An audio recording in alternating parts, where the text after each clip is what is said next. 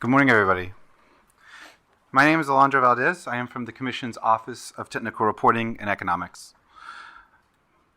We are pleased to welcome you to this Commissioner-led technical conference to discuss PJM's governance and stakeholder processes.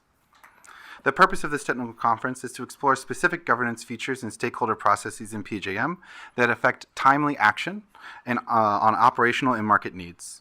The conference will also explore potential reforms to PJM's governance and stakeholder processes. Before we begin with opening remarks from the Chairman and the Commissioners, I will outline some logistics for the conference. This technical conference, it will run from 9 a.m. to 4 p.m. today. We will have opening remarks from invited speakers in the first session, followed by 2 panels with 3 slates of panelists. We will start with our opening speakers, followed by the first panel on the PJM governance structure. This will be followed by a second panel on PJM stakeholder processes, which will have 2 slates. We'll have a break between each panel, 1 hour for lunch after the first panel, and a 15-minute break between the 2 second panels. Only the commissioners, panelists, and a small group of commission staff will have speaking roles during the conference. We will not be taking any questions from the audience. The conference is being webcast and transcribed, and a recording will be available for future viewing. Commenters are also invited to file post-conference comments in the docket 80-26-7 following the conference. For those standing in the back of the room, we invite you to go to hearing room 1 for overflow seating, where the conference is being live streamed from here. As a reminder for all panelists, we will not discuss at this technical conference any specific proceeding before the Commission, including proceedings that involve similar issues, whether listed on the supplemental notice issued July 16th or not. We ask that panelists similarly refrain from such discussion. If anyone engages in these kinds of discussions, my colleagues from the Office of the General Counsel will interrupt the discussion to ask the speaker to avoid that topic. With those initial matters out of the way, I'll now turn it over to Chairman Sweat for her opening remarks. Thank you very much. Good morning, everyone. I don't think we've ever been so popular. It's probably because of our guest speakers to my left, but it's probably more likely due to the gravity of the situation. Thank you all for being here. I want to begin by grounding us in why we're convened today and why this conversation is so urgent and necessary. As many of you know, at PJM's annual meeting in Baltimore this past May, I remarked on the history of the market nearly a century ago when it formed and the brave leadership and oversight that of the foresight of the utilities that banded together in 1927 to form a power pool that produced benefits greater than any one of them could achieve individually. For many decades, that spirit drove PJM to be a leader in pursuing innovative market designs and operating one of the largest, most complex transmission systems in the world. We appreciate at this commission how difficult that task is and how it has grown increasingly difficult today. As PJM sits at the crossroads of 13 states in the District of Columbia, and there are divergent regulatory structures, resource portfolios, and politics across the footprint. It's a very difficult needle to thread, but we're here today because PJM is facing a grave legitimacy crisis. Frustrations are mounting, the collaborative spirit that underpinned the market's formation is fracturing, and some transmission owners are openly discussing leaving the RTO altogether. Put plainly, market participants have lost confidence in PJM's decision-making abilities. But we are not here to cast blame today, or point fingers, or simply just air grievances. I convened this conference today for one purpose, that is to right the ship. We are at a global inflection point where nations are competing with the United States to harness the power of AI in ways that will reshape economies and geopolitics for our lifetimes and generations after that. Our adversaries are hard at work, and it's time that the companies and institutions represented in this room come together to chart a path towards a well-functioning RTO that can deliver for the American people. As I have said before, PJM is the tip of the spear. It's the laboratory of national and economic security on which our country may rise or fall. And I'm not being dramatic. I truly believe that, and it is critical that we come out of today's conference with solutions. We need PJM to act decisively and reinstill the confidence in investors that is necessary for the region to attract the billions in capital that we need to build generation and harden our infrastructure. To do that, we have to fix the cracks in the foundational governance structure. I want PJM to be set up for success as this country navigates a once-in-a-generation opportunities to cement American leadership in the global economy. As we consider potential reforms today, we can't lose sight of the 67 million Americans who directly feel the consequences of our actions on their pocketbooks. Hardworking American families have enough on their plates, and the price of electricity cannot be another source of strain. Families in the PJM footprint should not be asked to shoulder the financial burden of processes that are slow, fragmented, or opaque. I define success as a well-functioning RTO that delivers stable, transparent, and cost-effective outcomes. Today, we begin the process of identifying and evaluating actionable reforms that will allow PJM to operate with speed, transparency, and accountability. Here's what I ask of everyone participating today. First, be candid. If a rule or process is failing, say so. If things need to be eliminated, streamlined, or strengthened, we want to hear why. We want specifics, and we want the truth. Second, on the point of specificity, I personally despise equivocations and hollow pledges. We are looking for the reforms that are clearly articulated, evaluated, and we want them to be filed under Section 205 or Section 206 as appropriate. If there are roadblocks to turning those reforms into realities, I want to hear what those are and how to cut through them. Third, I ask that each company and institution approach today's conversation with an eye towards reaching common ground. This is not the time to fall back on familiar positions that have been worn over time and decades of businesses. Reaffirming immovable stances is not productive. We need change. The market is facing change, and we're not going to succeed without it. That means that you need to listen as much as you speak and acknowledge valid concerns even when they come from a different side of the table. It also means looking at practical compromises and being willing to adjust long-standing positions for the benefit of the 67 million Americans who are depending on us to get this right. And if we can't all agree, then FERC will be in a position where we may have to do it for you, and I would rather not be in that position. So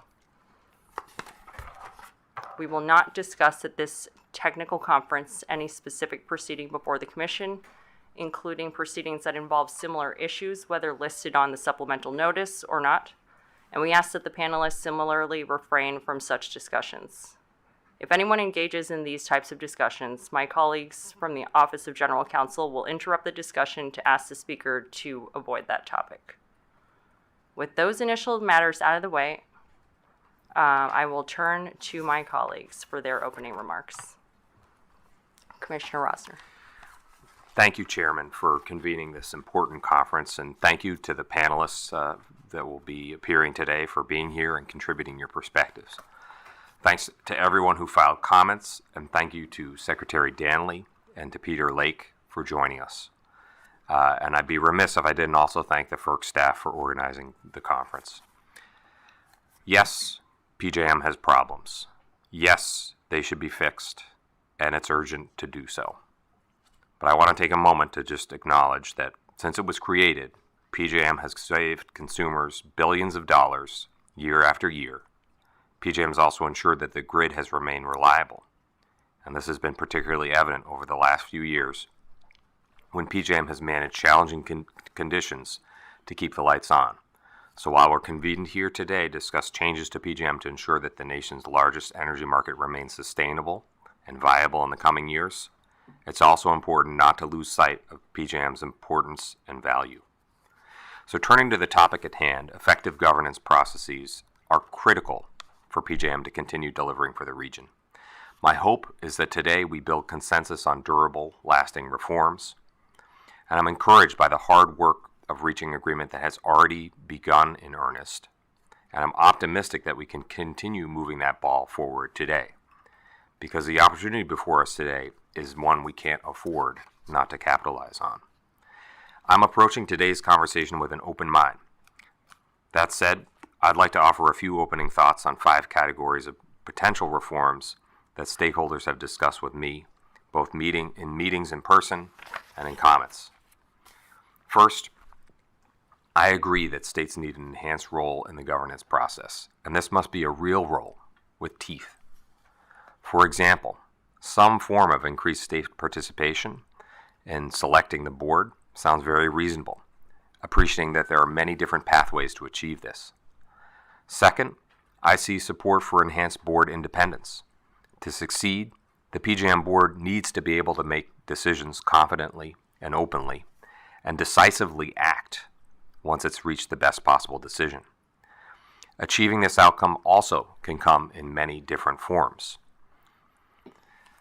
Third, I'm interested in discussing pathways either in the stakeholder process or in another venue to amplify state input on issues related to resource adequacy. Under the Federal Power Act, jurisdiction between the federal government and states is shared.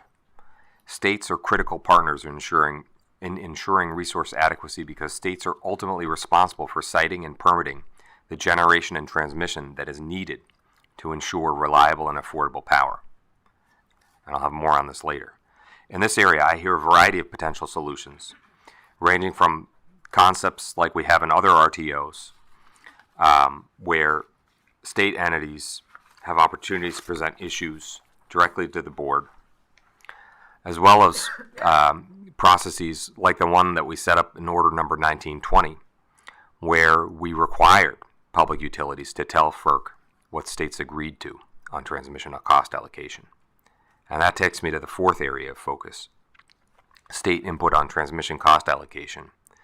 In my view, the expectation, the norm, should always be that states and their utilities agree on how to allocate the cost of transmission, such that a process like the one we established in Order Number 1920 is never needed. And on that Order Number 1920 cost allocation in PJM, I'm optimistic that we will get that agreement, but the point here is that states should always be able to formally communicate to PJM and to FERC, in turn, what they agreed to. 5th, I also believe it's important to have an entity for the governor's designees.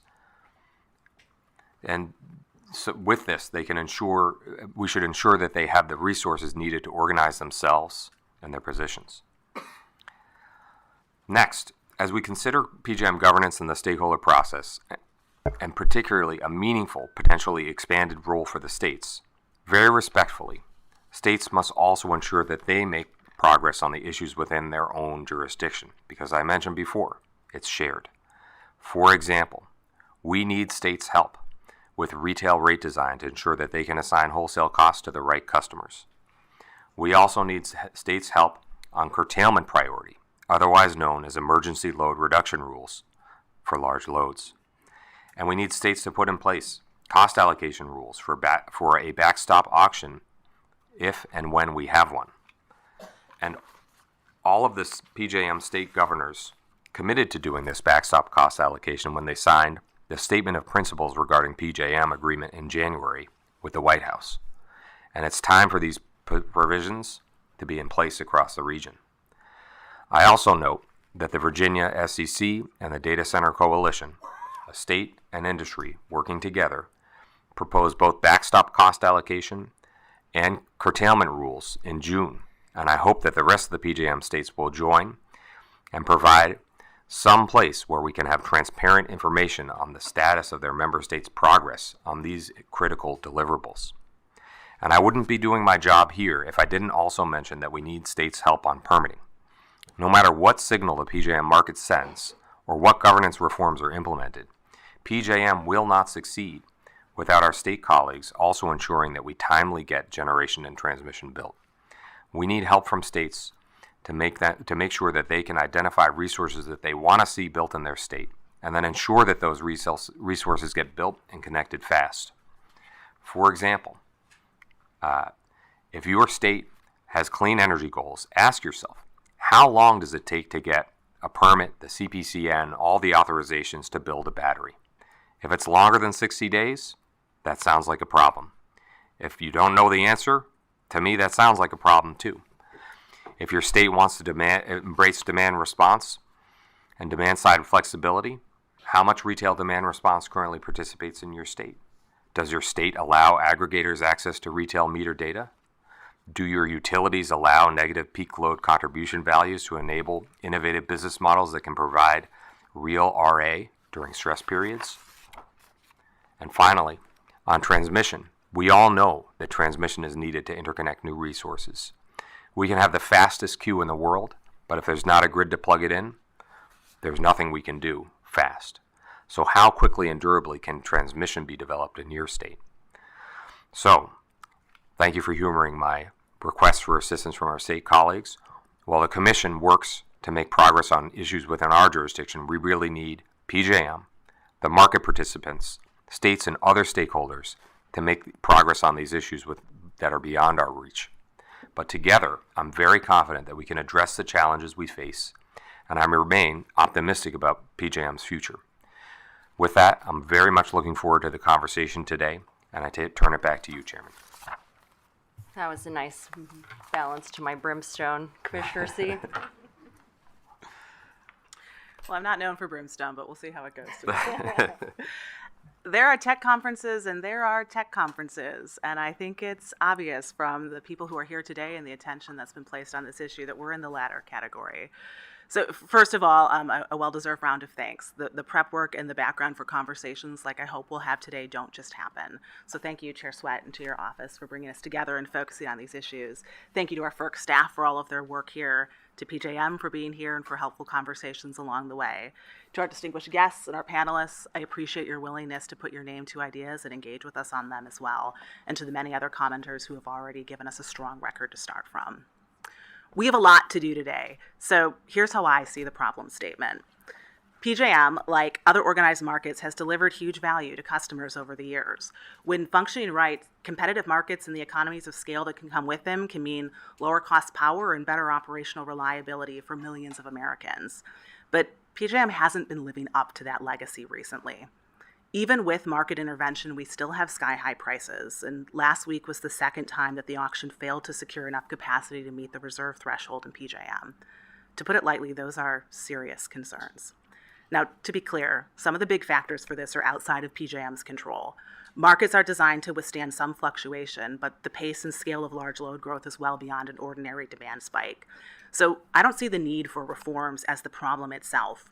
At these conditions, we need real changes in the short term to get us through this time and to allow PJM to keep delivering benefits into the future. As I do see it, the problem is twofold. First, PJM's unique stakeholder process and system of voting may work in many contexts, but it hasn't led to results in some of the most consequential questions PJM is grappling with now. We need action, not stalemates. And second, as a result of these and other struggles, states, utilities, developers, and other stakeholders have lost confidence in PJM. Either of these are serious issues on their own, but together they put PJM at a crisis point. And that's why governance reform in the conversation today matters. It's because I take so seriously the substantive challenges PJM has ahead that we have to address how to get governance right. PJM needs a process and a structure that can get these reforms done and can give stakeholders confidence enough in them to bet their money and their customers on the results. So I think today we need more than just conversation. I'm really hoping to see us flesh out viable options and see where there is or can or should be consensus moving forward. We've had a lot of strong ideas teed up already, and I'm really grateful for that. Some feel like they could be low-hanging fruit or areas where we should be able to get easier momentum. For me, that category includes ways to make the board more transparent and accountable.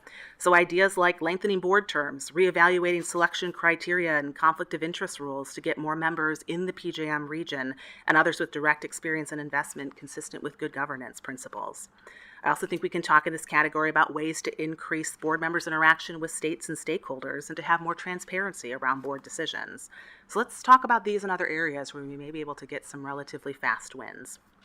But there are other areas, of course, where I acknowledge, as we all do, it would be harder to get reforms in place, but that's all the more reason we have to talk about them here, with the breadth of interest and expertise represented and the urgency of the stakes. So I'm very interested in discussions about how to give states a more meaningful voice in PJM and in selecting its leadership. State representation on the nominating committee seems an obvious step forward for me in this area, and I'm also interested in talking about ways to strengthen OPSI or expand the state's formal mechanisms to help set PJM's direction. And I'm very focused on how we can make the stakeholder process more effective and let PJM act more decisively. So let's not shy away today from whether an advisory stakeholder process, which is almost unique from other markets, is the right path forward for PJM. That would undoubtedly be a big change, and I do have an open mind on this issue. But paired with jump-all filing rights or similar foreseen mechanisms for collaboration, it could be a method that lets PJM act in a faster and more decisive way than it can now. So I'm interested in hearing from the panelists why that is or isn't the path forward and what it would take to get there. Now, to be clear in closing, I have respect for PJM. Especially when I talk with the technical staff, it's clear that they are approaching the generational issues in front of us with nuance and thoughtfulness. But we need more. As a PJM ratepayer and an American, I want PJM to succeed. As a FERC commissioner, I also take seriously our regulatory responsibilities to make sure the market operates in a just and reasonable way. So success requires action, and let's work together today to make sure that that can spur it on. Back to you. Thank you. Commissioner Chang. Thank you, Chair. Welcome, everyone. Thank you for being here and on this very special day. And thank you again for staff that has prepared us for this very important technical conference. And thank you for our guests and, of course, all of the speakers that will make today's conversation very focused on the task at hand. I too want PJM to succeed. I think we're all here because we want to make contribution to PJM's success. The way I see this is the problems in PJM's market is actually a collective problem, and it needs to be solved collectively. So this is definitely not a fingerprint pointing exercise. I also want to acknowledge that PJM had successfully, and we talked about benefits, my colleagues here have talked about the benefits that PJM has yielded. PJM also had successfully attracted merchant investments just on combined natural gas combined cycles since the inception of its capacity market, as the way more or less that was designed today, about 39 gigawatts of just combined cycle. I'm not even talking about the other resources. And PJM also, through the last decade or two successfully facilitated the retirement of some generation by enhancing its grid.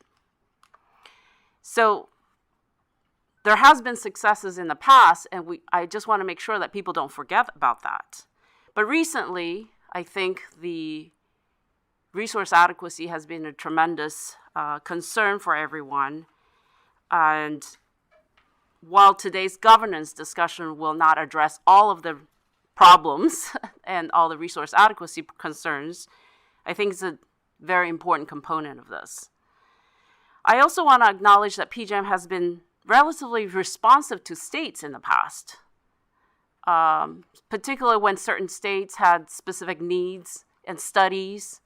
And I was working in New England when I jealously looked at PJM and its staff working with certain states in the PJM footprint to help them facilitate their needs.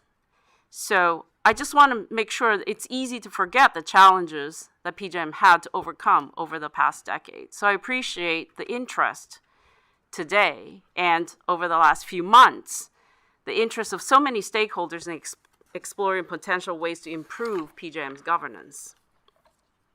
Now, in discussing governance, we need to think carefully about which of PJM's challenges stem from PJM's governance and decision-making and which are rooted elsewhere.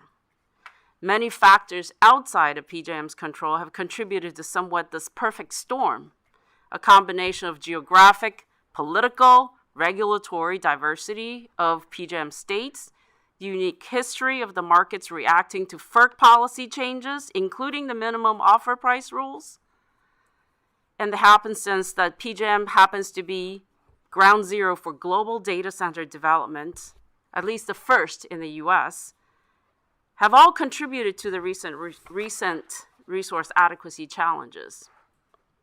Now, as for solutions, I said earlier, PJM cannot do this alone. Everyone, including FERC, and certainly the states and power producers and the utilities, should take collective responsibility and correspondingly work constructively to develop long-term solutions. I say this because I want to make clear not every problem at PJM will be fixed through changes of the governance structure. And certainly we will talk about today the stakeholder process, the decision-making process, and who gets input and how much input, and including voting structures.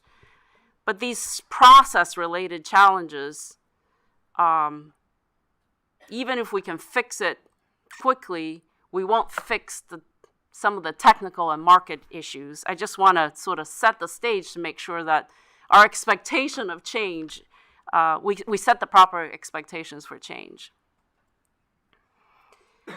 But what is important is that these process-related challenges, the answer to these challenges is swift decision-making. In some ways, I think about these questions in a very simple way. How can we help PJM make decisions made more swiftly? The markets have always evolved, not just in PJM, but in all the market designs, all the market structures and their designs. So we need to make certain decisions, understanding that these markets will evolve, and we continue to enhance them and improve them. I want to just highlight two areas. One is state representation when we discuss governance issues. I support, just like I supported in Order 1920, strong state representation. I support having more representation from consumer advocates as well in PJM's decision-making process, in market design and system planning.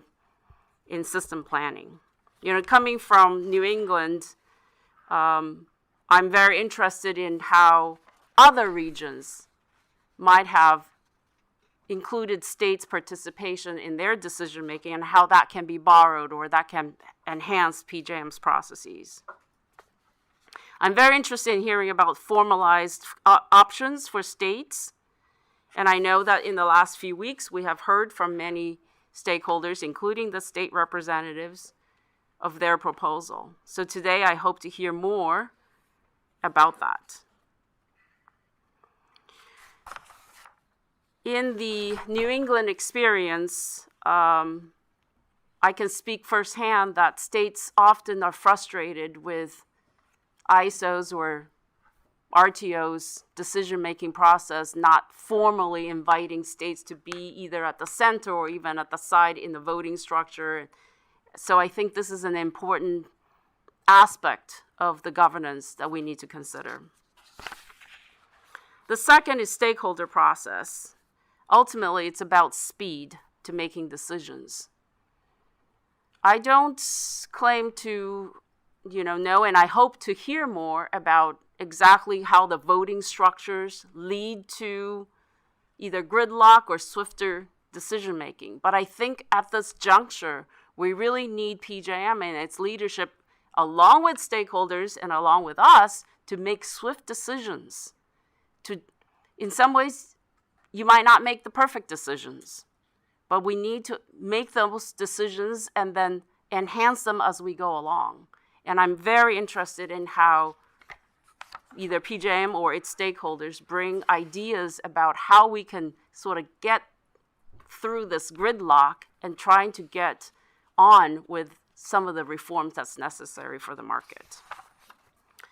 Again, I just want to say where I started, I want to make sure PJM succeed, and I'm confident that PJM will overcome the challenges of today. So with that, I hand it back to you, Jeff. Thank you. Lissert? Good morning, James. Welcome back. Thank you for your continued service over at DOE. Peter Lake, welcome back to the building. I know today is a big day for the White House with the Ratepayer Protection Pledge 2.0. It's a big day for our nation. There's a lot of governors in town. There's a lot of utility leaders in town. So I want to thank the White House and all the work you've done to continue to drive that conversation forward. Thank you for everyone here today to helping us move forward with solutions to the impediments that we've observed regarding PJM governance mechanics and the stakeholder process. I've said publicly that the status quo is untenable, and that seems to be the public perception, the perception of the Americans that rely on PJM, and the investors that are necessary to dig PJM out of the hole that they find themselves in. We have a diverse group of participants and different perspectives, but we share a common interest in ensuring that PJM is fully equipped to tackle the region's operational and market challenges with the urgency that is required of the moment. PJM is confronting rapid large load growth from the proliferation of data centers, reindustrialization. At the same time, the capacity market is under increasing pressure to send the right investment signals while maintaining reliability and affordability in a tighter resource environment. Transmission planning is also becoming more complex as PJM must better anticipate where new generation and load will emerge, accelerate needed upgrades, and coordinate long-term regional planning with greater speed and certainty. Addressing these challenges requires an effective and inclusive stakeholder process and a board that is responsive, decisive, and accountable. Success today will be measured not by the number of viewpoints expressed or the ability of one stakeholder to advocate their position over others, but by your ability to build consensus. PJM has a binding stakeholder process that is untransparent and designed to protect the interest of those who profit. The days of this being an acceptable management structure for our nation's largest grid operator are in the past. Operating a regional grid is much like a team sport. We have the stakeholders that are the players on the field. We have the board who operate as the referee. But PJM operates this in a little bit different manner. The players get to call the shots that the referees inherently have to make. And it creates a conflict in which it drives the players to unilaterally advocate for their own positions and their own bottom lines. To make matters worse, if the players on the field do not like the calls that the referees make, guess what? They can replace those referees that are more beneficial to ones that are going to make the calls that are more beneficial to their areas. So this is an unsustainable operation that we have in PJM. Today's discussion should be more than just an exchange of ideas or airing of grievances. The dialogue today should take the tenor of a negotiation or mediation. Candid, respectful, and focused on finding workable common ground. I've told you previously that I expect all parties here to have settlement authority and to make your positions known. That sometimes means ceding ground when you have a stalemate and trusting that with a strong record of success in other RTOs, these changes will be good for continued business and investment in PJM, and thus good for the public. We'll talk today about accountability and transparency. These objectives not only apply to the PJM board, but to the stakeholders as well. By the end of the summer, I'd like to see an agreement in principle for an instrument with common sense reforms that are negotiated through this technical conference. And if that doesn't happen, I want to know why, I want to know where the roadblocks are, and my fellow commissioners and I will take independent action to protect the public. Let's get started. Thank you, Alondra. We're ready to proceed. Thank you, Chairman. We will now hear from our invited speakers. We have James P. Danley, Deputy Secretary of the Department of Energy, and Peter Lake, Senior Director of Power at the White House's National Energy Dominance Council. Chairman. Thank you, Secretary Danley, for being here today. We are very much looking forward to your remarks and really appreciate the time that you've taken to be with us because of the gravity of this issue.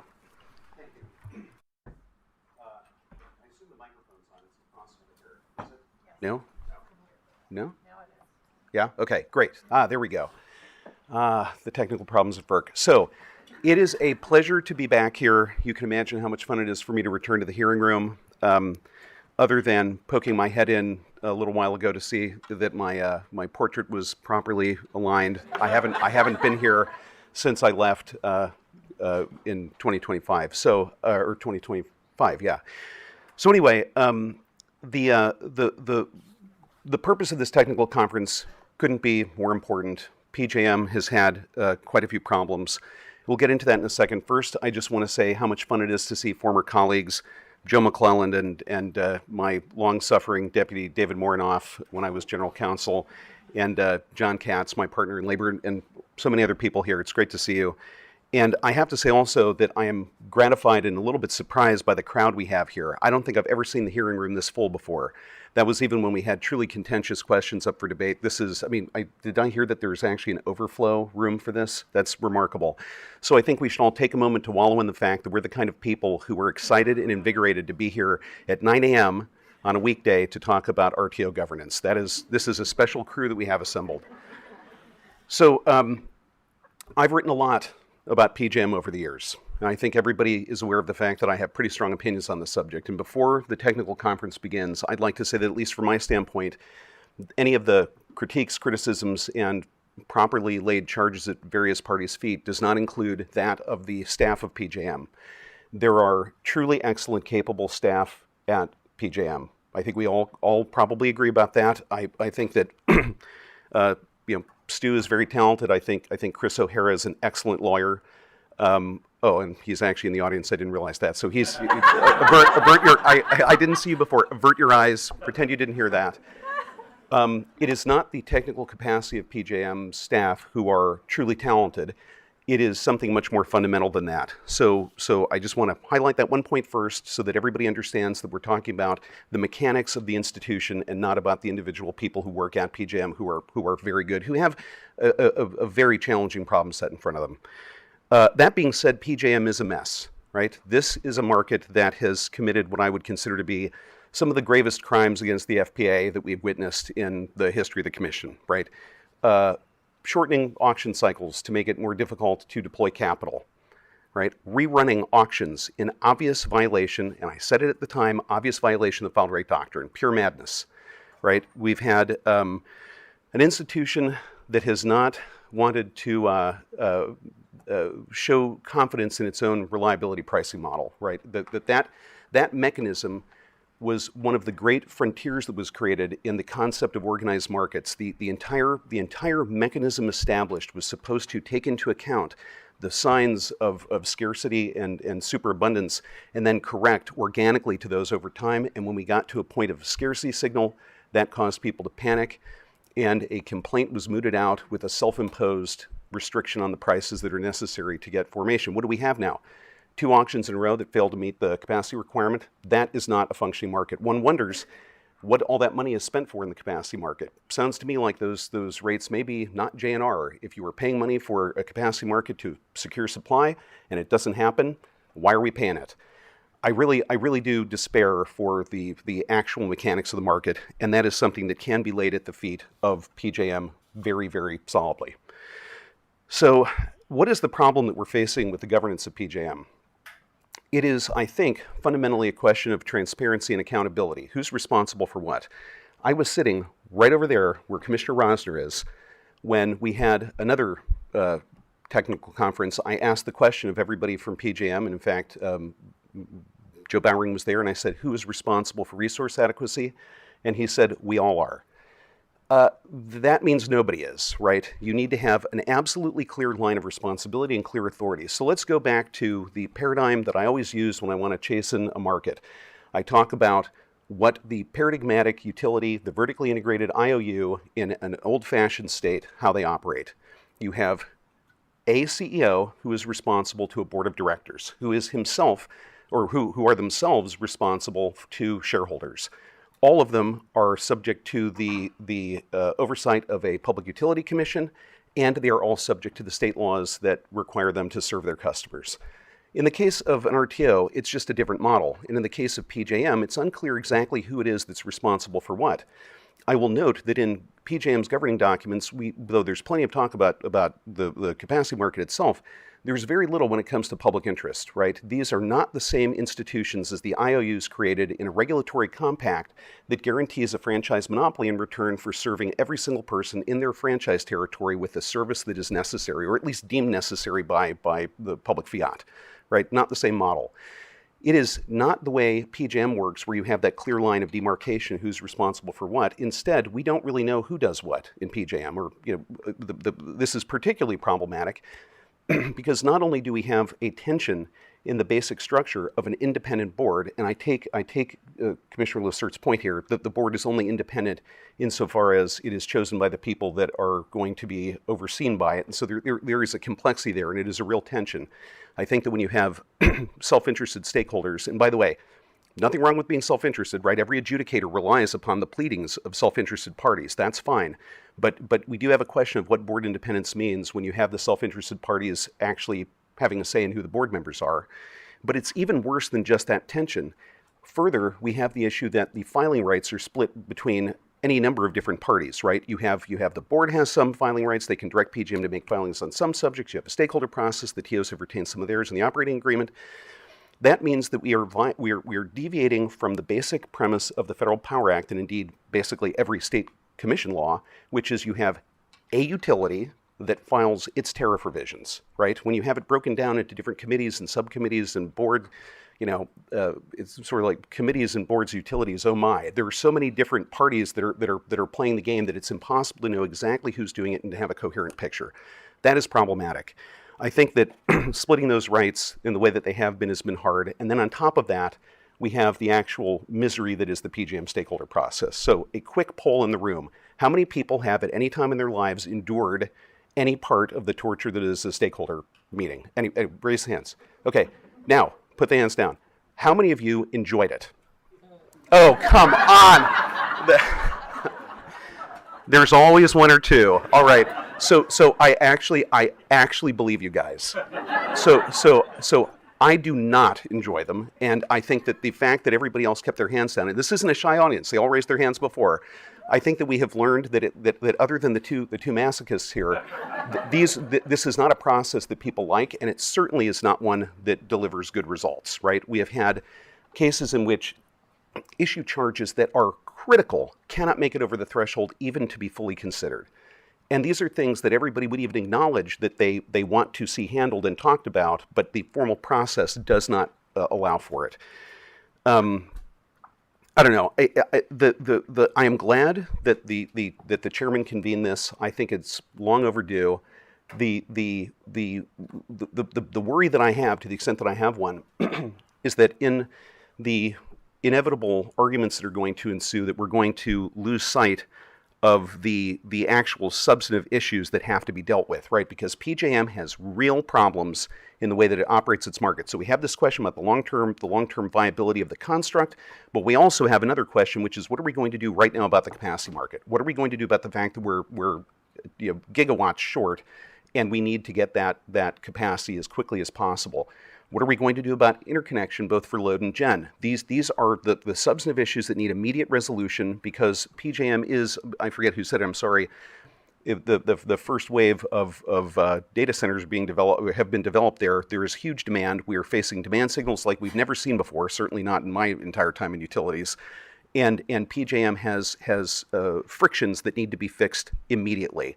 So my charge to everyone, both the commission and everybody in attendance, is while trying to work through this subject of governance reform, right, don't lose sight of the fact that we actually have to fix the problems that are inhibiting the biggest problem we have, which is getting as much supply online as quickly as possible and doing so while protecting ratepayers, right? That is the number one priority, and it cannot be forgotten. In everything we're doing, in all of our federal policy, what we're trying to do is get as much supply developed and put in service as quickly as we can while protecting the ratepayer. That is the objective that everybody shares here at PJM. And PJM's board and as an institution needs to recommit itself to the market functions that it was originally designed to oversee and execute. And they need to do it protecting the ratepayer and getting as many of those obstacles out of the way as they can. So we're shortly going to be entitled to hear a bunch of people talk, and I am looking forward to. I'm actually going to be leaving. I will look at it later, though. I will listen to it later, and I'm looking forward to it. I am curious though to see who advocates for what. And going back to this point about self-interested parties, we're going to doubtless hear various people say that I alone am the one that should have the filing rights of this type or another. Irrigations of authority to make one type of filing or another kind. And we have to think about who they are and what they're asking for, right? So doubtless the states are going to say that the states should have more of a say. Perhaps they should. I'm agnostic as the exact structure that PJM will ultimately take. But remember that the states, at least from my witnessing it over the years, seem to only agree on one thing, which is that PJM needs reform. I haven't seen a whole lot of common consensus on other subjects besides that. So to the extent to which you think that the states are going to be the salvation of PJM, just think to yourself, of any potential 205 or finally that might come out, how many of the states are going to agree? We're going to have TOs that are going to advocate for one policy or another, they who plan on load forecasts that don't necessarily eventuate, right? We're going to have a board who is going to ask for more specific authorities who have been reluctant to exercise those authorities that they have now, even in the face of capacity shortfalls. So I think a certain amount of clear-eyed view of how the different stakeholders, all of whom, as I say, are self-interested, and that is just fine, how it is they're going to see their roles, and a bit of deliberation and discretion is going to be called for from the commission when listening to everything that's said here. What is the ultimate objective? I think we should all understand that when we try to figure out the ultimate governance structure, what are we looking for? We want a transparent process for all of the filings that PJM makes and the way PJM operates, including its board. We want the board to not be shrouded in mystery or secrecy. We want to know what's going on. We want the responsibilities to be clearly outlined, who is responsible for what, right? Not saying we have to go full-on vertically integrated IOU, although I am a fan, but we need to know who is responsible for what part of the market. And the idea of saying that we're all responsible for resource adequacy simply cannot be true. I have in mind an Alexander Pope quote, which I'll spare you, but the basic gist is, if you honor everybody, you honor no one. Same thing with responsibility. And what we need to do is keep in mind that PJM was created to administer a market, to harness market forces in a utility paradigm that's not perfectly opposite to it. And though the markets can deliver miraculous results for the ratepayer, they don't do it when you have constant chopping and changing, and you make it impossible for capital to be deployed. It simply will not work if that happens. So we want stability as well. So that's my 2 cents. Chairman Sweat, I really appreciate the opportunity to come back to FERC, just to bask in the room again, and I appreciate everybody's attention. Thank you.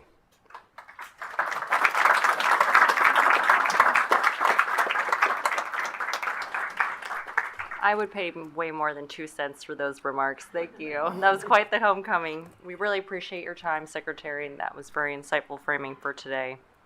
Next, we have the honor of introducing Peter Lake, Senior Director of Power at the White House's National Energy Dominance Council.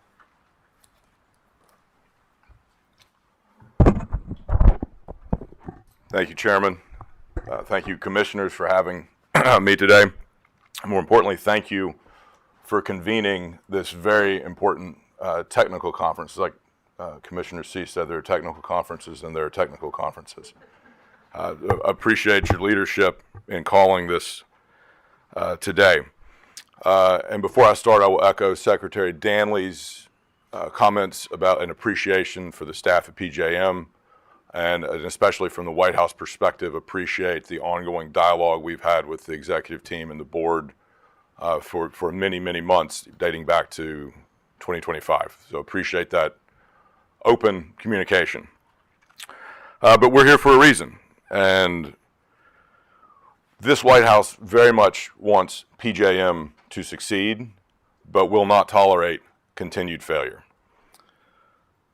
The President will be gathering later today with multiple utilities, data center developers, co-ops, governors, state legislators, to acknowledge the expansion of the Ratepayer Protection Pledge that establishes a framework for investment in our power grid by the most highly valued companies in the history of markets. There is an avalanche of capital waiting to be invested in this power grid. Our president has established a framework by which that investment can be made to not only ensure continued American leadership in AI, to continue powering our reindustrialization, but to do it in a manner that protects the average household citizen, protects our small businesses.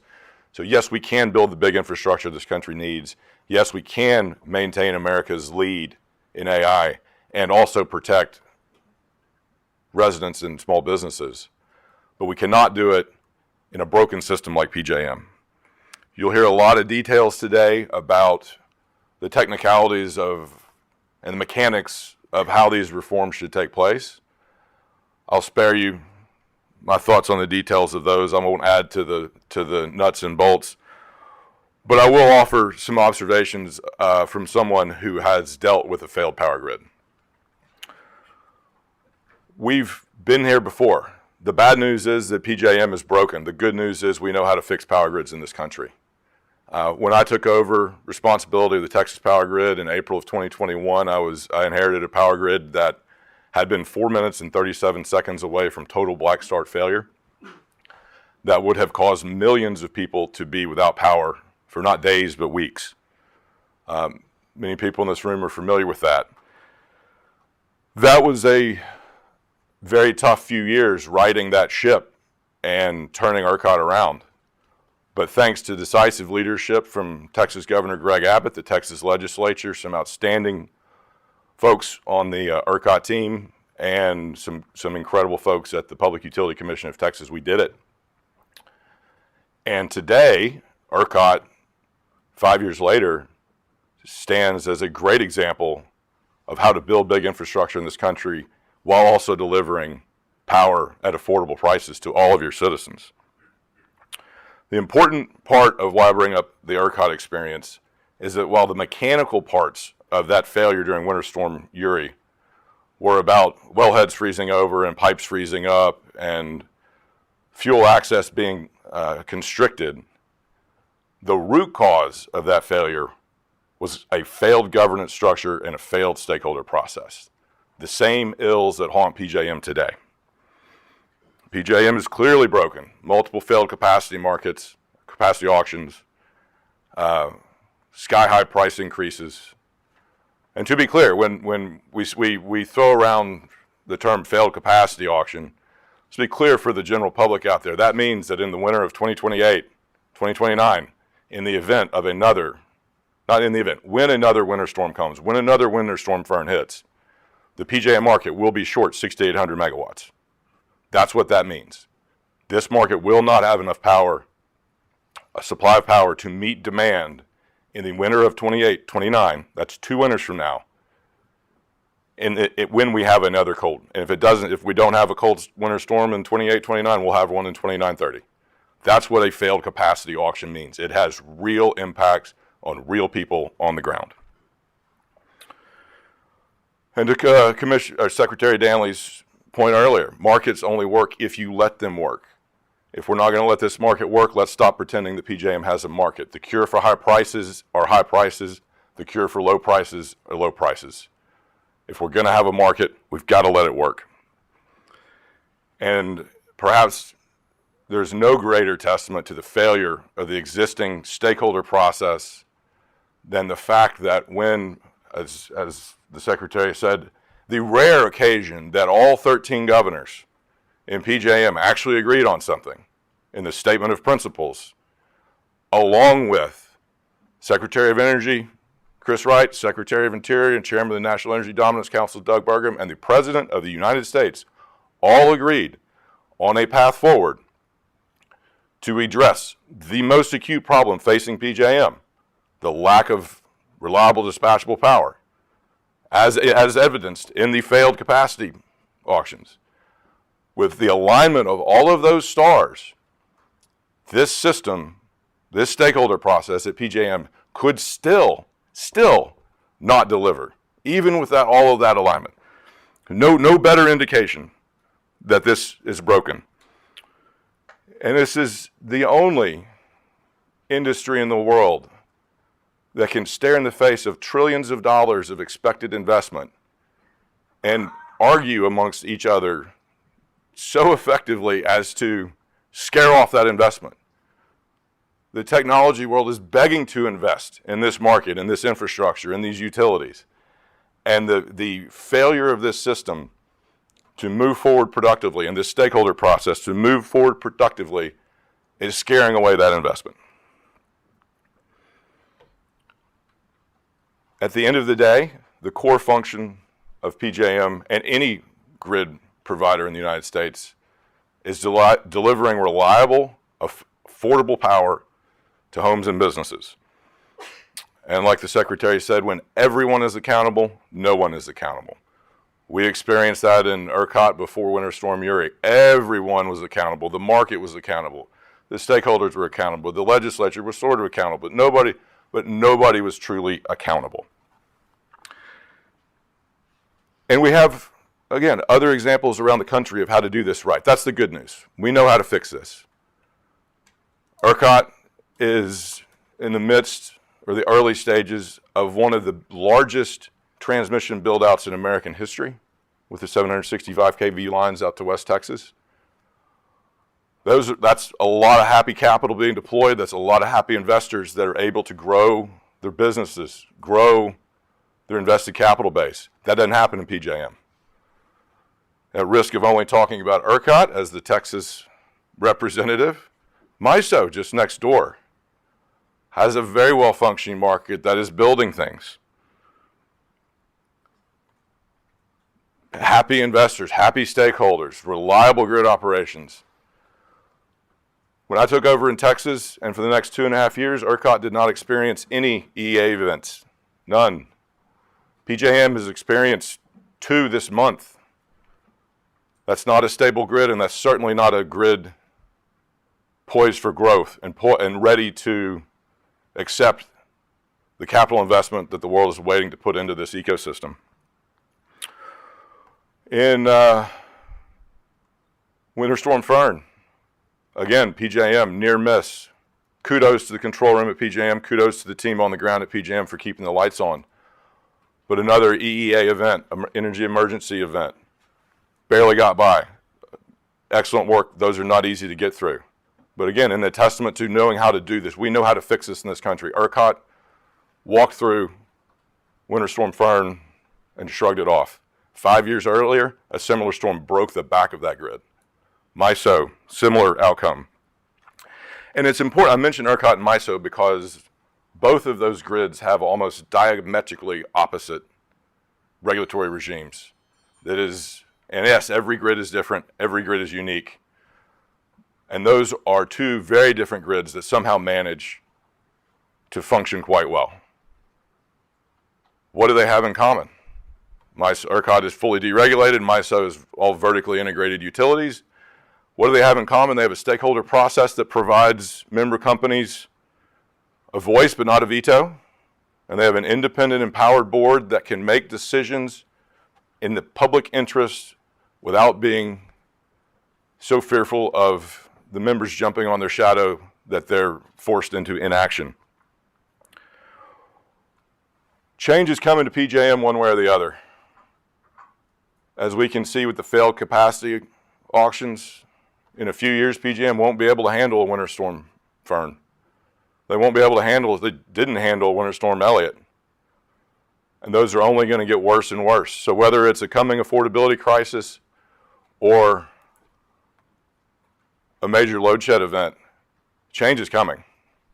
My hope, and I believe it's the hope of this commission, is that the change can come sooner than that. It can be proactive, collaborative change led by this commission, led by the stakeholders, led by the board. State leadership is demanding change. FERC is demanding change. The White House is demanding change. Investors are demanding change. We need to let this market function. We need to put in the reforms that we know lead to positive outcomes, that lead to broader investment, better outcomes, more reliability, and lower prices for our citizens, our businesses, and the data centers and technology companies that we're counting on to maintain America's lead in AI. We need to align authority with accountability. The states must have a more substantial role. They also need to bring more to the table. As was mentioned earlier, the states have a key role in siting, permitting, and cost allocation. They need to step up to the plate as well. PJM must identify the North Star. What is our guiding light? What is the compass that guides every action in this grid? It cannot exist purely for the profit of the companies that operate in it. Reliability and affordability. PJM needs an independent, transparent board that can take action and make tough decisions without fear of being fired after every board meeting. They need a functional stakeholder process, and I'll be the first to say, after a lot of tussles in Texas with the stakeholders and the advisory group down there, it is incredibly important. Again, aligning accountability with affordability. The governors have accountability, but so do the stakeholders. They're the ones that have to live with the technical realities on the ground of running the power plants, operating the transmission system. They need a voice in the stakeholder process, but it cannot be a veto. We must accelerate gen and load interconnect in PJM, and we must immediately implement the statement of principles that were agreed upon by all 13 governors and the President of the United States to deliver the reliable, dispatchable power that we need quickly. Texas didn't have the chance to right the ship before the tragedy of Winter Storm Uri. I hope the companies in PJM, executive team and board will take the chance to right the ship on PJM. Change is coming one way or the other. I hope it's proactive, collaborative, and yields great results for the people of PJM, the companies that operate in PJM, and PJM, the entity that keeps the lights on. Never before has there been so much investment poised to deploy in our U.S. power grid, and especially in PJM.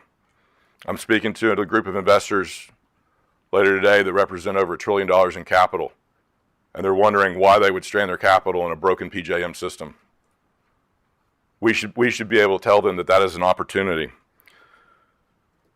We've never before had a framework agreed upon across the entire political spectrum that provides a blueprint to build infrastructure at a pace never before seen in this country, at a scale never before seen in this country, and protect ratepayers, protect the average household citizen. The President will be holding that event later this afternoon. Over 200 utilities, co-ops, data center developers, governors, legislators representing 80% of all the power delivered in this country are signed on to the President's Ratepayer Protection Pledge. That is a blueprint on how to do this. I hope PJM can take advantage of that. And so in closing, please be proactive, seize the opportunity to deliver this change, work together, and please find a way to get to yes. Thank you, Chairman.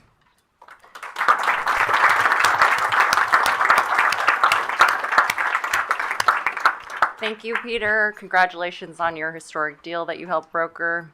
And sorry the most powerful Americans can't be there this evening to celebrate. And back to you, Alondra.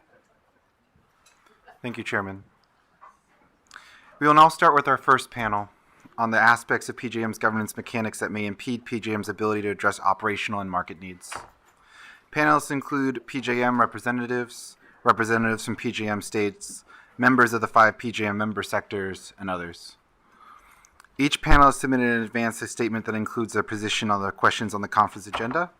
To maximize the amount of time for discussion, we will be foregoing opening remarks from panelists to go directly to the questions from the chairman and the commissioners.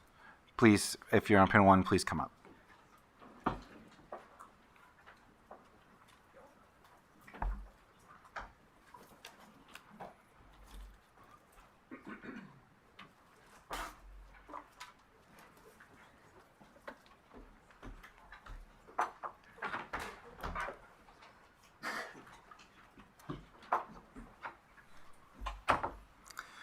Panelists, to answer a question from the chairman or the commissioners, please tip your name tent like so.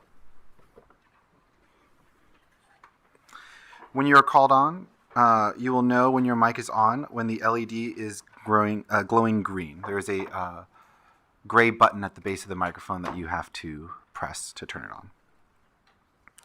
To maximize the time of the discussion, please keep your answers concise. I'd like to introduce our panel 1 panelists before I turn it back to the chairman. First, we have David Mills, President and CEO of PJM Interconnection, L.L.C. Next to him, we have Pat Wood, Executive Chairman of the Hunt Energy Network. Then we have Kelsey Baggett, the Chair of the Virginia State Corporation Commission. Next to her, we have Jacob Finkel, Deputy Secretary of Policy for Pennsylvania Governor Josh Shapiro's office. Then we have Stacy Berberet, Senior Vice President of Transmission Regulatory Engagement and Compliance at American Electric Power. Then we have Margie Rosenbluth Phillips, Senior Vice President of Wholesale Market Policy at LS Power. And finally, we have Maria Galuni, Vice President, General Counsel, and Chief Compliance Officer for ISO New England. Welcome, panelists. I'll now turn it over to Chairman Sweat to ask the questions. Good morning, everyone. Thank you for being here. You all were very deliberately selected for your expertise, your background, the organizations you represent, and you are all specifically sitting here because this commission is very interested in what you have to say. So we really appreciate your time and the preparation that went into your testimony and your being here. And like I said in the beginning, we would really appreciate your candor. We want to dig in today and really drive towards some solutions. So we very much appreciate that. I'm going to start with Stacy from AEP. So many people obviously have heard that AEP is considering leaving the market. And for a lot of us, that was a huge alarm bell for us looking at the markets across the country, that a utility like AEP would be considering publicly such a move. So can you please help us understand what led AEP to consider that option and what solutions you would like to see in order to recalibrate how you're thinking about PJM?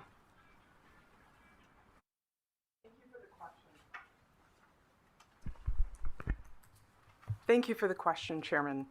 And before I begin, I'd like to thank the Commission for its leadership in convening this technical conference and for recognizing the importance of PJM governance to the future of the electric grid. As Peter Lake outlined, I also want to acknowledge the unique bipartisan leadership of the PJM governors, the Department of Energy, the White House, and FERC. The fact that leaders across political parties and across federal and state governments have come together around the need to strengthen PJM governance underscores that this is not a partisan issue. It is a reliability, affordability, and national competitiveness issue. And that is the light through which AEP views its membership in PJM. Fundamentally, it's about our customers. It's about whether we can meet the needs to bring on new generation quickly and interconnect load. We are at a crossroads from a national security standpoint with respect to the need to meet this imperative. We also see the stakeholder process in PJM not driving forth solutions. There is continued deadlock, and this is symptomatic. It's seen in the market results, but this has been an underlying issue in PJM for some time. So we need to see innovation. We need concepts like the accelerated load infrastructure generation and network planning model that AEP has put forward, holistic solutions focused on speed to meet the needs of customers. And we also support a role for states in terms of what happens at PJM. But that role must function with accountability. To Deputy Secretary Danley's point around responsibility for resource adequacy, that question is currently lacking at PJM. So this is the view through which we see the question of PJM membership. It's a question of, can PJM be fixed and can it meet the needs of our customers? Thank you for that explanation. So you specifically recommend an advisory stakeholder structure with non-binding votes in your testimony. What changes would you like to see the board structure, composition, or selection criteria that may be necessary to complement the board's expanded authority under an advisory stakeholder structure? I want to say that AEP is approaching this conversation in exactly the way that you've requested, Chairman. We are open to particular options with respect to the composition of the board and what any reform looks like. Our focus is on, have we fixed the problem? Have we resulted in a governance structure that drives solutions? So with respect to the board composition itself, yes, we agree with Peter Lake's comment that stakeholders should have a voice but not a veto. And we see the advisory process in MISO working well. We think that's something that could be copied and pasted in terms of RTO governance best practices.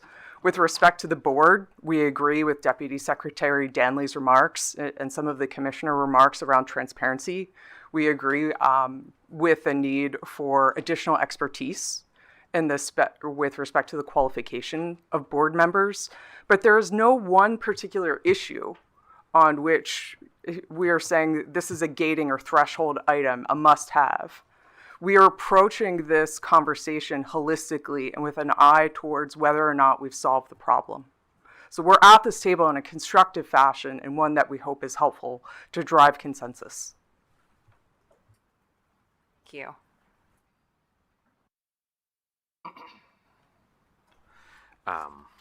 Wonderful. Thank you, Chairman. So I just wanted to first turn to Maria Galini for a question. I was recently up in New England at the NECPUC, which is the state regulator convening up there, and I was overwhelmed by how happy everyone was. All the state regulators were happy with ISO. And some of my generator friends had some things that they were concerned about, but overall, it felt well engaged. And so I just wanted to ask you, my understanding is that a decade ago, and Commissioner Chang probably mentioned this a little bit in her opening, a decade ago, that was not the case. I mean, I'm old enough to remember, hearing from the state regulators in New England. And they were not happy with ISO at that point. And I won't say that they're perfectly happy, but they're much happier today than they were then, is my observation. And my guess is that this did not happen by accident. And so I was wondering if you could speak at a high level, just for a minute or two, about how, what did ISO New England do to foster this really collaborative culture of engagement with the states, and how did you turn that tide around? What are some of the things you could do? And if you have observations that maybe might resonate with your view of how things are going in PJM, that would be great. Thank you for the question. It is true that we've had rockier times than we're having now, and I will give all the credit to the states. So the states have two organizations in New England. So NECPUC, you were at the symposium, is the Organization of Public Utilities Commissioners, which represents the states on issues including water, et cetera. They also have a regional state committee, NESCO, New England State Committee on Electricity, that is funded through our tariff and is very well resourced. the NESCO managers are appointed by the governors, so they include a mix of energy policy folks as well as PUC commissioners.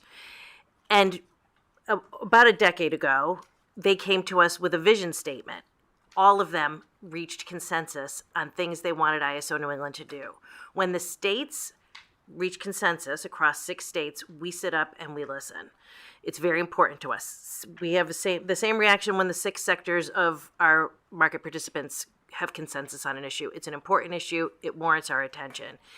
In the case of the New England States vision statement, their primary concern was transmission related. They wanted longer term studies from us, so we staffed up to do it, and we now have a set of rules around longer term transmission planning that the states asked for, that we worked for with them. But really, I will say the vehicle is the Regional State Committee, appointed by governors, fully resourced, contractually obligated to work through the stakeholder process. So it has created an atmosphere that is conducive to reaching consensus. Thank you for that. I'd also like to ask a few folks just their sort of top line take on some of the reforms that we've been discussing and that I've seen in the statements. Margie, I want to start with you.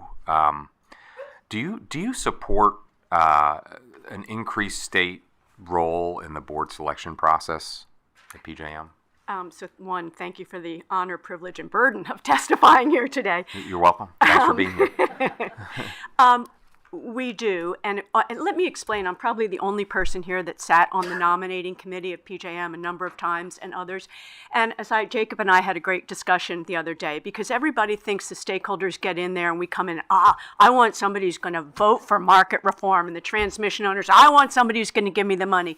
It's astonishing how quickly the nominating committee consolidates over who they want. And you know why? We're not looking for you to support our position. We're looking for you to show leadership. Are you going to challenge the PJM staff? Frankly, that's our biggest concern. Is who we're nominating to the board going to have the expertise, the courage? Do they work well with other board members? Do they seem to have a personality? So it's kind of weird that people think it's this secret society of stakeholder interests that are nominating board members. It's the opposite. But I understand and appreciate there's a concern from the states that they don't see that. They haven't participated on it. So we suggested, and frankly, I'm very proud I was on the nominating committee that brought Matt Nelson, and Matt shared with us a lot of the NEPOOL practices, and I think has been a terrific advocate, and he was on the nominating committee, so he kind of made me think, yeah, we need to do that. So to proceed, the concern is, and with all of this, I just have to get in my side crack here, which is the TOs and the states are all saying, we want more independence, but we want more 205 rights, right? None of the other sectors are saying that. Everybody's independence, but the two folks that are saying two groups saying they want independence also want greater 205 rights. So I just throw that out for consideration. Okay. But getting back to your issue. So thank you. We have very limited time, so okay. I want to pause you right there, and then, okay. And then Stacy, I want to ask you the same question. Do you support increased state participation in the board selection process? Yes, and a rebuttal, no. We'll come to the 205 question later. Sorry. Okay. I also I wanted to ask, do you support funding for a governor's designee group? We support a greater role for states. What that looks like, whether it's an expansion of OPSI, whether it's a new group, whether it's on the nominating committee, whether it's direct board seats, we are open with respect to the form in which that participation and meaningful role in PJM takes place. Great. We're focused on the outcome, not the exact structure. Okay. And we would defer to state commissions with respect to, and the governors, with respect to what this role should look like and whether it fulfills their needs in terms of their participation at PJM. I agree with you. I'm not sure what it should look like, but I hear the need. And Margie, do you agree as well? Okay, great. I wanted to ask, and I'm focusing on you two because I think you're both voting members in PJM, and I don't think anybody else is on this panel. I want to ask, there was also a desire for state input on resource adequacy issues. And this is where we've had a lot of ideas. There's one concept of some version of shared filing rights that could be conditioned on, if agreement isn't reached. Or other things, like in New England, they have an MOU with NESCO and NEPOOL and the ISO. But I want to ask this general question, holding aside all the different iterations, some of which are more widely agreed to or not, do you support additional state input on resource adequacy input issues at PJM? I'll start with Stacy. Yes, but we agree with Deputy Secretary Danley that responsibility should also be in alignment with accountability, and that roles with respect to resource adequacy should be better defined throughout that process. Don't disagree with you. Agree. Our concern is what are the state's interests? We're not New England, which has a very consolidated view of no more gas, we want renewables. PJM's 13 states, DC, some want coal, some want renewables, some want gas. So what are the state's interests? That's what we're challenged with. We absolutely agree they need a greater role, but they don't come together on many issues. So our challenge is how do we give them a greater voice while still acknowledging and accepting that they have very different policy goals. That scares us a little bit. In my mind, I think it's one thing to provide the greater role, and it's a second to have that accountability on the issue of resource adequacy. And that leads really directly to my next question, which is another area that I saw in the comments was this increased role for board independence, so that the board can make hard decisions on things that right now, as we discussed earlier, entities have the opportunity to veto or preclude the board from acting if we can't reach agreement among the stakeholders. And so my question is, one idea was we could move pieces that are currently in the operating agreement into the tariff under certain conditions or under no conditions. And so my question is, do you support moving markets and more the transmission planning authorities into the board's more direct responsibilities, Stacy, than Margie? I want to make sure I understand the question because I think there are some nuances there. So, Please. or I'll address it and then you can tell me if you'd like me to elaborate on anything. I just want to be direct and candid. So with respect to the planning protocols, certainly we believe that should be in the tariff, and PJM is unique in not having direct filing authority over that aspect. With respect to the market, that is an interesting one in terms of how is that authority exercised. But again, we support an advisory stakeholder model. So overall, if that reform were implemented, by definition, it empowers the board to make more decisions on an overall basis. So functionally, it's consistent with the types of reforms that we support. Do you want candor or not? I think we're here for candor. Okay, here I it think comes. the chairman charged us Here all it with comes. candor. So we've already filed our comments. There was a case that was before you and then went to the courts, and so you know where we stand on moving 205. The challenge to PJM is when the board feels pressure from the states, FERC has not always been the economic regulator. We're here because of MOPR, RMRs, collars. Those were all straight state-driven initiatives, and FERC was not always acting as an economic regulator. So our message is the board needs to be independent, so does FERC. You know, a couple years ago, we all thought we're going to drive energy markets to incorporate renewables. Now we're worried about our combined cycle is going to get enough energy revenues because those are the units that you want to come online now. So yes, The PJM has complete 205 over reliability.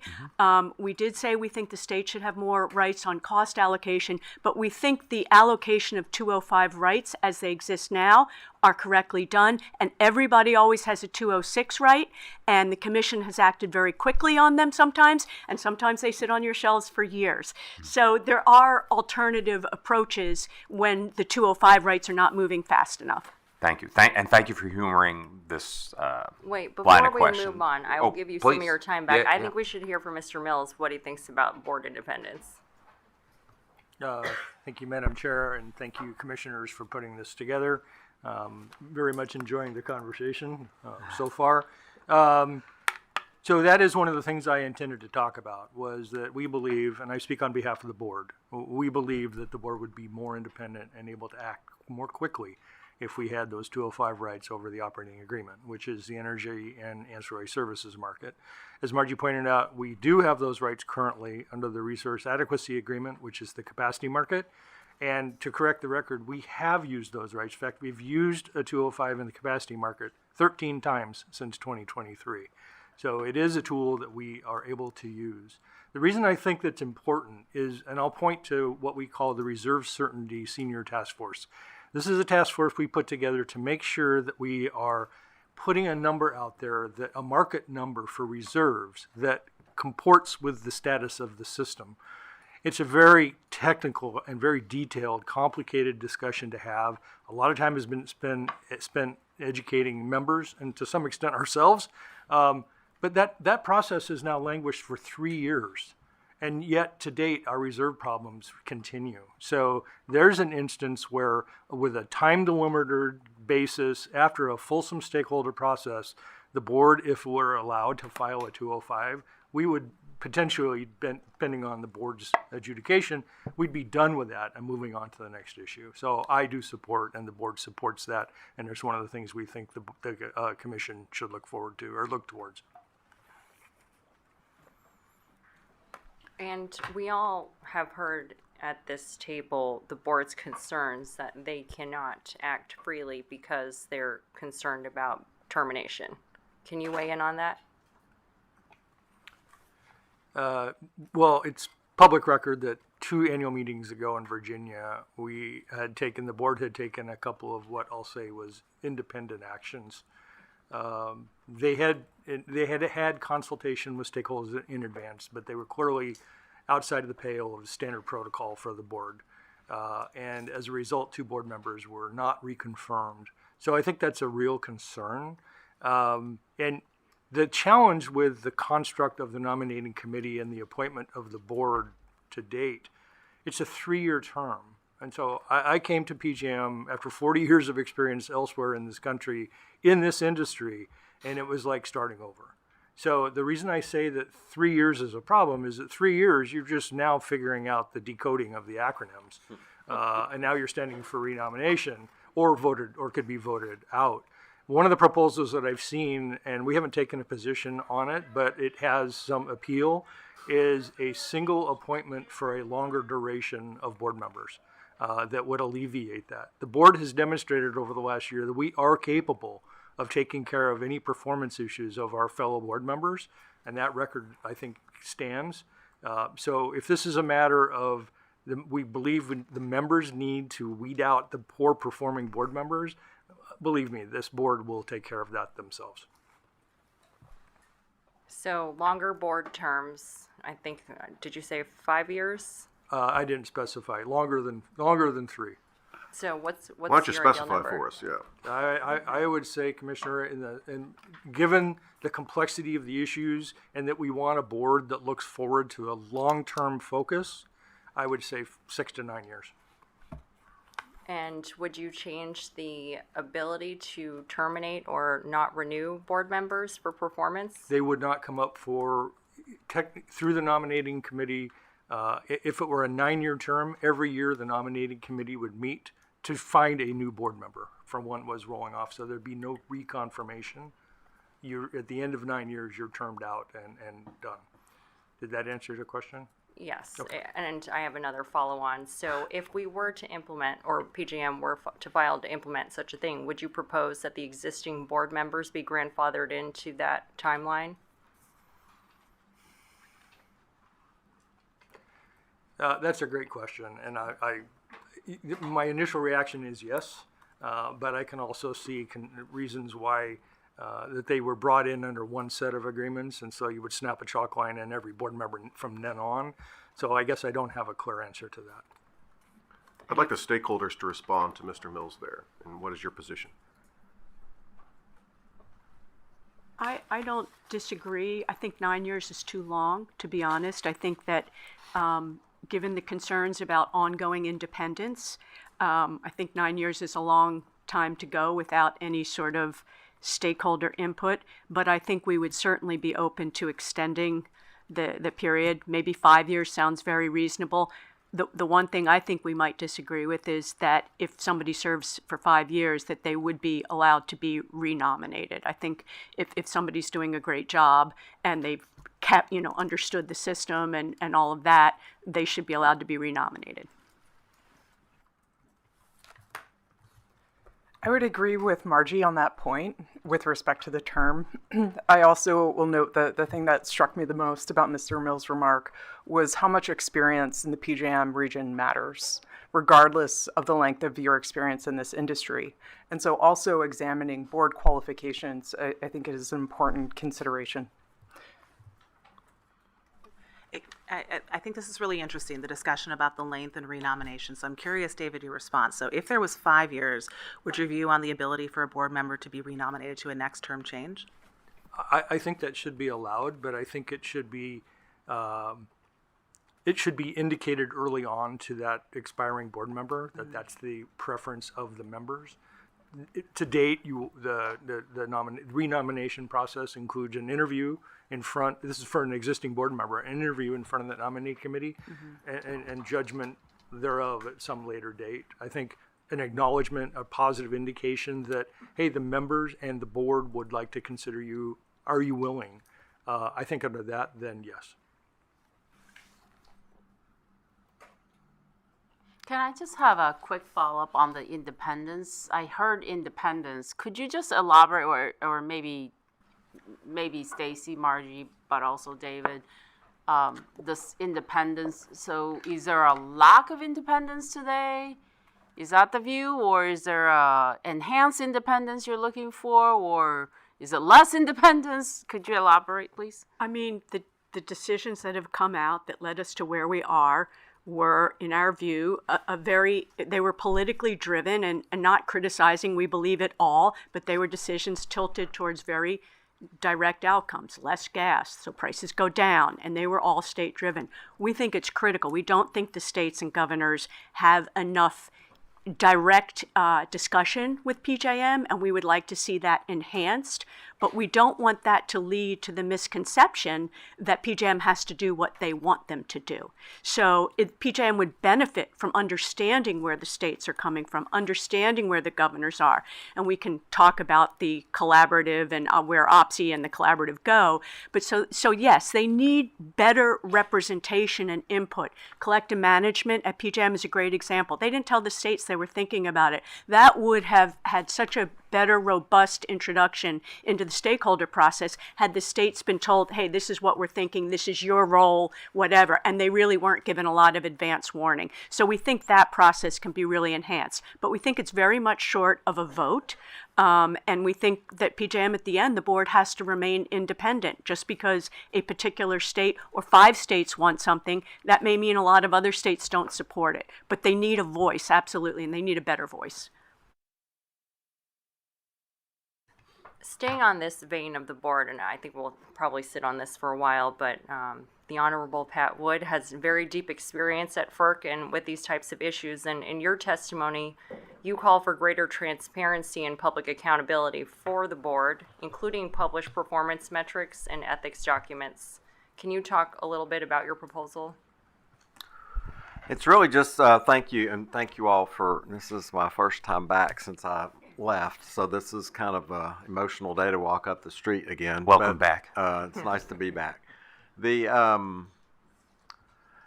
just looking at things, again, the bottom line, and I heard it from our two guest speakers today who did a great job, is do you have the buy-in? Do the people feel like you're working for them? Do they know that you're accountable, that you're not influenced by the backdoor stuff that goes on, not just in this city, but across the country? And so the transparency aspect of that is really what permeates that part of my recommendations, Madam Chairman. And I'm looking at kind of I'm looking at ERCOT, looking at MISO, looking at other of the RTOs, because we've done this for a generation. So let's consolidate the best practices and just get on with it. So I think that's where those ones that you mentioned specifically, Chairman, came from, were specifically MISO and ERCOT that had more display, more transparency with regard to those public disclosures. And again, the goal is to create a lot of confidence that the people making decisions that affect 67 million of us, of y'all, because I live in ERCOT, but the decision makers are on the up and up. And, it's not much deeper than that. Thank you. Mr. Finkel, I saw you had your tent raised. Yeah, thank you. Thank you very much. I just wanted, my head is sort of still ringing from the amazing set of introductory remarks from the commission and from the guest speakers and this great discussion that we're having here that laid out the stakes and the reason why we're here. So I just want to zoom back for 1 second. We're here because the market is in crisis. The market needs to be fixed, and the market can't be fixed by the failed governance that currently exists. Those are the stakes. That's why you have 12 governor offices in the seats behind me. These folks have a lot of other things they could be doing. They're here because this matters to every governor, because it matters to 67 million people. And I just, so that we have to get to solutions. And I feel we've almost sort of fallen from the skies of those consequences down to, is it 5 years, is it 9 years? I think there's a realm of reasonableness in there, and reasonable minds can disagree. But, I think we'll all agree along our board terms. But I just want to respond to this, to me, very strange idea that the independence of the board is somehow polluted or sullied by the public interest being represented on the board nominating committee. What you have today on the nominating committee, and I appreciate, we had a great conversation, and I appreciate it very much, Margie, but what you have today are the private interests represented. They have 5 seats on the NOMCOM. The existing board has 2 seats on the NOMCOM. So at every instance, the incumbent interest to have a financial stake in the outcomes control who's on the board. And then those nominees go to the member committee, again, dominated by those interests. And there's nothing wrong with that. Those interests have a financial and fiduciary duty to their stakeholders to maximize, the outcomes. And they're zealous to do that, and it's to their credit. But the idea of it having public representation in that process is somehow going to impair some paragon of independence. It's not independent. They are the outcomes and the candidly what we see as the blind spots in the board's outlook are a direct and logical result of the process. So we think it's necessary for the states to have more of a role, not as and I take Deputy Secretary Danley's point. The governors and the states are not here saying, as some have said, the solution just give us more power. That will solve it. We hear that a lot. That is not the solution. Just handing the states more power is not the solution. We agree with that. That's why the governors are here with some practical, actionable steps that will improve this. That includes more power for the states because the states need to be at the table, but also includes steps to improve PJM. So I very respectfully want to push back on that idea that there's something wrong or incorrect about the states being on the nominating committee. So thanks, Jacob. You can see we like to talk about this. First of all, there is a consumer advocate seat on the nominating committee. So consumers through the stakeholder process, do have a vote on the nominating committee. I know, I've served on it, they were there. The concern is, our proposal is to have the chair of OPSI on it as a non-voting. There are confidentiality issues. There are FOIA concerns that if the states are on it, they can't receive anything in writing. The whole thing is to protect the anonymity of candidates. We are not, as a stakeholder, on the nominating committee, I'm not allowed to go back to my colleagues and ask them questions. Do you like this? What do you want? Right when it starts, we talk about what we're looking for, and it's very prescriptive what the seat that we're trying to fill.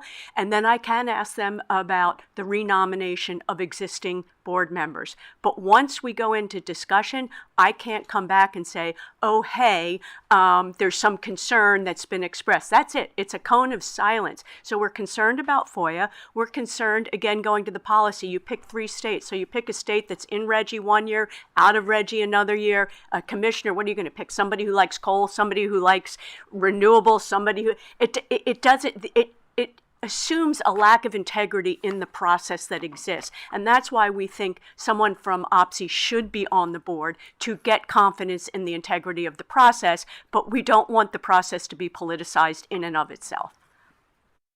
I just have to respond, and I don't want to, we could debate this all day, as you say, and we would enjoy doing that. But the end use sector does include consumer advocates. It also includes large industrial customers who may not vote in the same vein. So I don't think that's fair to say that's a seat just for consumer advocates.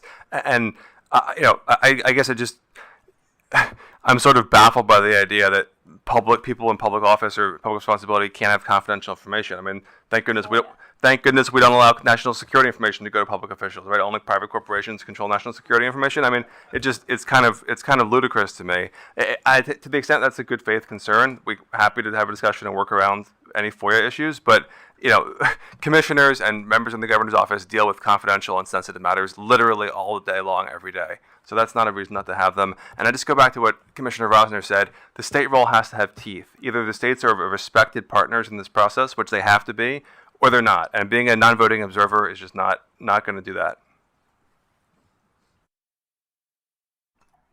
And I see Maria has her card up, and maybe there's some parallels from New England that you wanted to offer. Yeah, I just wanted to say we do have a seat for the states on our nominating committee, but our nominating committee is composed half of sitting board members. So we also have given a very narrow role to the committee to look for, to fill vacancies. The board still controls the election, and the board decides whether directors who are eligible for re-election can stand for re-election. It's a very narrow role that we think ensures the independence of our board. And Kelsey had her card up, and then she put it down, and she put it back up again. So I want to hear her opinion. I'll be brief because I think Jacob hit on some of the points. But I guess what I'm struggling with, Margie, is on the one hand, you say, our current board nominating process is not necessarily broken, right? But you recognize that the folks that sit on that are voting members that are self-interested organizations to some extent. So I don't really understand the distinction between those entities being able to successfully evaluate and select independent board members, and we have confidence in those board members, but the states in holding that role are unable to also exercise that same reasonableness and degree in selecting, right? And stepping back from arguing about the makeup of the board nominating committee, just from a practical perspective, you raised concerns with the process being overly political results driving PJM decision making. And I 100% agree that is something that has happened, and that is something that cannot happen. And that is why I think we are supportive of more board independence to avoid perceptions, whether correct or not, that politics are sort of driving decision making that's happening. But the practical reality is that if legislators, governors, OPSI do not feel like their voices are being adequately considered by an independent board, right, and they can't trust that process, they're going to use whatever blunt instruments they have to try to make their voice heard. And I think that's something that nobody wants to happen. And so we can argue about, whether it's functioning or not and a number of seats, but we have to find a way for those states to feel like they have trust in the process and in the independence of the board decisions. And without that, no matter what solution or disagreements about whether it is independent now or not, you're going to see intervention that is not helpful to the long-term stability of decision-making at PJM. So just practically, I think we have to keep that in mind, even though it's fun to debate these little, differences, like from a practical solutions-oriented, like we can't lose sight of what's going to happen without state confidence in these processes. So I'm not authorized to speak on behalf of L.S., so this is me. So I think we should. I think it's compelling that we have a voting member. I think 3 is too much. So in the spirit of compromise, I throw out 1. I wanted to piggyback on a couple of these things. I think that, Marjorie, obviously you're very well versed in all these topics, but I think you've lost a little bit of perspective here. I think FOIA concerns are not real with the states participating. There's plenty of deliberate process protections on FOIA, and you're speaking to a body who has to deal with FOIA issues every single day. So that is not a persuasive argument. I think when we're dealing with these initiatives that you might find unpalatable, whether it be the price collar or another problem, that's not emblematic of political influence in the process. You have a number of Democrat governors that are being driven to the White House to agree with President Donald Trump. So if you're trying to drive, unparalleled things that have never happened before, the system is the problem and not the politics is the problem. If we had a functional board, we had a functional governing system in PJM, the Democrats would not be rushing to the White House to agree with the president. But Commissioner Lissert, the Democratic governors are not doing what they said they do. They need, I don't disagree with you. So it's easy to agree to principle, but when it gets to implementation, that's where the accountability has to come in. Look, the initiatives which are problematic are the product of a system that has failed to produce alternatives. And this is the root cause. And I think that there needs to be more state voices at the table, and there's solutions to finding the avenues in which your concerns are addressed.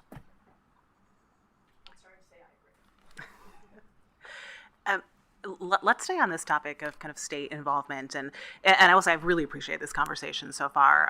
And Jacob, I like the way you put it of just kind of noting the contrast between the abstract discussions about broader ideas and then getting down to the minutia of 5 versus 9. And frankly, I was hoping that we would have both today because I think we need both of those in order to find some actionable solutions. So in the spirit of that, I want to talk a little bit more about the proposals on the table for state reform and kind of take it from a view of sort of categorizing and prioritizing.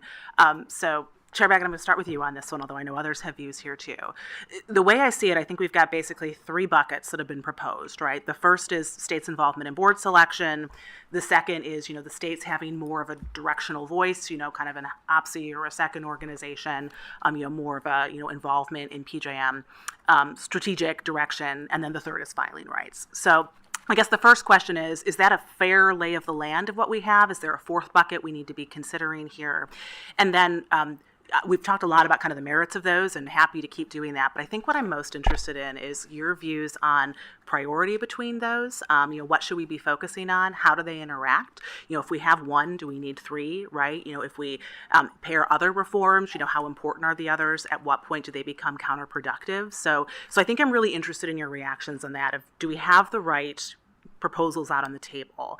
And how should we be viewing them together? So I'm going to start with you, and then I know, David, you talked a little bit about this. I know Pat and Jacob in particular, your comments did. I know we've got reactions at this end of the table too, but I like to start at this end of the table on this question. Sure. So I'll say up front that I think OPSI and I are very closely aligned, but we're not entirely aligned, so I'm not necessarily speaking on behalf of OPSI. I'm speaking on behalf of myself, and I appreciated your Chair Sweat's introductory remarks talking about honesty, but also practicality. And so that's really what I'm trying to come here today, right? What are practical, implementable solutions that are not going to have us in litigation over these issues for the next 3 years? And so, as I mentioned before, I think the most important thing in my mind is board independence, right? And confidence that the board not only can weigh the feedback that is given to it by its stakeholders, but then make an independent decision on what is the optimal solution going forward, but that also it's empowered to make that decision, to move that initiative forward, and that can't be stagnating or, in gridlock in the stakeholder process. And so I think that would be a huge fix in terms of moving the ball in the right direction, right? And then some other things trickle out. So states asking for 205 rights. It makes sense in the past or up till now that that's been a really important initiative for the states because they don't feel like they have a voice in the process. So we do meet with the board 3 times a year, and I've sat in on those meetings, and they don't feel productive. We talk at each other. There's no actionable items or solutions that come out of it. Oftentimes it's an argument, right, with the board supporting an initiative that maybe the transmission owners or another group have put forward, or saying that they don't have the power to go make that filing at FERC, right? So it doesn't feel productive. So 205 rights are a way to, one, make sure that your voice is heard, because it's a point of leverage, right? If you don't listen to us or consider us in your filing, we're going to come and change it. 2, it gives the commission options if rather than having to reject, it's an alternative, right, to move the ball forward. But I think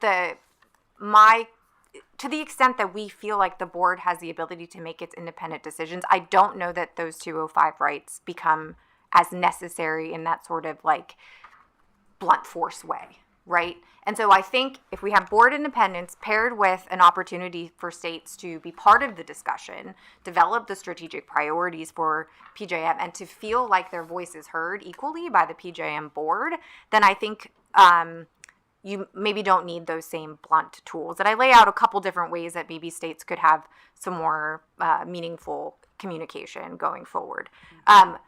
I do have to agree, what I put my temp card up before, is that accountability is really important. And I personally believe that the states do need to think, look in the mirror and say, how have we engaged in the past, right?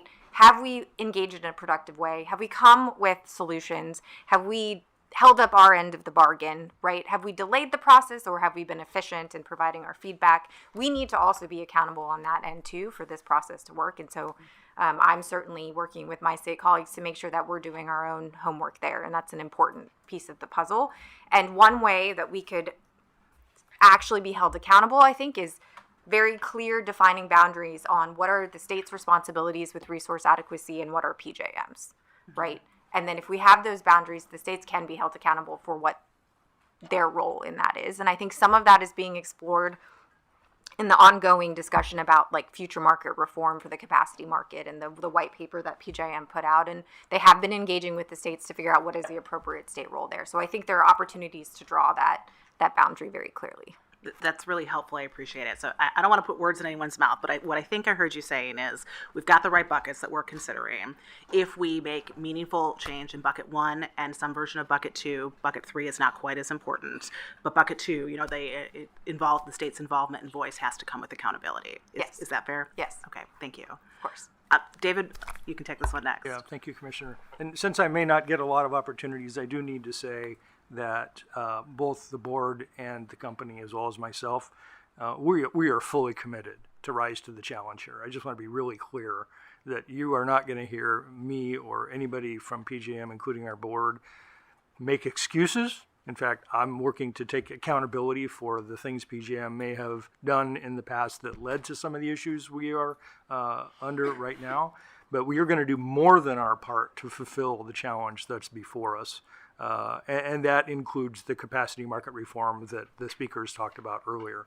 Now, with respect to this issue per se, I think I'm on record of saying, as Kelsey said, we meet with OPSI, the board meets with OPSI 3 times a year. And I would agree that it doesn't feel like it's very productive. It's a good information exchange, but the ball doesn't really seem to move down the field in any meaningful manner.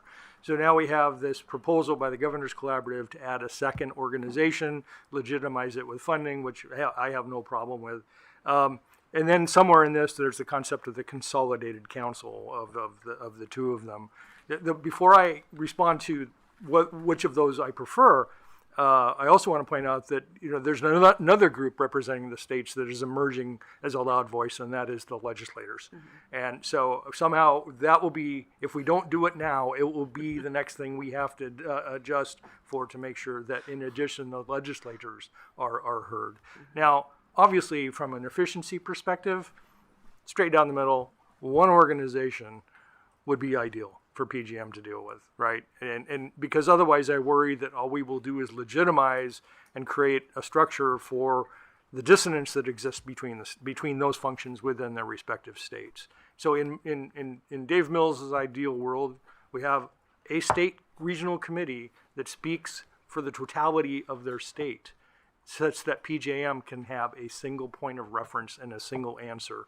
Because any given day, and I'm not pointing fingers, but in any given day, I can get a different perspective from a governor than I can from a senator, than I can from a state regulator in a given state, and that is a problem. So as we go down this journey, obviously my preference is for one organization or no more than two at the end of the day. Dream big, Dave. Dream big. Yeah, one.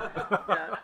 And I appreciate that. I appreciate your comments. We'll definitely hold you to that spirit of moving forward. I apologize when I was not laughing at you. You all couldn't see we had some legislators in the back who were waving when you made that comment. So I'm happy to see all of the representation and interest we have. Appreciate that. Pat, why don't we go to you and then Jacob, your thoughts on this? If states are in the kitchen cooking the meal, they're not going to be writing a nasty Yelp review afterward. I mean, that's what you want. That's fundamentally what we haven't had here. Mm-hmm. And I want to just say the reason I'm here is I'm falling on the sword for something I didn't get done 24 years ago, which was finish defining what the state obligations should be. We did, I think, pretty good job of that in MISO and SBP, which were the later Order 2000 filings after PJM's, but I called Glenn Thomas and said, he was chairman of the Pennsylvania Commission at the time, said, can you move forward on this idea we put out with regional state committees? And they went forward, and OPSI was formed about the time I left FERC and has kind of gone on and done its own thing. It wasn't a squeaky wheel at the time. I wish we had spent more time thinking about that. But my recommendations to really adopt a version of the New England structure rest upon the fact that OPSI is already up and operational. It has a role here. I think it's a role that should be augmented and should be aligned with those parts of the Federal Power Act that align toward the states, which deal with generation, deal with transmission, the planning and integration of both of those, with retail rates, with resource adequacy. Those are some big buckets. And this RTO is an odd institution that we crafted, well, actually was crafted a little before I got here, but to bridge those gaps that the Federal Power Act thought it was so neat and wonderful to put this with states and this with the Fed. It all is an integrated blanket. And so when you start to unweave it, it really falls apart. So we want to keep it weaved. And I think the best way to do that is to keep the states in a very strong role here, acknowledging that, quite frankly, with 13 of them, how in the hell often are you going to get large agreement among that? I wouldn't do it Articles of Confederation style and require 13 votes, but that's going to be y'all's issue to figure out how to speak as one voice. But he does need to hear that voice. If he doesn't hear the voice and he's independent, he can take the input and then make the decision. So I agree with Kelsey that it really does depend on the nature of the overall advisory board versus stakeholder structure that exists today, how that gets resolved. Once that gets resolved, I think these other three buckets look kind of different. Mm-hmm. I don't think I didn't recommend that states have the jump ball or the filing rights. I had a long discussion, and in fact, he was sitting right in your chair, Commissioner seat. Joe Kelleher and I had this tussle over regional state committee role in Southwest Power Pool as my last order here. And I was engaged in a robust state role. He didn't think that complied with the Power Act, so we kind of hit a middle ground there and both concurred in the outcome. But, there is a tension there that we have to acknowledge. It's not just all one way for the states. There's a huge role that they have to play that it wasn't clear. I voted on the first capacity market. It went from an ICAP structure to a predecessor of today's capacity market, and I was wondering, what is this? Coming from Texas, we didn't have one of those, so I wasn't sure what it was. But it was really an aggregation of the states saying, we don't want the retail states to be retail open states to be free riders on the vertically integrated states that are maintaining that extra reserve capacity. We want them to carry their fair share as well. So that was fine. I'm like, that made sense to me, so we voted for it. But the states did that collaboratively in the original PJM, which was growing pretty fast back then, and agreed to say, FERC, you take care of that. So it was a clear delegation that the states were in charge, but they wanted, in the interest of efficiency and really just practicality, for that to be run on a region-wide basis. And so PJM took over that role. And as a chairman of Dynegy for 6 years, which was a big player in this power pool, it was a great place to do business. It was clear. It was very predictable. So the capacity market worked. It kept us on obligation. We had to make damn sure we were ready on those cold nights and cold days to work, because we were going to have to pay big penalties if we didn't. So that structure was in place. It's worked fine. I think people knew whose role it was to do what. But when you kind of come up to a point and we're now dropping the price down, well, of course you're not going to clear. If the price is below what you could get in a competitive market, who wants that? So, I mean, a lot of these issues, I don't feel like the resource adequacy thing was not clearly given from the states to PJM. The issue is, why haven't we haven't dealt with some of the fundamental issues I mentioned in the last paragraph of my one-pager about, on the state side, about the resource adequacy implications to the state. But so filing rights, I think it's important to have the state consultation there. I went up to the line and said, file the OPC agreement if there is one, and it's not the same as what PJM board wants to do. File that at FERC. I didn't say if that was a jump ball filing or not, but I think FERC needs to know where the states land, and the states need to know it's incumbent on them to come together and get an answer done. Because that's really going to be the challenge, I think, for my friends at the state level, is to get consensus across the broad thing, but not to allow that lack of consensus, if not achieved, to stop what the board and the PJM need to get done. Thank you for that. I really appreciate the detail you added to that conversation. There was a lot of really good points in there. You know, one of them that's not lost is, I think, how important it is us to think through these reforms on their own, how they stand or fall, but the idea that so much of this is tied to what other decisions are up as well. So thank you for highlighting that. I think let's go to Jacob, and I know, Kelsey, you had yours up too. So let me complicate the question a little bit, especially because I know this is an area that you have thought about a lot and have a lot of thoughts about. But when we're talking about the state voice, right, and so much has come up about what does the state voice mean, and that's always a difficult question. I spent 7 years in state government in a PJM state. You know, I understand that not all PJM states think alike. Can be an understatement, right? But state government doesn't, speak alike as well. Working in the AG's office, the legislation and legislators and the governors, and other agencies, sometimes not always on board. So there's a lot to be said about how do we make sure that there is right input coming in, an effective input. And some of this comes down to, I know you have a lot of thoughts of one versus two bodies. So let's just complicate the question and put a little bit of that on the table too. No, really appreciate it. And I'll just say that, really agree with Judge Baggett and with what Chairman Wood said. I think the whole bunch of things I'd love to engage on there, but I think in terms of the one versus two, we have spent a lot of time thinking about this. I don't think there is one, perfect answer. I think that reasonable minds can differ, and there's no perfect solution. As you see across the country and with different multi-state RTOs, a lot of different ways this can work, and it does work. I think, as much as I would love to live in Dave Mills' ideal world, I understand the reasons why one is efficient. I do think it's a little bit of a red herring or a double standard, though. I mean, the TOs or the generators or any other group do not speak with one voice. There's a diversity of voices, and you don't say, oh, well, the TOs don't get a vote because they can't agree. The states are a diverse bunch. We're diverse politically. We're importers. We're exporters. We're vertically integrated. We're restructured, right? We are diverse, and there's 67 million people. So there's going to be a diversity of viewpoints. I think it's sort of too simple to say, well, you have to be on the same page or you don't get to count. That diversity is a challenge, and it's also a strength. And that's PJM's unique role in this. And I think we need to lean into that. And what we've proposed, what we've put forward, is a two-part proposal. And because we think there's a different role for the policymakers than there is for the regulators. And we think that, so I guess I would just sort of clarify the three buckets you laid out, Commissioner. I see that as two buckets. I see it as kind of strategic long-term direction. I put the board in that, and then I see it as kind of the filing rights and the day-to-day. And I see the policymakers really absent from this conversation, or as Judge Baggett said, like, they're not going to be absent because they're going to be, involving themselves late in the process and in the public arena and using the bully pulpits that they possess.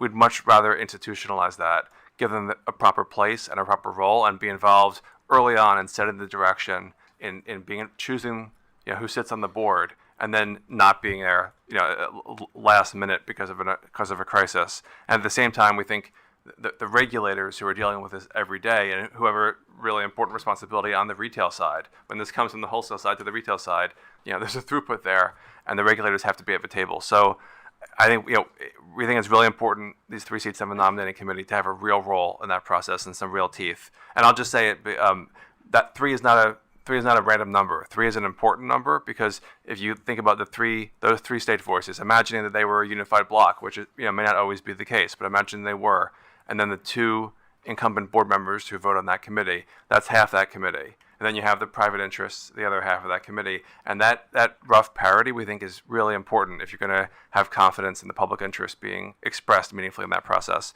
And then just on the filing rights, we do think it's important, and I really agree with the way Judge Baggett framed it, and I would go back to what Chairman Sweat said about what does success look like. I think we should be focused on, we're not here to say, we have to have blank, or we don't have a red line. What we want to do is focus on what is the successful outcome, and it's what Judge Baggett said. It's the states being listened to and being respected and being part of these problems that we have an important shared role in implementing.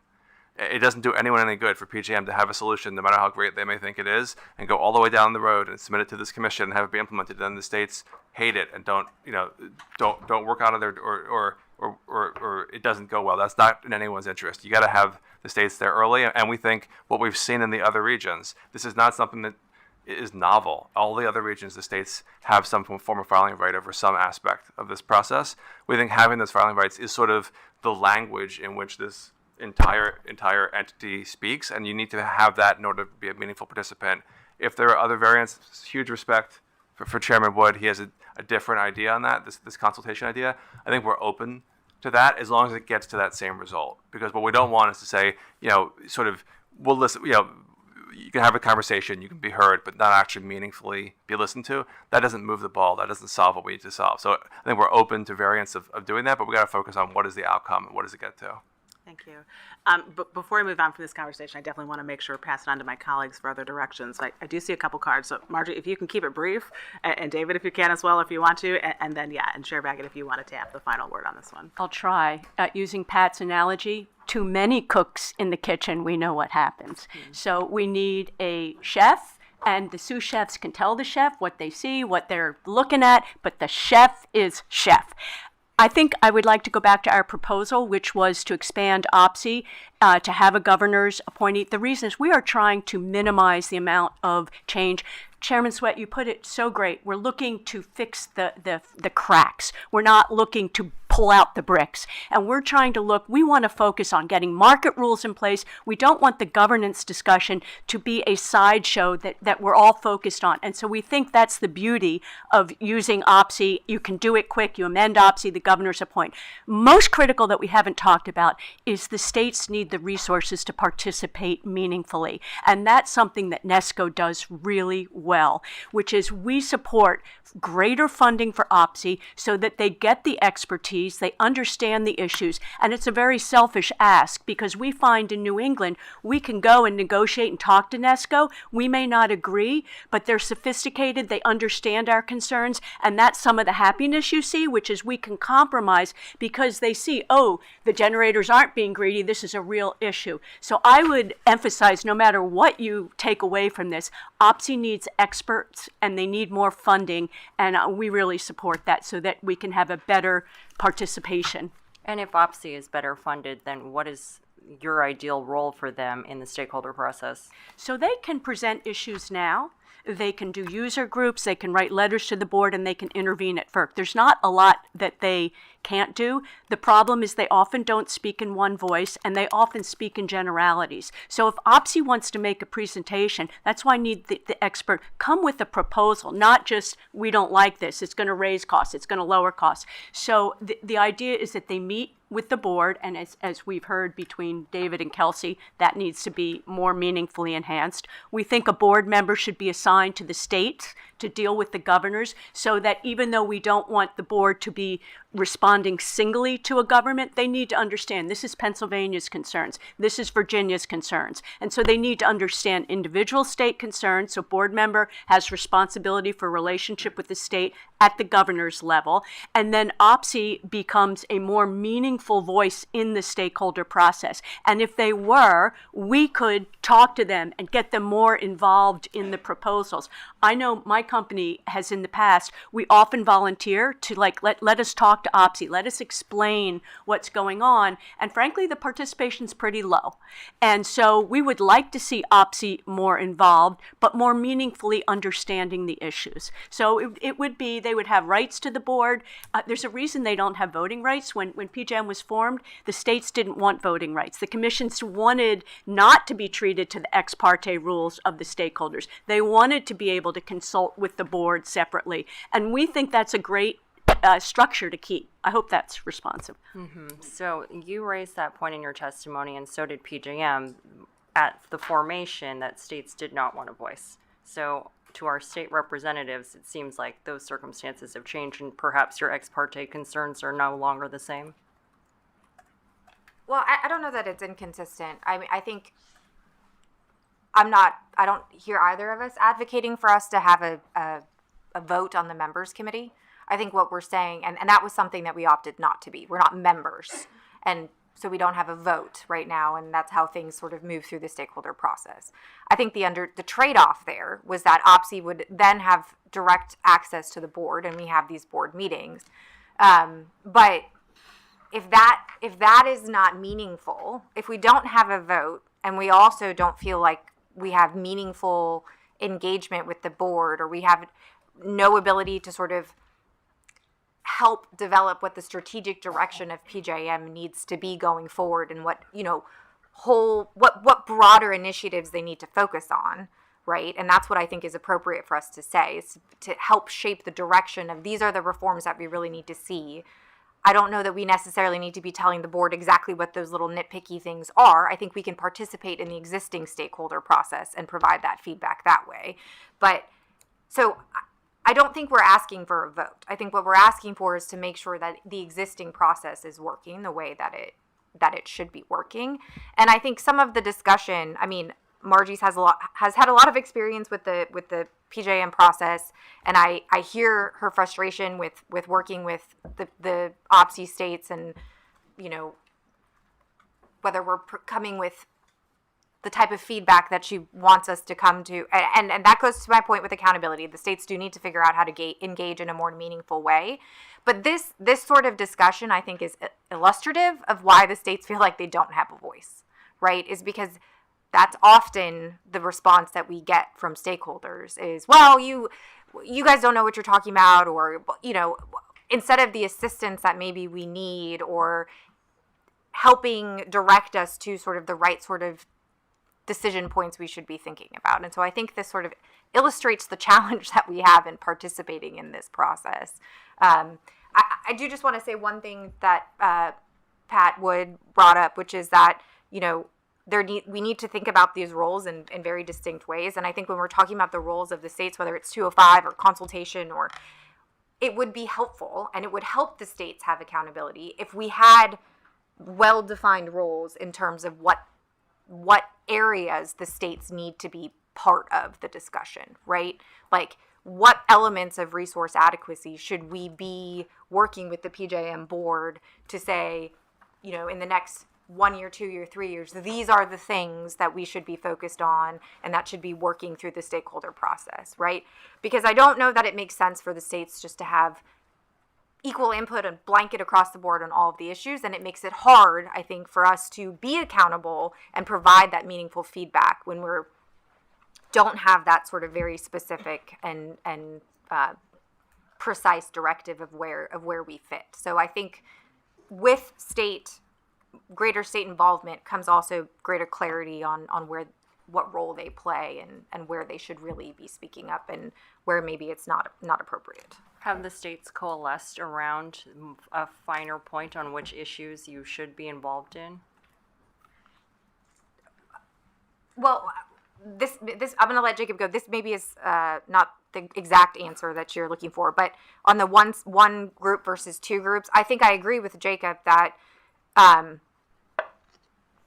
we don't necessarily need one group. We need different bodies that have different purposes and that they're very clearly defined. And so it makes sense for the governors to play a role on the nominating committee. It probably makes sense to the extent that there's sort of a steering committee or strategic committee that sits down with PJM board and helps develop what the initiatives are going to be over the next 1, 2, 3 years. It makes sense that there probably is both a role for OPSI and as like sort of the technocratic experts, but also for the policymakers at the states, right? It probably makes sense that both of those voices are there. But then when we get into like the consultation requirements for 205 rights, when you get into providing feedback in the stakeholder process, or maybe greater engagement or resources provided by PJM to OPSI to be able to provide that more meaningful technical feedback along the lines of what Margie suggested, that I think is an OPSI role, because we live the day-to-day of like what these market rules mean and how they affect our utilities and how that impacts retail rate makers. And so I think if you have those very defined roles, then you're not going to run into the issues that David addressed, where you're hearing multiple conflicting state voices weigh in on the same issues. I wanted to get back to an analogy that Marjorie made a minute ago, and when you said the chef is the chef, and I presume the chef in this situation is the PJM board as led by the CEO. Okay, so would you agree that the sous chefs should not have 2/3 voting rights to tell the chef what to do? I don't think that the sous chefs get the right to tell PJM what to do. There are 205 rights, but by the time you've gotten to that, pretty much the chef is bought into the sous chef. I can't think of the chef. It's not that complicated of a question. My ex-husband was a chef, so this is touchy. Triggering her. Ask it without chefs. She brought Chef up. Maybe she wants to talk about I'm it. guilty. So when we say a chef has to be a chef, we have to have someone in charge. I go back to my view that it seems like the states, I know it's hard for you to get, and I believe the states need to be invested because they don't feel they are, but I can tell you from a stakeholder perspective, it looks like the states have had far more influence on the board than the stakeholders. And so that's why it's hard for me to answer the question, are the stakeholders the sous chefs? I don't know if everyone agrees with that statement. I think by and large, the prevailing opinion of everyone in this room is contrary to that statement. And I think that the board themselves have told me point blank that their position is that they are not afraid of the governors or the states. They are afraid of the stakeholders. So I think that it's important that we listen. When we say this is not a secret society, that's exactly what a secret society would say. So, so we have to listen to these concerns. We can't wish them away. So to be clear, I want to be clear that we absolutely support a larger role. And if they want to create a two-step organization with the governors and the states, have at it, because I agree. I don't want PJM being attacked from the outside. I want everybody inside the tent and working collaboratively. What I'm concerned with, if I could just give one example, Jacob brought a proposal to the PJM stakeholder process. It was to go to seasonal markets.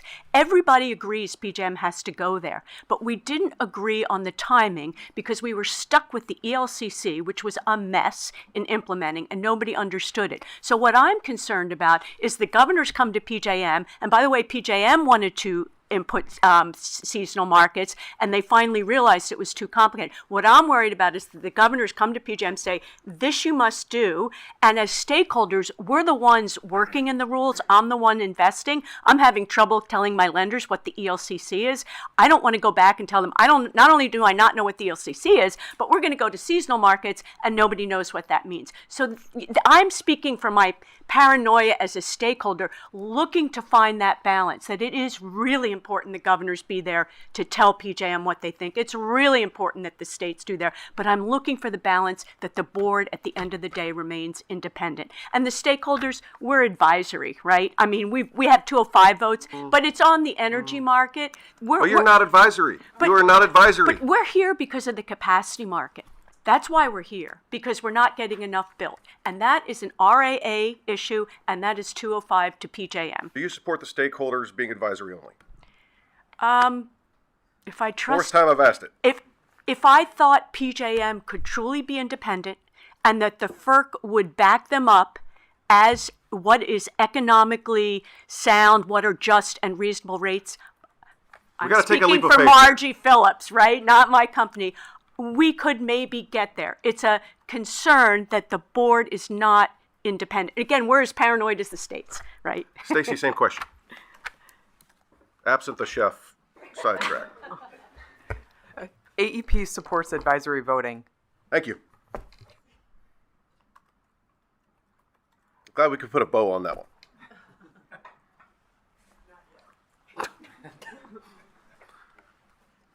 Is Jacob going to speak next? I think. Can I just make a comment? Because you mentioned the seasonal issue charge, and that was such an educational experience for me. Because this was a year or so ago, and the Pennsylvania Governor's Office went to PJM, checked every box, went through the whole process. We did an issue charge or problem statement, went through this entire thing. And it was just so clear to me that I think the members have such an important role, and they should retain an important role. They know their businesses better than anyone. They know the market they're working better than anyone. But they don't have the strategic vision for the larger, bigger picture. PJM is unable to take big, bold action, which is what is needed in this moment. And I think that's why the board does need to be empowered, and the states need to be part of that conversation. And I'm just struck, after the last CIVP, the first CIVP last fall, 12 different packages to solve large load integration. Really, every possible choose your favorite menu option of solution. Everything was on there. All 12 voted down overwhelmingly by the members. They hated all the options, right? And the day after that, I went back to Valley Forge for a post-mortem on what had happened, and I could not believe my ears that the members went around patting themselves on the back for what a thoughtful, deliberative, creative process they had just gone through. And I was honestly the only person in the room saying, this was a failure. You have not advanced the ball. You have not actually given the board clear direction or told them which way you want them to go. This is just a muddle and a failure. So I take the criticism of the states, and I think the states have not been perfect, and we can be better and appreciate increased funding and increased support, and we're open to that. But I just think, again, taking it back one level, this is broken. This is not working, and there needs to be a change. Maybe that's a great segue for some of my questions. I want to summarize. Oh, sorry, David. We'll give you a chance in a second here. I want to summarize a little bit about the state's involvement, because I hear a few things.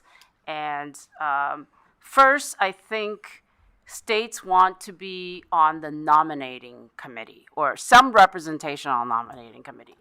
And states might also want some version of, I'll call it jump ball, basically says if PJM and its stakeholders presenting a proposal of some kind, let's stick with capacity market just because there's different 205 rights with different parts of the market. Let's say capacity market or a resolution of some changes in the capacity market. If PJM and its stakeholders present some kind of proposal that the states really don't like or can't, the states might want some ability to present another counter proposal or alternative proposal. That's what I'm hearing. Whether you exercise that right or not is a different question, but just having that right gives you more leverage in saying, look, maybe I don't have a voting right in the members committee, but I have this other potential jump ball right, which is not, by the way, at how New England works, but we can save that for some other clarification.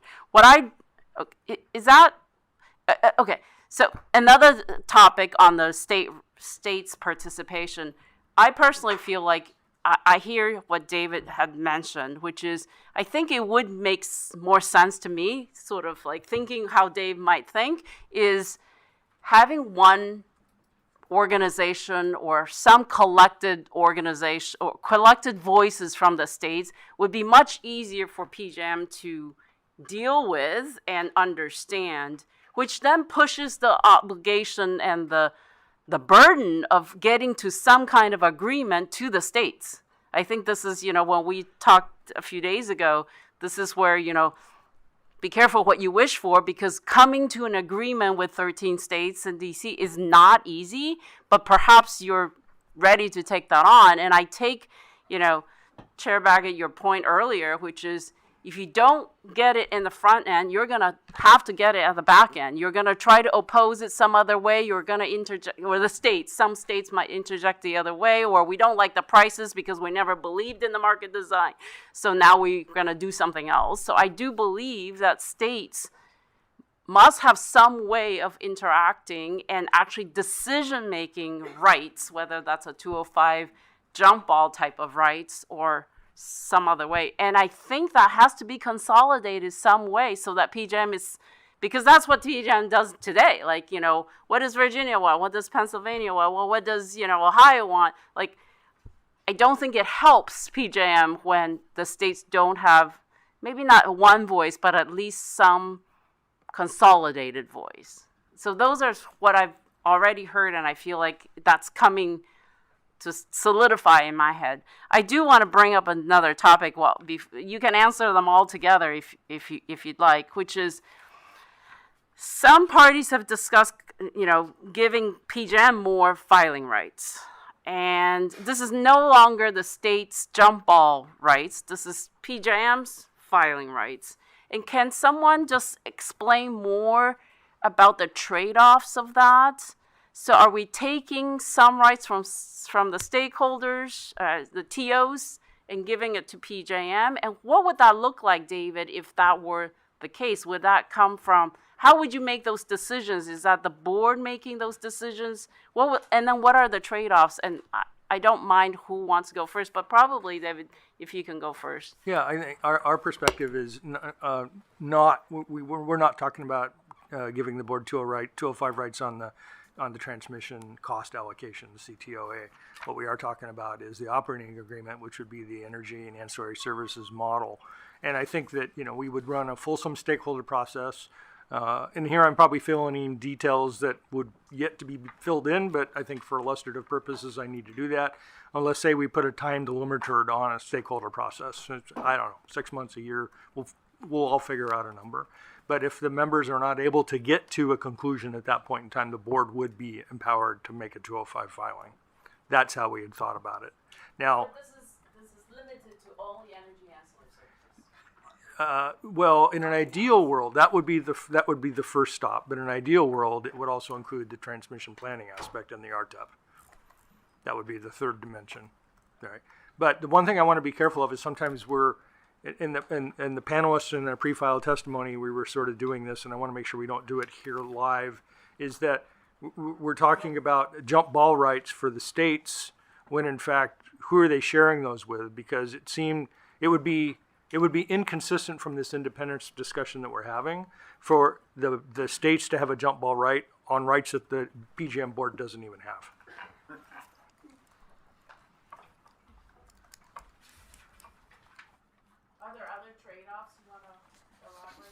Maybe not. Okay. Jacob.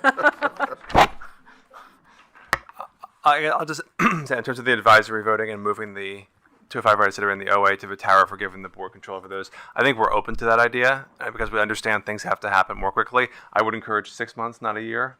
The shorter, the better.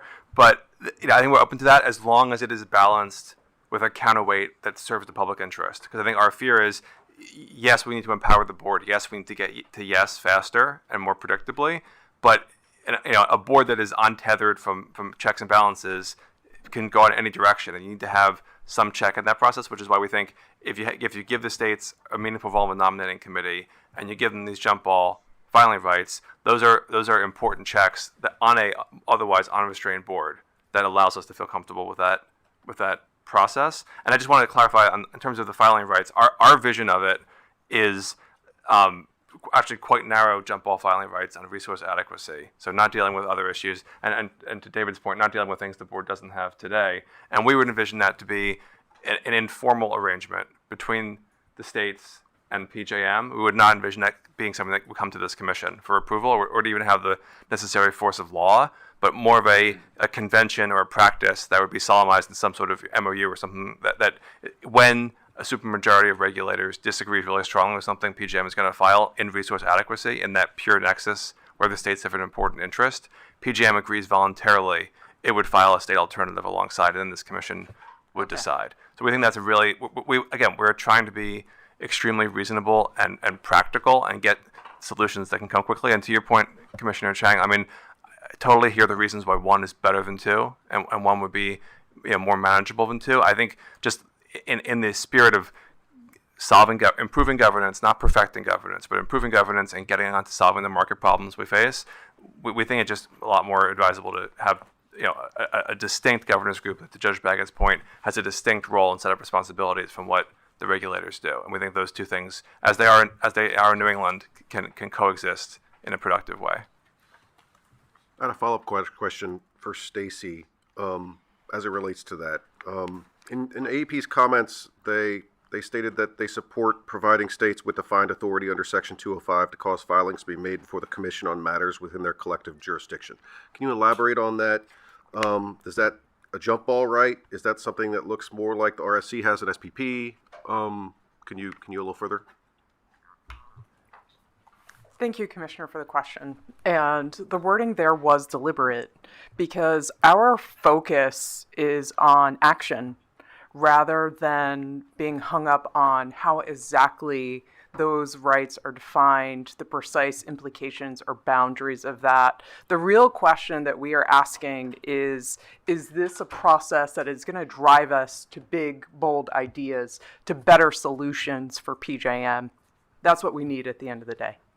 I thought your comments were very well written, so compliments to whoever behind the scenes helped compile those things. Thank you. Margie, you want to Can talk I about be the 205? defender of stakeholder rights? You could try. It's kind of interesting that the four sectors in their filings all said that PJM is working. What's not working is that we don't have deadlines and discipline. And that is a different issue than 205 rights. And I give you an example. When PJM really thinks there's something wrong, they file a 206. In EL 2226, there was a transmission congestion penalty constraint issue. That was a market issue. PJM filed. Within 18 days, the commission responded. So let's not ignore the rights that PJM has to act expediently. The stakeholder process needs discipline. I agree. It was not a success that we had 14 proposals. But I can tell you as a stakeholder that's worked through the process, like the reserves project, L.S. brought a proposal 3 years ago, and the PJM staff didn't buy into it. And so if we don't get PJM staff to buy into it, and then we go to the stakeholder proposal, process, it's kind of dead on arrival. So there is some logic to it, just like we all felt that PJM personnel were going to get bonused if they went to seasonal markets, and nobody in the stakeholder process thought we were ready. And that's the reason we like that 205 check, and there's nothing wrong with it if we disciplined the process, if we had deadlines that you can only, talk about something. If you have, one of the stalling things in PJM is I need more education. That can push discussions out for years. And so we need more discipline around how stakeholders exercise the 205 rights. And it's only the energy markets, right? But I think that balance does create discipline, that PJM staff can't just do what they think is right without talking about the people who are investing and interpreting and dealing with these rules. And yet also, if PJM staff doesn't support the stakeholders, it's not going to go anywhere in the stakeholder process. So it works. It's just the actual mechanics of the stakeholder process are lost. There used to be decision makers that came to these meetings and you could vote. That doesn't happen anymore. You get wonks like me that are coming and trying to defend my company's position. So Margie, do deadlines and discipline look like we have some deadlines on the stakeholder process, and then if it's still those are unable to resolve the issue, is there openness to the board having access to the tools that they currently do not? Speaking for Margie Phillips, not L.S., I think that is not an unfair outcome. Okay. For ENS, for energy now. For the areas of the operating agreement that they don't currently have. Right, it's energy and ancillary services. I mean, they even control collateral, right? They have 205 rights over collateral. Yep. So yes, I don't think that's unfair. Okay. I wanted to ask. think Oh, David wants Mr. Mills, to please. So it's come up twice, and so I just need to address it. I'm sort of a, this is week 11, and I'm sort of a quick wins sort of person. And one of the things that was clearly identified as a result of the pre-filing is I believe that the board needs to take ownership for prioritizing the work streams that come into the stakeholder process. And so the development of that, whether it's an annual work plan or whether it's a longer term view, I think we have to put some guardrails around the amount of material and issue charges that are coming through the process, because it is absolutely unwieldy. I know I want to respect the members' ability to bring discussion and bring topics in, but I think I think an appropriately empowered board should be able, from a strategic perspective, to at least prioritize the issues that come into the stakeholder Can I follow process. up on that? Yeah. To me, that's PJM leadership, whether it's the board or your team. What's standing in your way of prioritizing your work stream? It is the crisis of the moment type issues. And I think we don't today have a very good filter about how does that crisis Do you of need the moment- authority from us to be able to do that? This is something Okay, I've just let you great. know because it's come up twice about the unwieldy process and the number of issues, and there's something that I'm all over right now. But this is not because someone's stopping you from prioritizing. No, not at all. Okay. It's just a missing element right now. I just want to take a moment to acknowledge Senator Hester. Thank you for coming and hello. And I have met with you and I appreciate you being here. I wanted to ask one more question. Someone made the point that politics were muting market forces, and that's something of great concern. I think Chairman Wood, you mentioned it. Margie, you mentioned this too. One of the steps back that I've taken on that is that 2 years ago we had a dramatic increase in the capacity market clearing price. We have a lot of new demand, and what we didn't have in place at that time was mechanisms to get the cost of new infrastructure on some of the new users of that infrastructure that have emerged. And I think a lot has changed since then. But the big thing that was missing was really retail rate tariff design that's since happened. And General Counsel, we're not going to talk about it, but the FERC has also been taking some steps there that I think work well with that. But I think one thing that is urgent that needs to keep happening in order to have the political sustainability of, markets need to signal scarcity in order to get responses. We need to make sure that all the PJM states have gone through that process, which I think under the Federal Power Act, it's reserved for you all to make those judgments on what classes of customers pay for what. And we're there to work with you in our 206. But I just want to underscore that is urgent for this market to work. And I don't want to single out Judge Baggett because I know you have been very active there, and I know a number of PJM states have as well, Pennsylvania as well. But that work, it's urgent that it gets completed if it's not already. And I would say the same for, as we discussed earlier, the backstop auction, should there be one, Mr. Mills. We need the cost allocation in place for that now, and the fact that it's not here is creating dramatic uncertainty.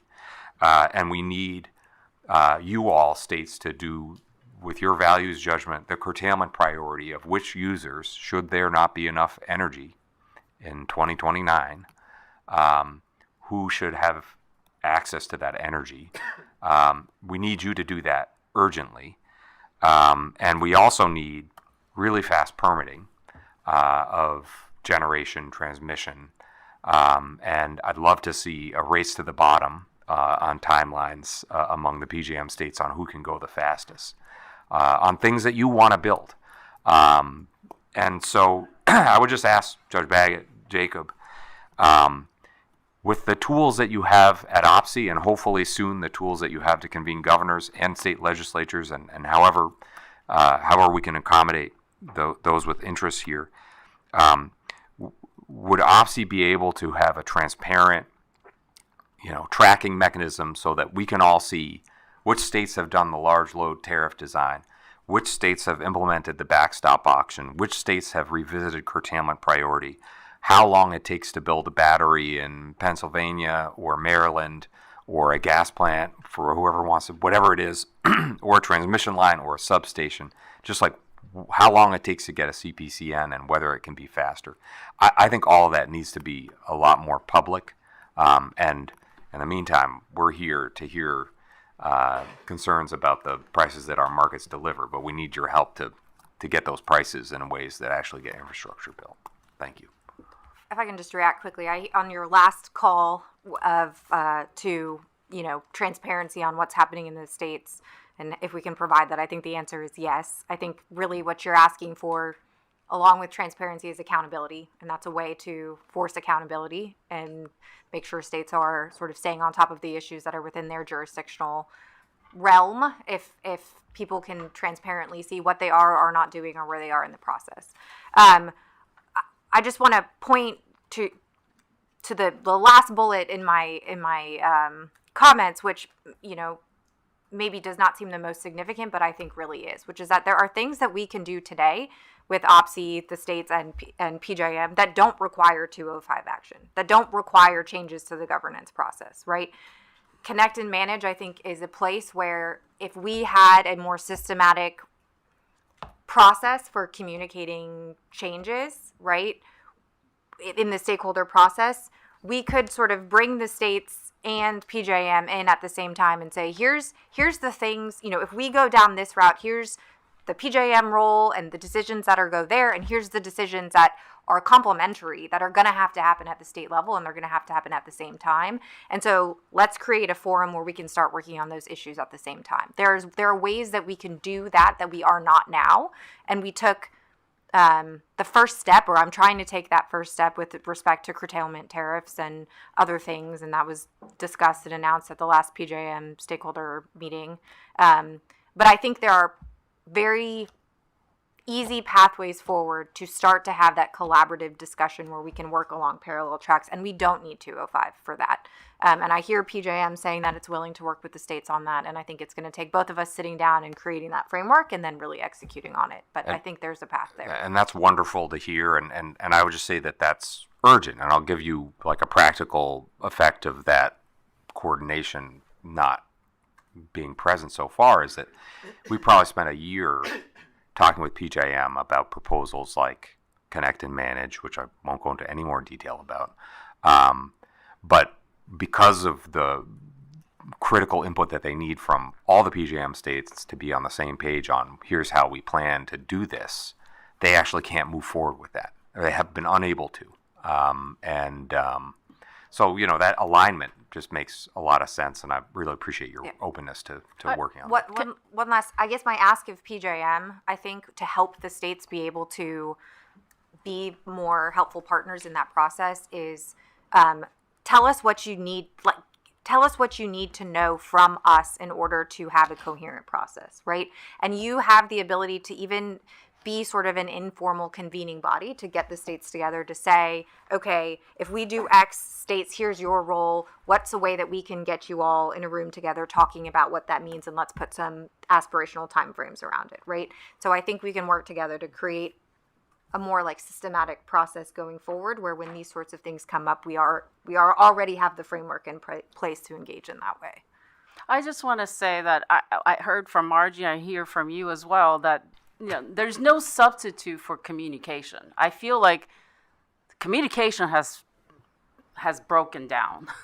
Communication with the states and maybe multiple entities of the states, and maybe communications with stakeholders even, or making decisions in a timely manner, that has failed. So even if we change completely the governance, you can't substitute communication. So I do think, and I sort of understand this also, my time in New England, is that, there's got to be so much communication, and you have more states, so more people to talk to, and more alerts, and more, heads ups, and nobody likes surprises, particular states and particular governors, nobody likes surprises. So I think there's no substitute for communication, no matter what the governance structure is. But I also wonder if this is a moment where, like, yes, we need to increase so much communication and so much more leadership, but there is something else in the governance that has to change. And it sounds like maybe some version of states' way of getting their version of proposals. Again, they don't have to exercise it, but just the ability to have jump ball with you, it sounds like it's with you, not with FERC. That's one area, and perhaps I also hear that 205 filing rights for PJM. If the stakeholder, there's got to be a timeline on the decisions on the stakeholders. It can't just be forever stakeholdering, and then PJM and its board has to make certain decisions and make the filing. I feel like that's the urgency piece that's also missing. So I'm going to exercise my chairman's rights now. We've got 15 minutes left, and I'm going to channel the Senate. I would like each of you, I'm going to go down the line in 1 or 2 sentences. If there is one thing that you think is the most important thing to fix PJM, I'd like to hear what that is, with no rebuttals and no extra window shades. So I'll start with you, Mr. Bills. Thank you, Madam Chair. It's always great to be first. So That's why they pay you the big bucks, right? And this is one thing that we've only tangentially talked about here today, but I think the most binding constraint and largest risk is not getting new generation online and into the auctions. And they could be hung up anywhere in the food chain, from permitting to siting to financing to the actual interconnection. And my data point is that the last 2 auctions, which yes, cleared short and yes, cleared high at the cap, they showed an incredible lackluster amount of new generation. So you have to ask why. What's driving that? Now, to answer Commissioner Rossner's question, we will very soon announce a backstop auction with the details that come around it. We didn't want to distract from this hearing, so in the next 72 hours, that will drop. But I think that while this governance and stakeholder issue are completely, and this has been a wonderful discussion, I don't think that those are to blame for what's happening with the market right now. And you're going way over 2 sentences, and you're not answering my question about the states' rights or board independence. That's the subject of this panel. Right. So if you have a magic wand, what is the one thing that would fix those issues? I would create a augmented OPSI organization that speaks for in totality of the states, and I would afford the PJM board 205 rights on the operating agreement and transmission planning. Perfect, thank you. And I'm not trying to be trite about no, the very I completely understand. Concern that you raised. And I'll read it to you later. Great. Chairman Wood? I think we should make it really clear, not just here, but in all the RTOs, that the board members have a responsibility to the public interest consistent with the FPA, which draws in the just and reasonable rate. I think everything else falls from that, because the public interest includes your co-sovereigns at the states. It includes an active and empowered stakeholder group, which I think we've got a good basis for that from 90 years in the PJM. And I think public interest flows through with the issues with transparency and communication and, clear leadership that I think we've all pointed out here today can be stepped up. So we're putting a lot on your back, Mr. David, but I think y'all can do it.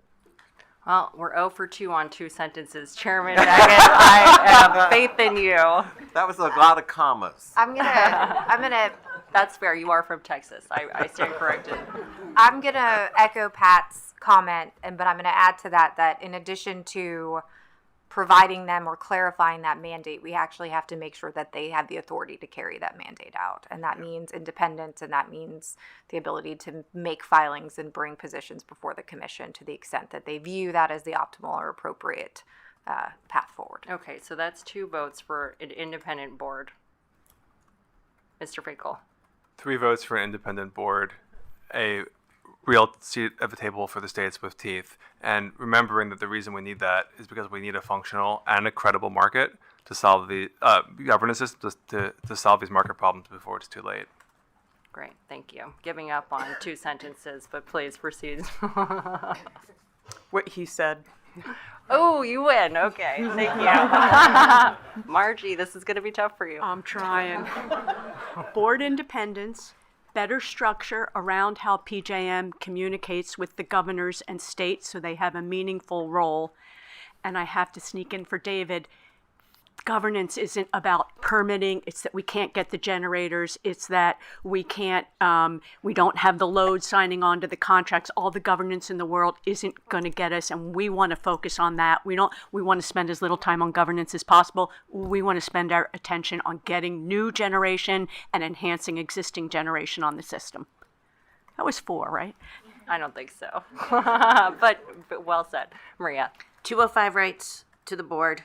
Actually, let me say that 205 rights to PJM, and the board should be an oversight body. Management should be running the company on a day-to-day basis. Management should be controlling the stakeholder process. With the 205 rights, management should be making the market and planning changes and prioritizing their work.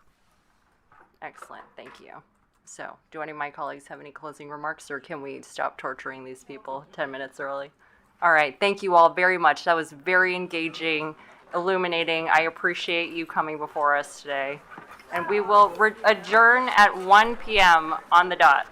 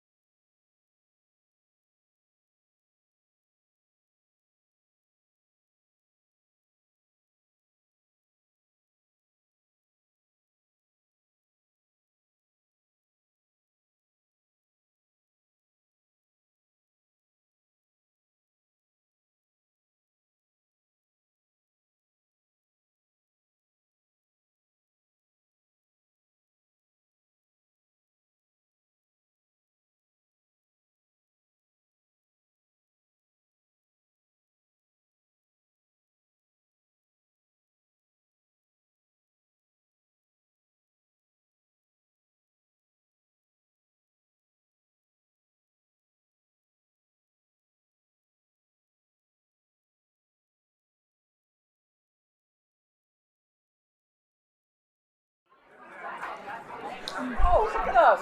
We're twins. All right. As a reminder, hearing room number 1 will be for overflow. So please make your way over there to find a seat. I know. It shows. It's great. Well, you know what? Just from like a... Welcome to my world. No, they really won't.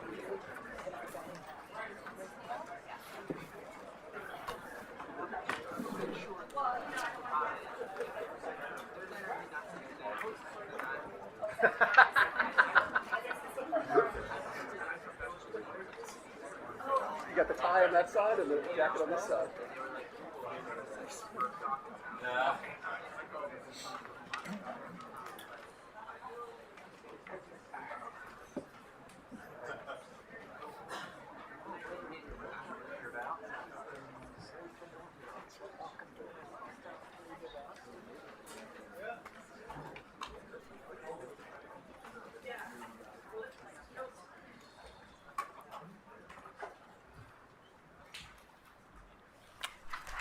Good afternoon, everyone, and welcome back. My name is Stephanie Yoko, and I'm from the Office of Energy Market Regulation here at the Commission.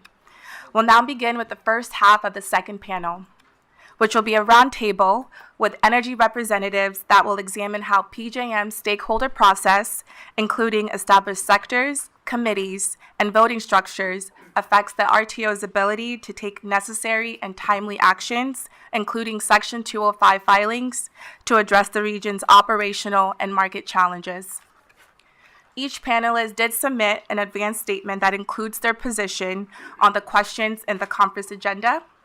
To maximize the amount of time today, we will be foregoing opening remarks and go directly to questions from the chairman and commissioners. Panelists, to answer a question from the chairman or the commissioner, please tip your name like so.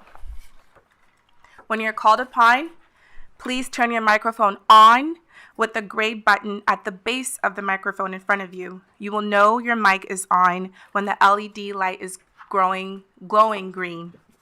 To maximize the time for discussion, please keep your answers concise.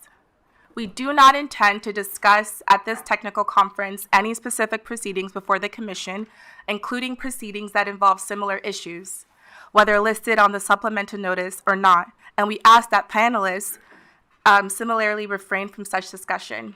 If anyone engages in these kinds of discussions, my colleagues from the Office of General Counsel will interrupt the discussion to ask the speaker to avoid that topic. And now, to introduce Group 1 of the second panel. We first have Asim Haq, who is the Executive Vice President of Governmental and Member Services at PJM. We have Susan Jaworowski, the Secretary of Energy and Natural Resources at the Indiana Governor Mike Braun's office. We have Arnie Quinn, who is Senior Vice President of Regulatory Policy at Vistra Corp. We have Steve Liberman, Vice President of Transmission and Regulatory Affairs at American Municipal Power. And we have Kent Chandler, who is the non-resident Fellow of Energy and Environmental Policy at R Street Institute. We have Pamela Quinlan, who is the principal at GQS New Energy Strategies. And finally, we have Abe Silverman, who is an assistant research scholar at the Johns Hopkins University Ralph O'Connor Sustainable Energy Institute. Welcome, panelists. I will now turn it over to Chairman Sweat for questions. Thank you. Very well said. Welcome, everyone. Again, I will reiterate that you all have been handpicked based on your experience. There are some big thinkers on this panel, and please be candid. I expect Pamela to throw some bombs at the very least. No, you're very shy, I know. So we'd like to focus this panel in particular, starting out on drilling down into the stakeholder process, which everyone is pointing a lot of fingers on it. And I really want to reemphasize that we want some very pointed suggestions and problem identification. So, Mr. Hawk, I will start with you. In the pre-conference comments that we got, many stakeholders, including AMP, and we're going to turn to AMP next, have have expressed concern with the way that lower level voting is misaligned with voting at senior committees. For example, they explain that the current process impedes stakeholder decision-making because at the lower level committees, members have one vote, including affiliates, but at the senior committees, each corporate entity only received one vote. So members with more affiliates control the flow of proposals from the lower to upper level committees. So with that as a table setting for the question, can you please discuss why PJM's processes are structured this way? And if there is broad support that you're aware of, including in PJM itself, for changing that structure, as there seems to be, at least from the outside, and how can PJM implement those reforms? Yeah, Madam Chair, Commissioners, good afternoon. Thank you for the invitation to be here. And I realize we're going to spend some time talking about the particulars of the stakeholder process. Specifically, the stakeholder process, we believe, has functioned well for a particular period of time. In this particular period of time where we are focused on speed and efficiency, I think the process has struggled, specifically with respect to the committee structure. There are a number of stakeholder committees at PJM. There are two senior standing committees, that is the Markets and Reliability Committee and the Members Committee. Beneath that structure, there are 4 standing committees: Planning, Markets, Operations, and Risk. And then beneath that standing committee structure are a series of subcommittees. Now, you are correct, Chair, in the lower committee structure, the voting differs than in the senior standing committee structure. Now, that conceivably could prevent proposals from advancing from the lower committees all the way up to the highest committees. There is a check and balance there. So once a lower committee vote, assuming that the lower committee votes a proposal in the affirmative, gets up to the senior standing committee and the voting structure changes, well, that voting structure change moves to this concept called sector-weighted voting. Okay, and that sector-weighted voting could act as a check against the lower committee proposal that could have advanced. Simultaneously, that proposal, which would have hopefully advanced to the lower committee, may not eventually get there because of the voting structure in the lower committees. PJM's position at the end of the day is, these voting structure frameworks are codified in Manual 34. Manual 34 requires 2/3 sector-weighted vote to amend. Would we be willing to take a look at lower committee voting structures? Sure. And make sure that they align with the upper level committees? Sure. And vice versa. I think what we're really trying to do is find speed. And I think an interesting conversation to be had is, frankly, whether we need all of these lower committees, whether we need so many committees that are leading up to PJM's most senior committees. Okay, so you're teasing a potential solution, which is cute, but what do you think we actually need to do? Are you saying that we should get rid of all of the lower committees or the voting structure? I think the standing committees and the senior standing committees are essential to do business operations. I do question whether the lower committees are necessary underneath those standing committees in order to do business on behalf of the organization. Okay, and maybe this is not a fair question, and if you don't know the answer, then I totally understand, but why was the structure originally conceived to have this type of imbalance? Yeah, I'm going to show my my longevity here at PJM, which is tipping over just about 7 years. You've got a panelist coming up on panel 3, who we like to call the Elvis Presley of the stakeholder process, named David Anders, who's been here from the very, very beginning. An answer that I'm going to give you that I don't know that you will love with respect to our stakeholder process is that is just how it was done very early on in the process, and you're going to hear that answer for quite a few of the particulars that occur in the stakeholder process.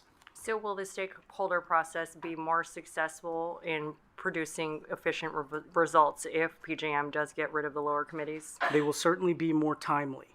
And the reason why I say that is because when a issue is advanced in these lower committees, just think about it. If you start here at a lower committee, that lower committee proposal then has to go to the next committee level and the next committee level and the next committee level.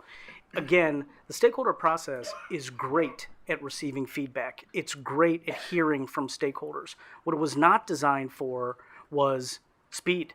And so if we are going to enter this new era, if we're really going to take big swings, I do think we need to think about that overarching committee framework and whether or not that overarching committee framework still makes sense. Okay, thank you. Yes, sir.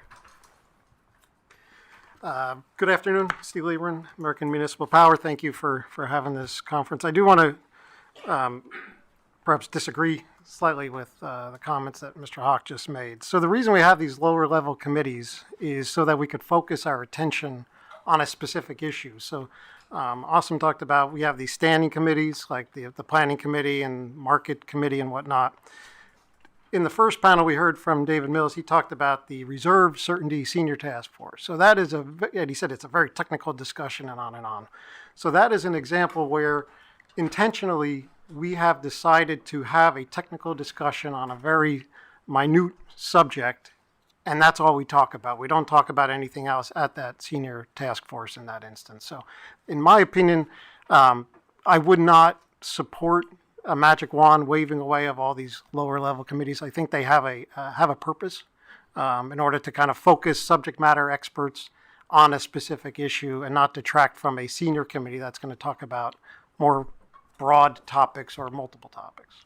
So how can they move more quickly if we keep them? Yeah, and I'd like to also talk about that same task force that David Mills mentioned. He said, well, you know, this committee, the senior task force, it started its initial meeting like 3 years ago, and we hope to get something to FERC by October of this year, and it met 42 times. So taking advantage of AI, I found out that there's 36 months between basically October 2023 and October 2026. And if we met 42 times, that's about 1.27 times per month. So if we want to advance the ball quicker, we got to meet more frequently than 1.27 times per month. PJM is in complete control of the cadence in which it schedules stakeholder meetings. So if we're talking about, and you mentioned this at the annual meeting, about moving quicker, well, PJM's got to schedule those meetings. Stakeholders, states, OPSI, we have no say, no input over when PJM schedules meetings on any topic. In fact, Manual 34 that Awesome just mentioned specifically says that PJM assigns the role of the Secretary of the Members Committee, which is Dave Anders, and that person is fully in charge of setting the meeting. So when we want to get stuff done quicker, we got to meet more frequently than 1.27 times per month. So you're telling me that the stakeholder process is slow because you don't have more meetings? I'm saying if there is an issue that's of paramount importance to PJM, then meeting more frequently than once a month is probably the way to get things done. Okay. Steve, let me challenge on that. Wouldn't these subsidiary meetings just happen on an informal basis without there being a formal process within a PJM manual?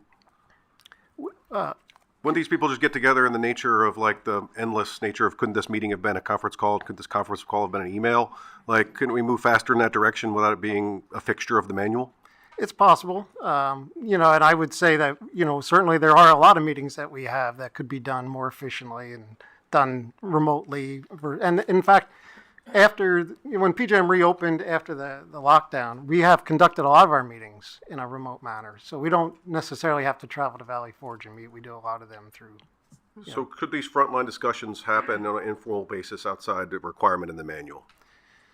Yeah, and I think to a degree they do. I think that's part of what stakeholders do is they contact each other outside of, let's say, PJM hours and talk about issues and figure out where their positions are. Yes, sir. Pamela. There we go.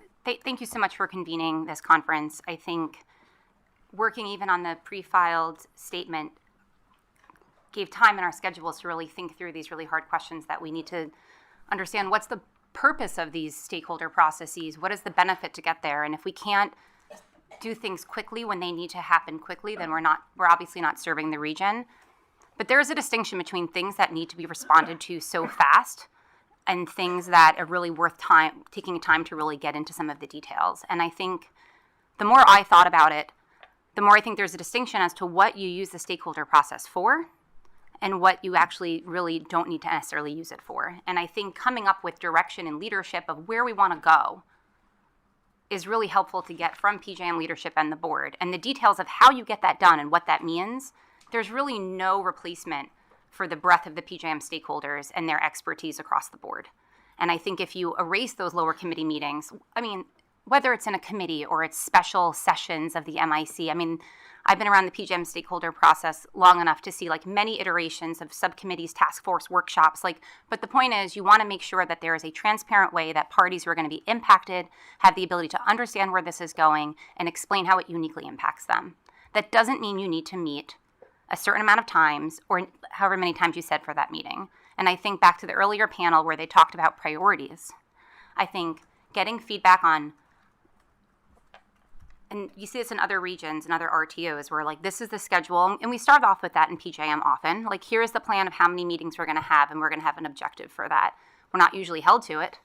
Oftentimes it continues to move on beyond that. But also a narrowing of here's the specific areas where we're looking for stakeholder feedback. And it's not necessarily open-ended to anything anyone wants to talk about. And I don't know that there's a limitation in a manual that says you can't do that. But that's generally not been the culture. So I think when we have these discussions, I think there's a distinction between we shouldn't throw the baby out with the bathwater. Like the idea of having technical expert people from across the industry provide details on how this will work in practice cannot be replicated. If you remove it, we're going to have unintended consequences, and those can be very severe. I hear you on trying to get this line right between deliberation and speed can be different for different issues. Can you or others maybe go into more detail of what that might look like? Because I'm also concerned about creating dual tracks and more process and adding more complexity to, that's what we're talking about here, is a process that's so complex we can't get things done at the speed we need. So can you give some more detail of what it might look like to be able to have different processes without adding to the complexity? I think part of that gets down to prioritization and understanding what the urgency is for something. And every different stakeholder is going to have a different view. Like if this is the way your company makes money, then that's the biggest issue to you. But I think going back to like the PJM board and leadership trying to figure out public interest and understanding like that's what's important to the PJM as a whole and what's going to be like a critical path for its success. Right now, we have a resource adequacy issue. That can't be bogged down in details of everyone negotiating every single component to it. And I think that gets down to priorities up front, and you can decide, and I know we're not talking about state involvement on this panel, so I don't want to get too much into it, but I think in areas where it involves the states should work with PJM and identify which ones are the priorities that cannot go through such an exhaustive stakeholder process, but you can just put time bounds on it. And then if you think you need to have infinite meetings, I think part of the challenges folks have had to date, and all of the years that I've heard now is that for people complain about the stakeholder process, it was that there's too many meetings and you can't follow all of this, and I don't have enough resources to staff out every single task force. So creating more of those is difficult. There's no simple answer to this. If there was, we wouldn't have to talk about it. But I think coming up with these are the critical things that we are going to move forward no matter what, and this is the date certain that we're going to move forward. We want to take input from the stakeholders, and the areas where the board or PJM leadership specifically needs feedback can hone in and narrow those conversations, then you actually can have less of those meetings. And if people don't think those are the right things to bring, then they can come in at FERC and fight that. And then for areas where it's really like we have a timeline, we're going to have software changes, it's going to take time to get there, whatever reason you have more details for that, then I think you can have a more full kind of CBER process and try to get to tier 1 consensus because there's not this like firm deadline on it. But having infinite number of issues with never-ending creations of new task forces puts folks that are less well-capitalized being able to not be able to participate in that. They don't have the resources for it, and you're not getting like the full suite of stakeholder input, which was the intention in the first place. So prioritization becomes key, I think, and then I think you can put things on actual timelines. Arnie? Yeah, I thank you for the opportunity to be here. I completely agree with I think where Steve and Pamela were going, that the deliberative part of this is not the part that we want to lose. That's critically important. The issue is, though, PJM works on more issues, I think, than any other ISO, certainly that we're in. So we participate in essentially every ISO in the country, including ERCOT, except for SPP. I think we work on more issues in PJM than any other ISO does in the country. And so I think the challenge is, and how do you make all of this go faster? How are we able to do these processes with more speed? To Steve's point, how do you meet more often if that's what it takes to get something done more quickly?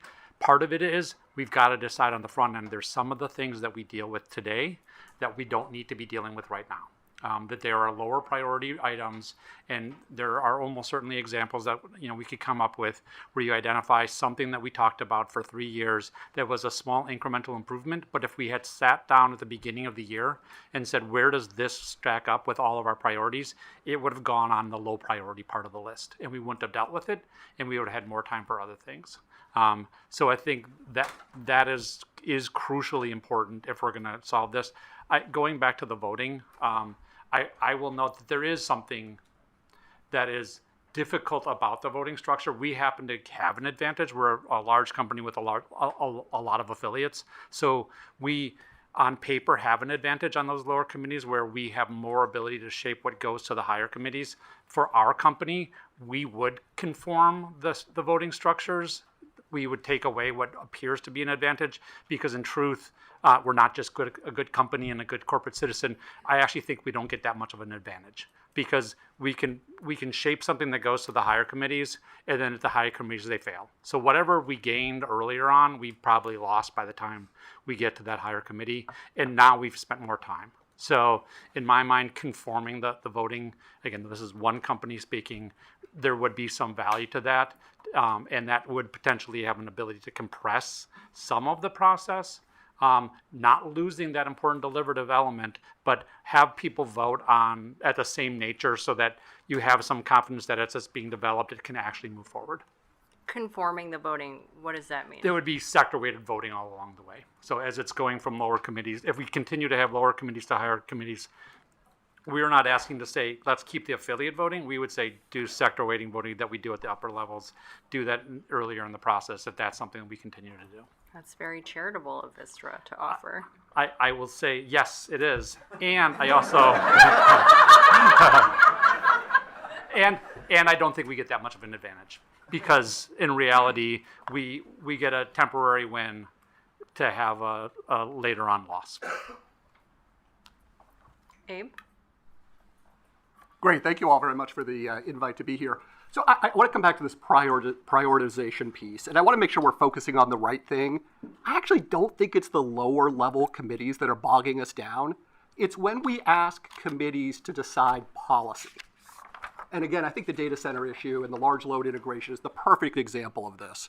We would have saved so many hours of meetings for, I think, most of the people up here, had we had input at the very beginning from the states and from the board directing PJM staff what to do, and then we could have had stakeholder meetings on how to implement it. And I think that's the key thing, right? It's not about the lower level committees.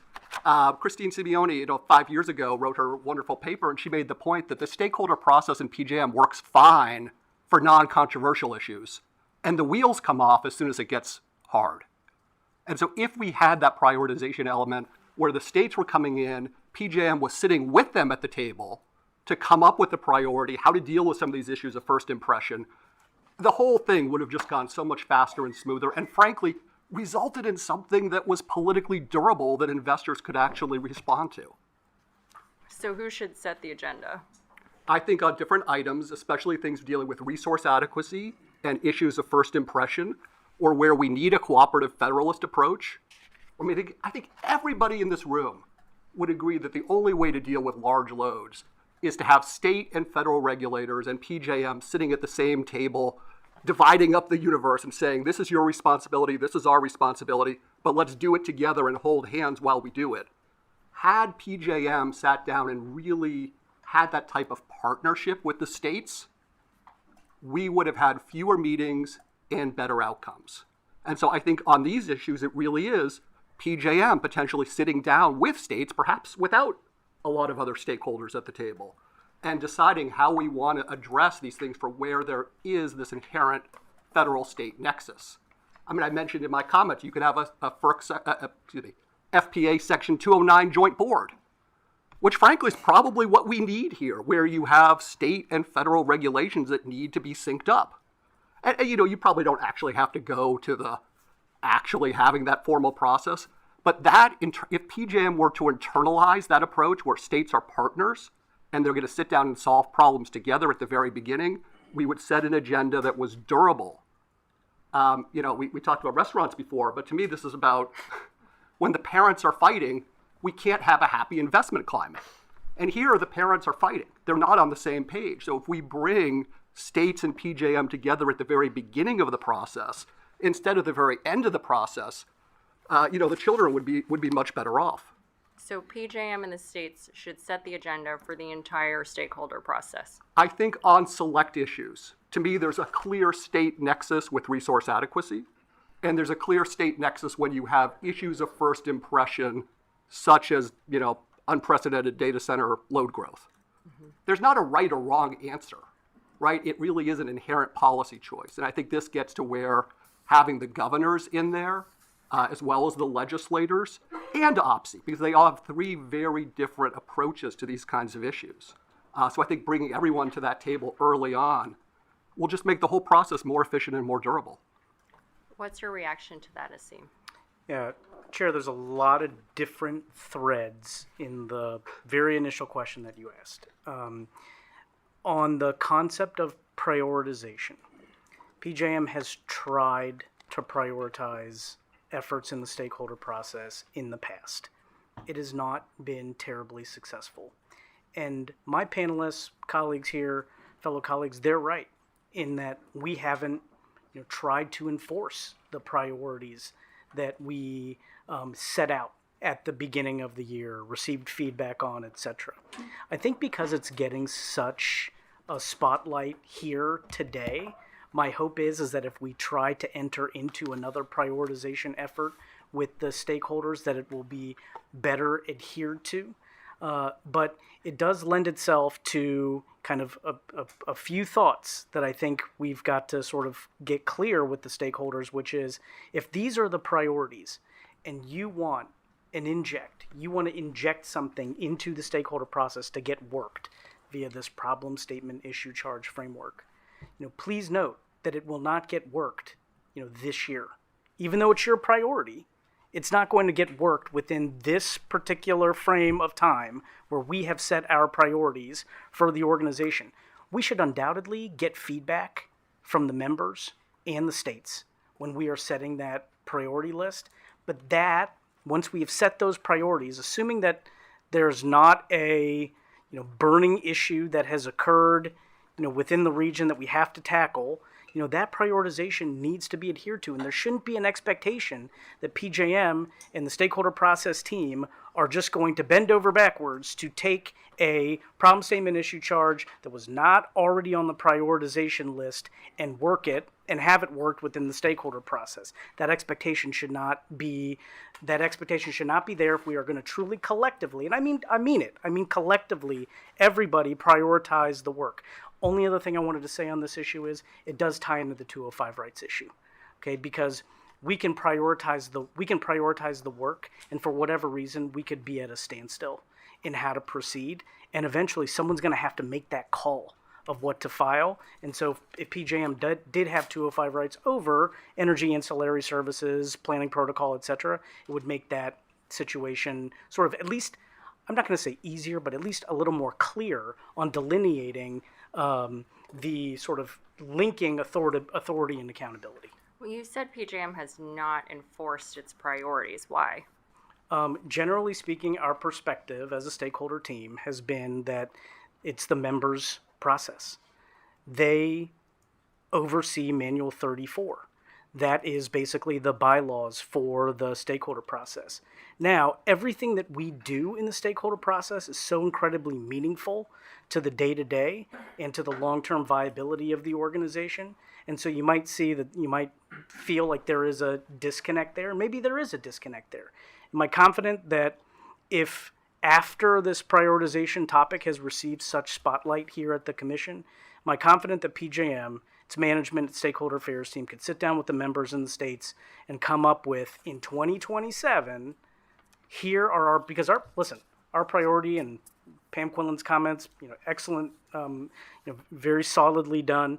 Our priority is right now resource adequacy, right? I mean, if we don't have an eye towards getting more infrastructure built, and getting more supply on the system, our priority clearly is resource adequacy. We've got our paper out there. We need to drive home a solution for what the next iteration of this marketplace is going to be. But sans that, let's say we get together and we say, few month process, 2027. Here are our priorities. Look, we could figure out a way to try and give us more greater a legislated or codified authority in that space. I think we can work it out with our members in our states if we do set those priorities. Maybe it's something that we file with you all, preview with you all, so that you have a sort of you have a glimpse, or there is light on what our game plan is next year. So if we don't adhere to it, on the collective side, you could sort of say, hey, all of you PJM member states, why didn't this happen? What's stopping you from doing that now? I don't think anything is stopping us from doing it now, and I think we should do it now. So, Commissioner, it's a very fair question. I will say like I said, we have tried these prioritization efforts in the past, and they have generally failed.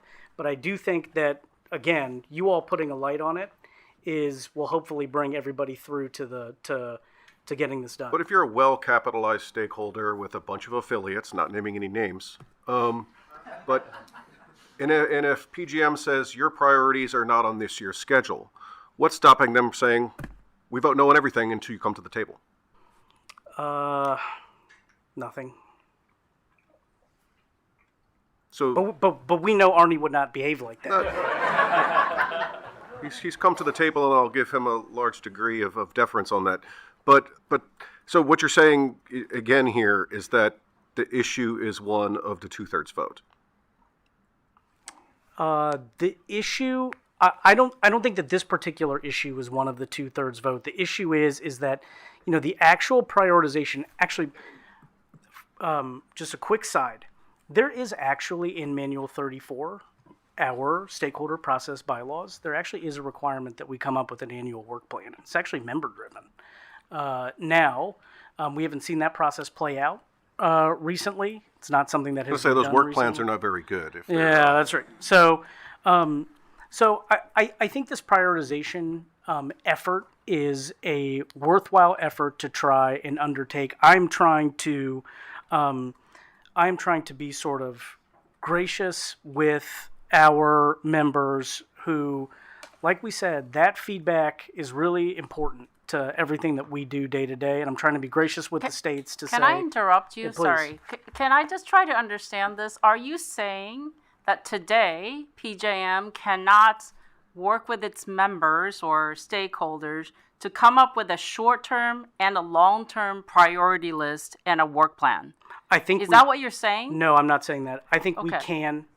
I think we just need to adhere to it as a collective. Collective meaning you take a leadership role, you work with your market participants Correct. and stakeholders and states input, Correct. and you prioritize and say, okay, this is good, 2027 priority list and 3-year priority, 1-year priority, we're going to work on these things. Yeah. You can do that today with no changes to whatever bylaw, agreement, etc. We can do that today. And what I would say is we have tried to do that in the past, but we have not collectively adhered to it. And one of the things that I did reference is when a member says, we want to work this issue in the stakeholder process, we say, yes, we are going to work this issue in the stakeholder process. That moves something else off of the priority list, and so on and so forth. So I do think that like I said, these are sort of soft authorities. There's no sort of true codification of this anywhere.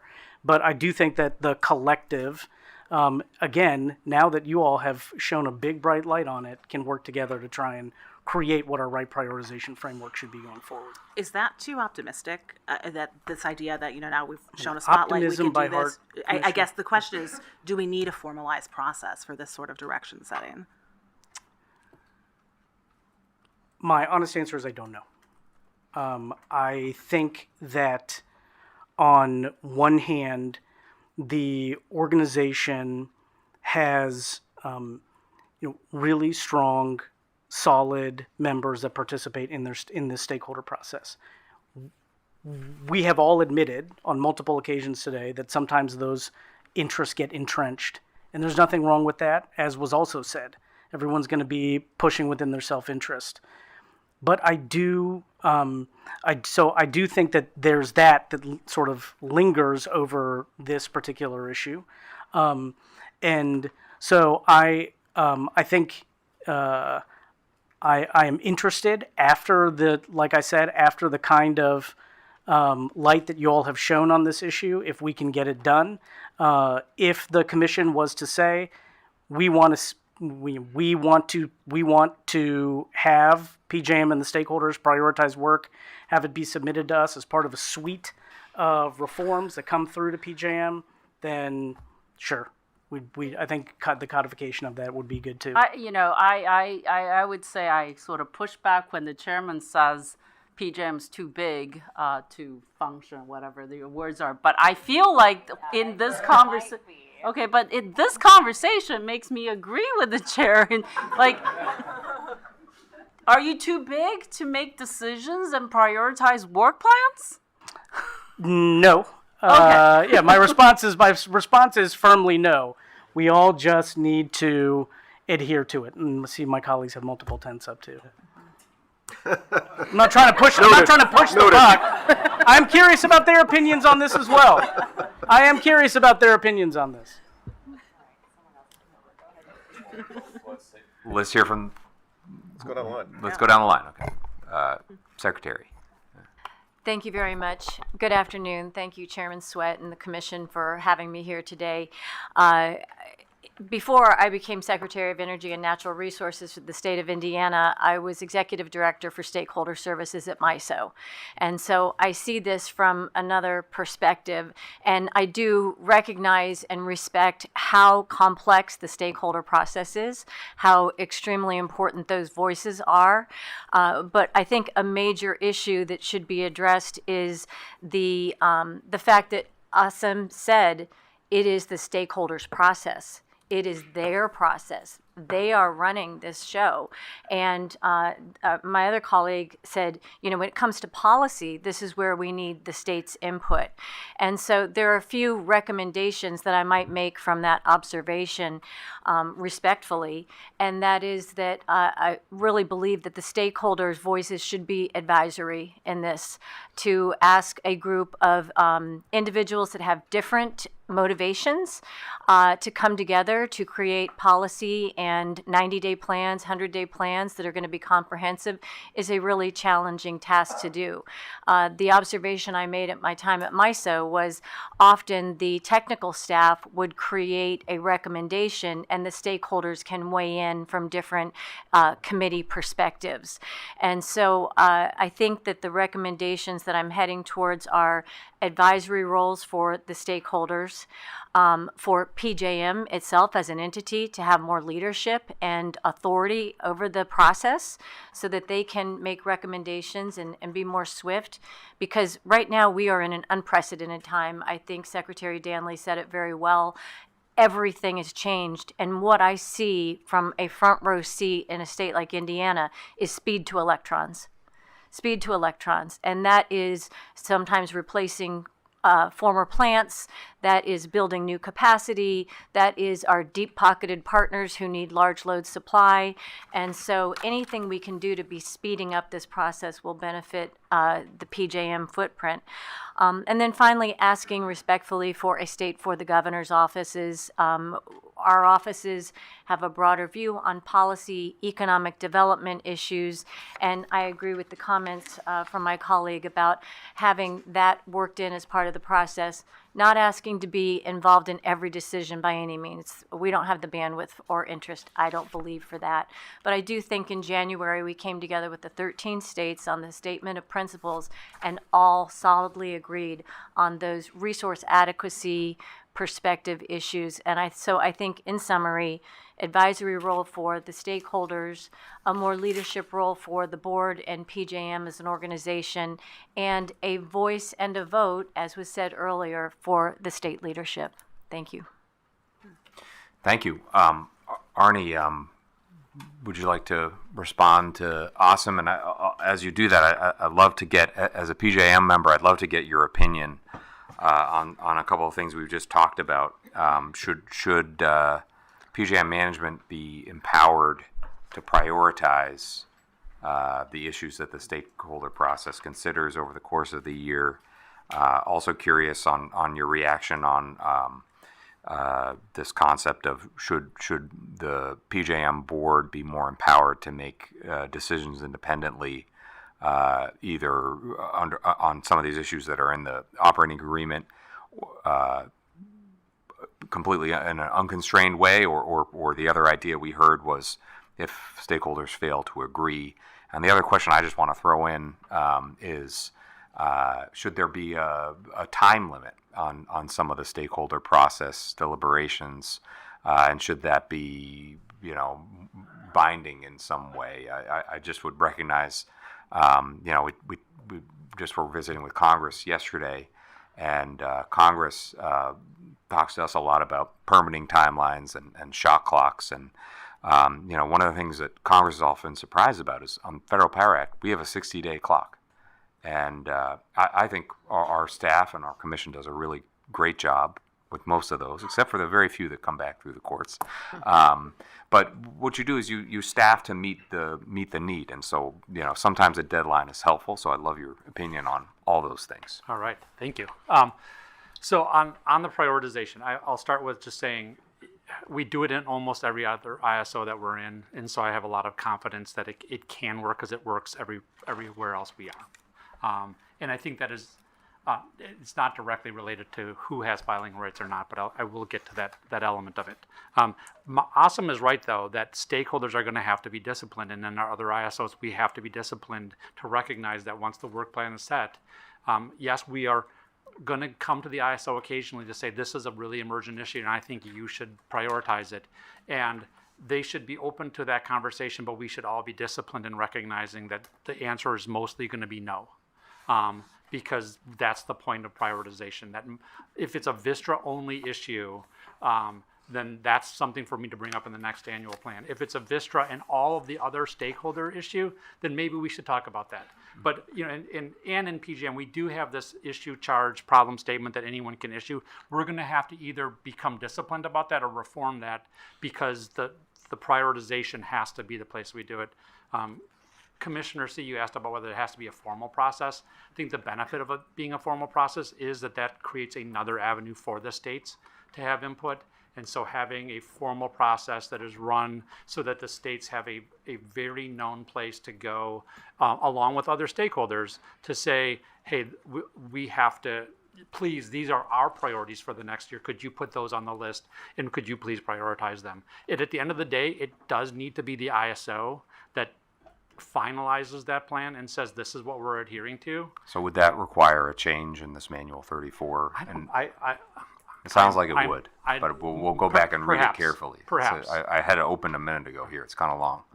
Yes, that's what you'll find. On voting, or on 205 rights, what I'll say is I've heard a lot of positive things about stakeholder advisory, and I will say as a participant in all the other markets in MISO and in California, where it is purely advisory, I will note that you want your ISO to be both independent and responsive. And as we're working on the hard stuff, it's always about a set of trade-offs. It's never a clear action. It's always about a set of trade-offs. Vistra has a set of trade-offs that are most important. My other stakeholders here would say there's another set of trade-offs, and the ISO has to kind of develop the final set of trade-offs that they're managing. In the markets where it is purely advisory, our experience is the ISO is not as responsive to our set of trade-offs. And the reality, and this is mildly controversial, our experiences in those markets where it's purely advisory, the transmission owners do get a little bit additional benefit, a little bit additional say, because they are kind of the core of that ISO. If they leave, the ISO doesn't exist. So I think we would be supportive of, for instance, in the energy market, a time clock to get something done, and if we don't get done, then PJM has 205 rights. The other idea that we talked about in our comments was the New England stakeholder, or the New England jump ball. Again, I don't think most of our problems are about filing rights, and I think filing rights are going to be controversial and it can take a lot of time. We do like the jump ball process because it disciplines the process. It makes the ISO more responsive because they know the stakeholders. If it's not just a Vistra issue, if it's a 60% of us issue, we are going to come up with an alternative. So that gives the ISO more incentive to listen.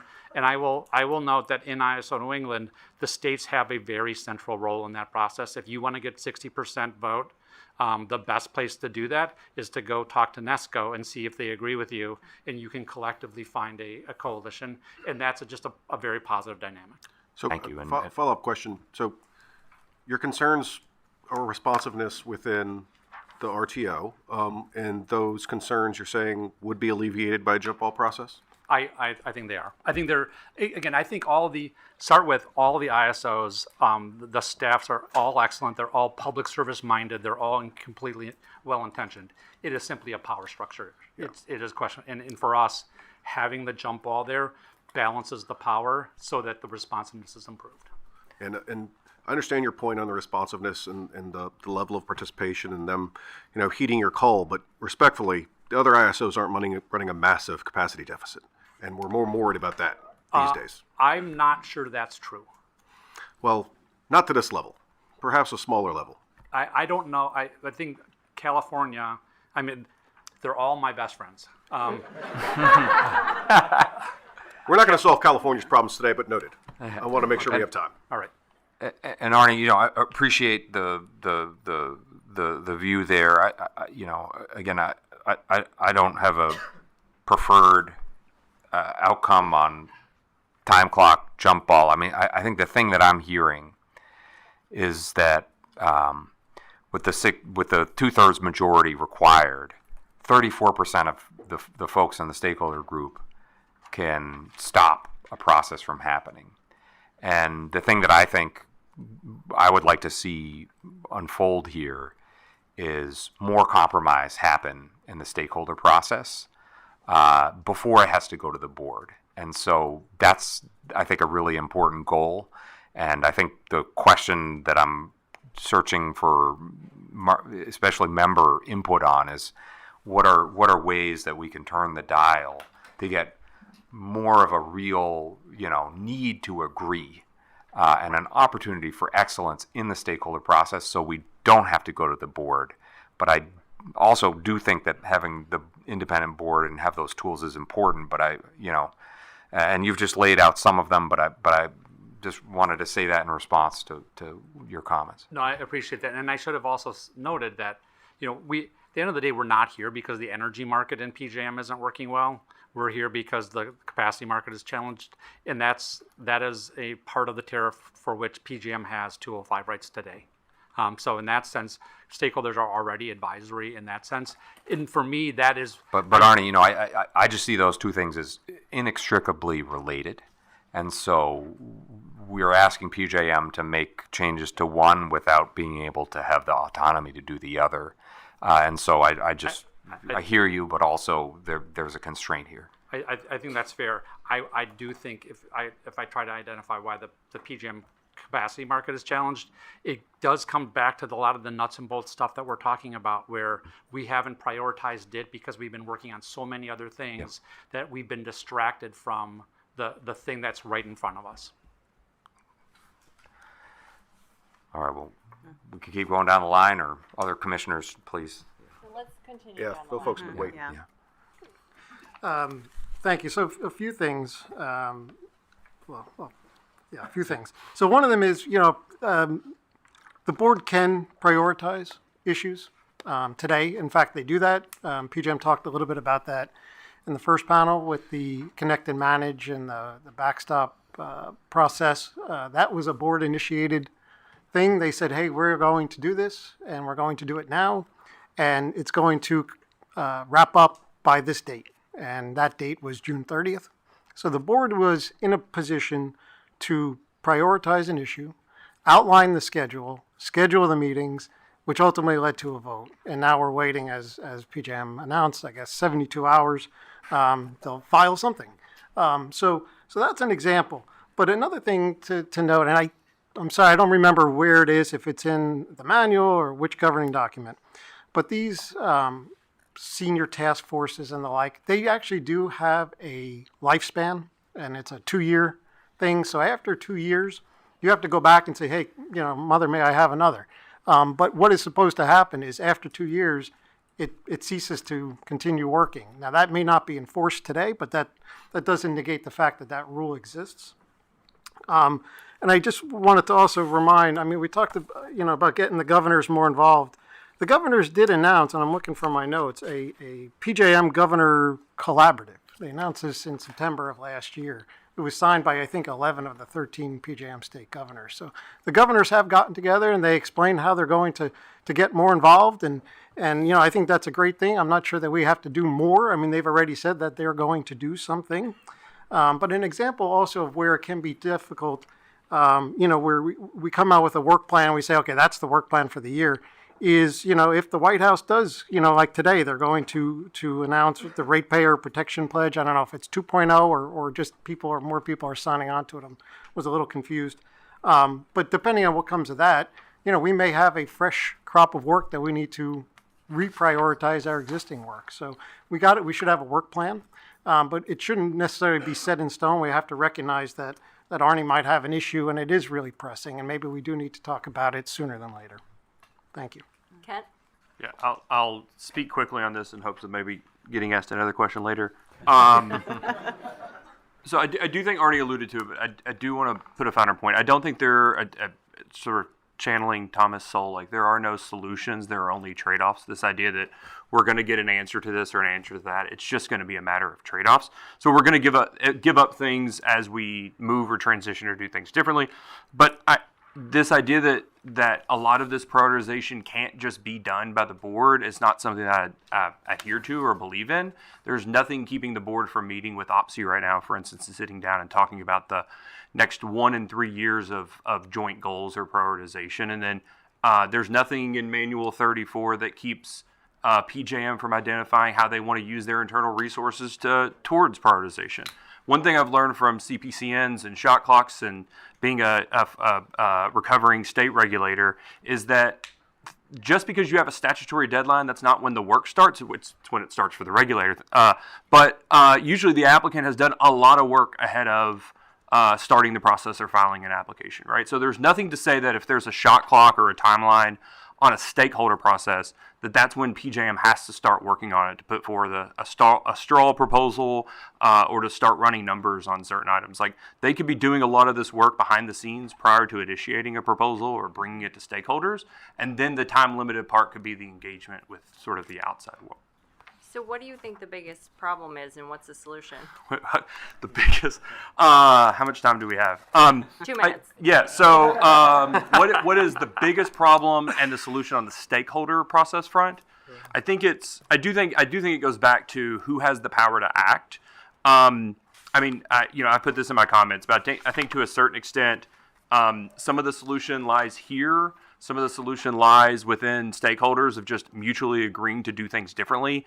Frankly, a lot of it, I think, is things the board can do unilaterally.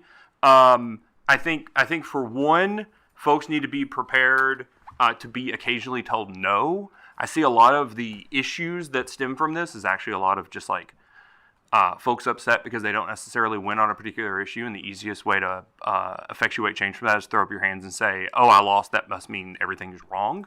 I think that setting things up like a prioritization, I think that a big solution is telling people what the consequences of not following through in the prioritization is so that everybody knows the rules to start the game. PJM has not done a great job of that. I remember a long time ago, like 7 years ago, PJM, the board told everybody, if you don't fix the energy markets, we're going to, and this is what our filing is going to look like. The members couldn't come to agreement. PJM showed up at FERC with a proposal that did not adhere to what they told stakeholders it would look like if they didn't come to agreement. So I think a lot of it is just having transparency and conveying expectations early, and then holding each other accountable to the outcomes. So PJM should threaten the stakeholders more with concrete filings? I think that there should be clear expectations going into. I mean, threat, I think, is probably a strong term, but eye in the beholder. I think there should be expectations, and folks. I don't know. The chips fall as they may. You say this is what we're going to do, and I think the same thing from FERC, right? It's like we're not going to hear the commissioner saying we're not going to hear from sore losers just because it didn't work out your way. We're not necessarily going to be a sympathetic ear. I also think this idea that you can't reprioritize prioritization based off like ad hoc needs or emergency is, I don't know. I just don't believe in that. I think that if the vast majority of stakeholders agree, they should be able to like redo the prioritization, or if folks agree that it's a pressing issue and it's not going to be prioritized, show up here with the 206. I mean, that makes your all's job a little bit harder, but heavy is the head. We can do it. Pamela. So I agree with a lot of what everyone's saying, and I think there's a lot of agreement on this panel about some of the challenges here on prioritization. And to exactly what you're saying, yes, I think it's not just prioritizing, it's prioritizing with action coming. Yeah. Right now, if you are benefiting with the existing rules, you have a really strong incentive to delay the entire process because the existing rules work for you. And no one wants to compromise off of what they're going to litigate if they think that they can win at the end.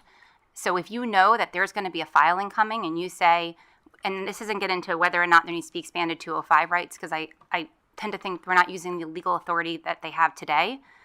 Today, they can say, I'm going to make a 205 filing for resource adequacy issues, or we'd like to see a 205 filing made with stakeholder support, but this is a big enough issue, and we will bring it to FERC with the 206. Here is the timeline in which we are setting to evaluate this, and if you can't compromise, we're going to do what PJM thinks is best and file that with the Commission, and during that time period, they have told FERC, this is what we're doing, here is the update for it, so nothing's a surprise to anybody. And that doesn't require a single change. That's just leadership and how we're executing. And that will drive compromise, because people will compromise if they think that they're going to lose something if they don't. But there's going to be some things that people will never agree upon, and that can't be consensus can't be the prerequisite for leadership. You have to lead even when people do not come to agreement, and because that is undoubtedly true, and it's particularly true when it comes to issues of resource adequacy. Going back to Secretary Danley, who asked the question of who has responsibility, I spent some time in my comments talking about this because I think until we fix that specific issue related to resource adequacy, the stakeholder process will not be freed up to actually work on the largest value proposition that PJM brings to these 13 states, which from my view is the IT SCED, the cheap security-constrained economic dispatch, and long-term planning. And if we keep fighting over resource adequacy decisions that the stakeholders did not make and cannot change, if states can sign up new load without a plan to serve it or force early retirement with a plan to replace it, and we're trying to figure out how to change a market to undo that, we can't do that as a stakeholder body. So that needs to be fixed. There's probably multiple ways to do that. And I think to Commissioner Lissert, your point about PJM being like comparing to other markets, that to me is where PJM is really different. It's the only region that relies upon a centralized capacity market to solve resource adequacy where there's load growth. And that's never really been tested before. And we can talk, like when we put the RPM together in the first place, when we started this, and I started my career when we were talking about the RPM and it was coming to be new in PJM and have seen it through many different phases. The realities that underpin the assumptions of why that would work are just not true anymore. And that has to do with like a lot of things that are outside of the stakeholders' control for sure, outside of FERC's control as well. And we have to think about how we actually can fix the largest challenge we have right now, which is why don't we have enough infrastructure? And there's no governance rule change that I think we can do to change that. But I do think we need to act more quickly. And I think the best way to get people to compromise on things that are achievable is to actually threaten them with action if they don't. So, thanks. I think in our comments to the technical conference here, I expect to hear all of the multiple ways in which we can fix it submitted within 30 days by you, so I appreciate that. Abe? Yeah, I'm actually going to largely dovetail with that. You know, the one thing you will not find in Manual 34 is a sense of urgency. And I don't know where that urgency comes from other than leadership. Interconnection, it took us how many years to get that done? Large load growth, billions of dollars are getting transferred for every day of delay, and yet we're a year into a process with no really end in sight. And these are fundamental problems, and I think that leadership needs to come from PJM, and it needs to come from this commission. And I think we need to act to empower PJM staff, because it's a wonderful staff, and I often feel bad criticizing PJM because they're wonderful, dedicated people. I think the things that we can do, largely talked about on the earlier panel, independence for the board so that they're not afraid to make tough decisions, more transparency, and then again, coming back and getting the governors, OPSI, and the legislators bought in. Because if we get all the principles, all the sovereign stakeholders aligned on a direction, then PJM can just move a lot faster. But that sense of urgency, and it just, you're not going to find it in Manual 34, and we can't be in the situation where issues like interconnection fester for years. The fact that we're not holding auctions on time. So thinking about how do we align the board structures so that they can act, and I do think that is 205 filing rights for states at the end of the day. So there is some enforcement mechanism, but it's also giving PJM more authority and giving and insulating that board from stakeholder concerns when they don't like the way the answer is going. But sometimes it is more important to make a decision than that the decision be the platonically correct or best outcome. And I think that's important because this has been a really helpful conversation about what we can do now and what we can do through a formal process to set priorities. I think that's been really great. But that's one part of it, right? Because where we started this panel is how do we work those priorities and dealing with complexity and time. It seems like one of the things that's been on the table from a number of you is let's have deadlines that have teeth. So I guess I've got two questions. The first is that something that PJM can do now, or does that require changes? Can there be enforceable deadlines on this action? And then what else would be on that list? I know we started with, reevaluating the committee structure. Do we need to do that as well? Is this just really a time and a deadline issue? So I'm not sure who to address that one to. So I'll just start. I mean, part of the problem when we talked about Manual 34 was this idea that it's a member organization. Mm-hmm. And again, PJM needs to step up and set that agenda. We'd be much faster, and then do it with real input from the states. They will. I really like Kent, Pamela, and Abe's answers to the tail end of going down the line there. And I think, you make a good point. I think Kent said that PJM doesn't utilize the authorities it has as much. And Kent and Pamela both said that they need to engage more with the states, and they don't. And I think the reason why that doesn't happen now is a cultural issue in PJM. And the cultural issue, I don't see us getting around this without breaking the chains of making the stakeholder process advisory. I think that I've never had in my entire life someone tell me they were afraid of being fired before until the PJM board. And I worked in the White House. So it's just, I don't know how to get around it without breaking the system up to where the board is empowered to get a backbone. And I think, I appreciate the chairman's comments and Judy's comments about PJM being, too big to function perhaps, but to me, it's just a question of nerve and backbone and strength. And this is a cultural quagmire that they've developed by eroding the board in the past and creating this fear of being terminated to where they're not using their authorities, they're not engaging with the states because they don't want to get out of line with what the stakeholders want. And that is a fundamental problem of culture in PJM, and I don't see a way around it by keeping the status quo. Commissioner, I just wanted to comment on, look, I think we are certainly in a different moment today than we have been in our history, for sure. What we are seeing, the external forces that we're seeing are incredibly dynamic, and I don't think we can do business as usual. So I'm with you on that. We've talked about board independence, we've talked about the lengthening of board terms, we've talked about 205 rights. On the engagement with the states, I think it's a good topic to explore. We do a lot of engagement with our states. A lot. Of course, that world has evolved quite a bit. Used to just be, we would interact with OPSI, now it's governor's offices, energy offices, legislators, and all of which bring sort of their own unique spin to what their particular perspective is. Look, I think that in getting back to the stakeholder process, we for a long time have tried to if the stakeholder process is the venue where stuff gets done, we have tried to encourage OPC in particular's engagement in the stakeholder process, okay? I think after a few years on this job, I will tell you, it really does feel like trying to fit a square peg into a round hole. For a variety of reasons, namely, like we've talked about the sheer volume of meetings, it's hard. I think I'm a former state regulator myself. It's hard when you have a day job to go sit in a gajillion stakeholder meetings and monitor them and participate in them. That's not an easy task.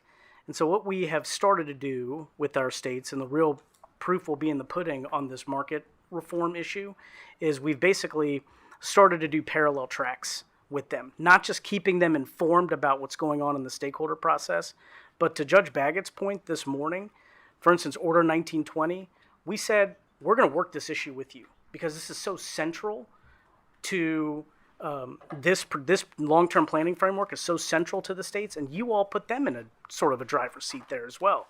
So we worked a separate track with them. We're able to get them to a point where they felt really good about the framework that we are advancing together. We're going to do the same on the market reform. That is the biggest sort of thing. Look, on the PJM front, I appreciate all the praise that's been given to PJM staff. There's certainly sort of the kind of everything in the PJM sphere that has gone from, whether it's, criticism or whatever it is, that has gone from boutique to mainstream, okay? I don't see it in Valley Forge. I really don't. I see a lot of dedicated staff who are running day-ahead and real-time markets, planning the system, processing queue requests, operating the power grid in the control room when we're at an all-time peak a few weeks back, okay? And I think we made a lot of progress.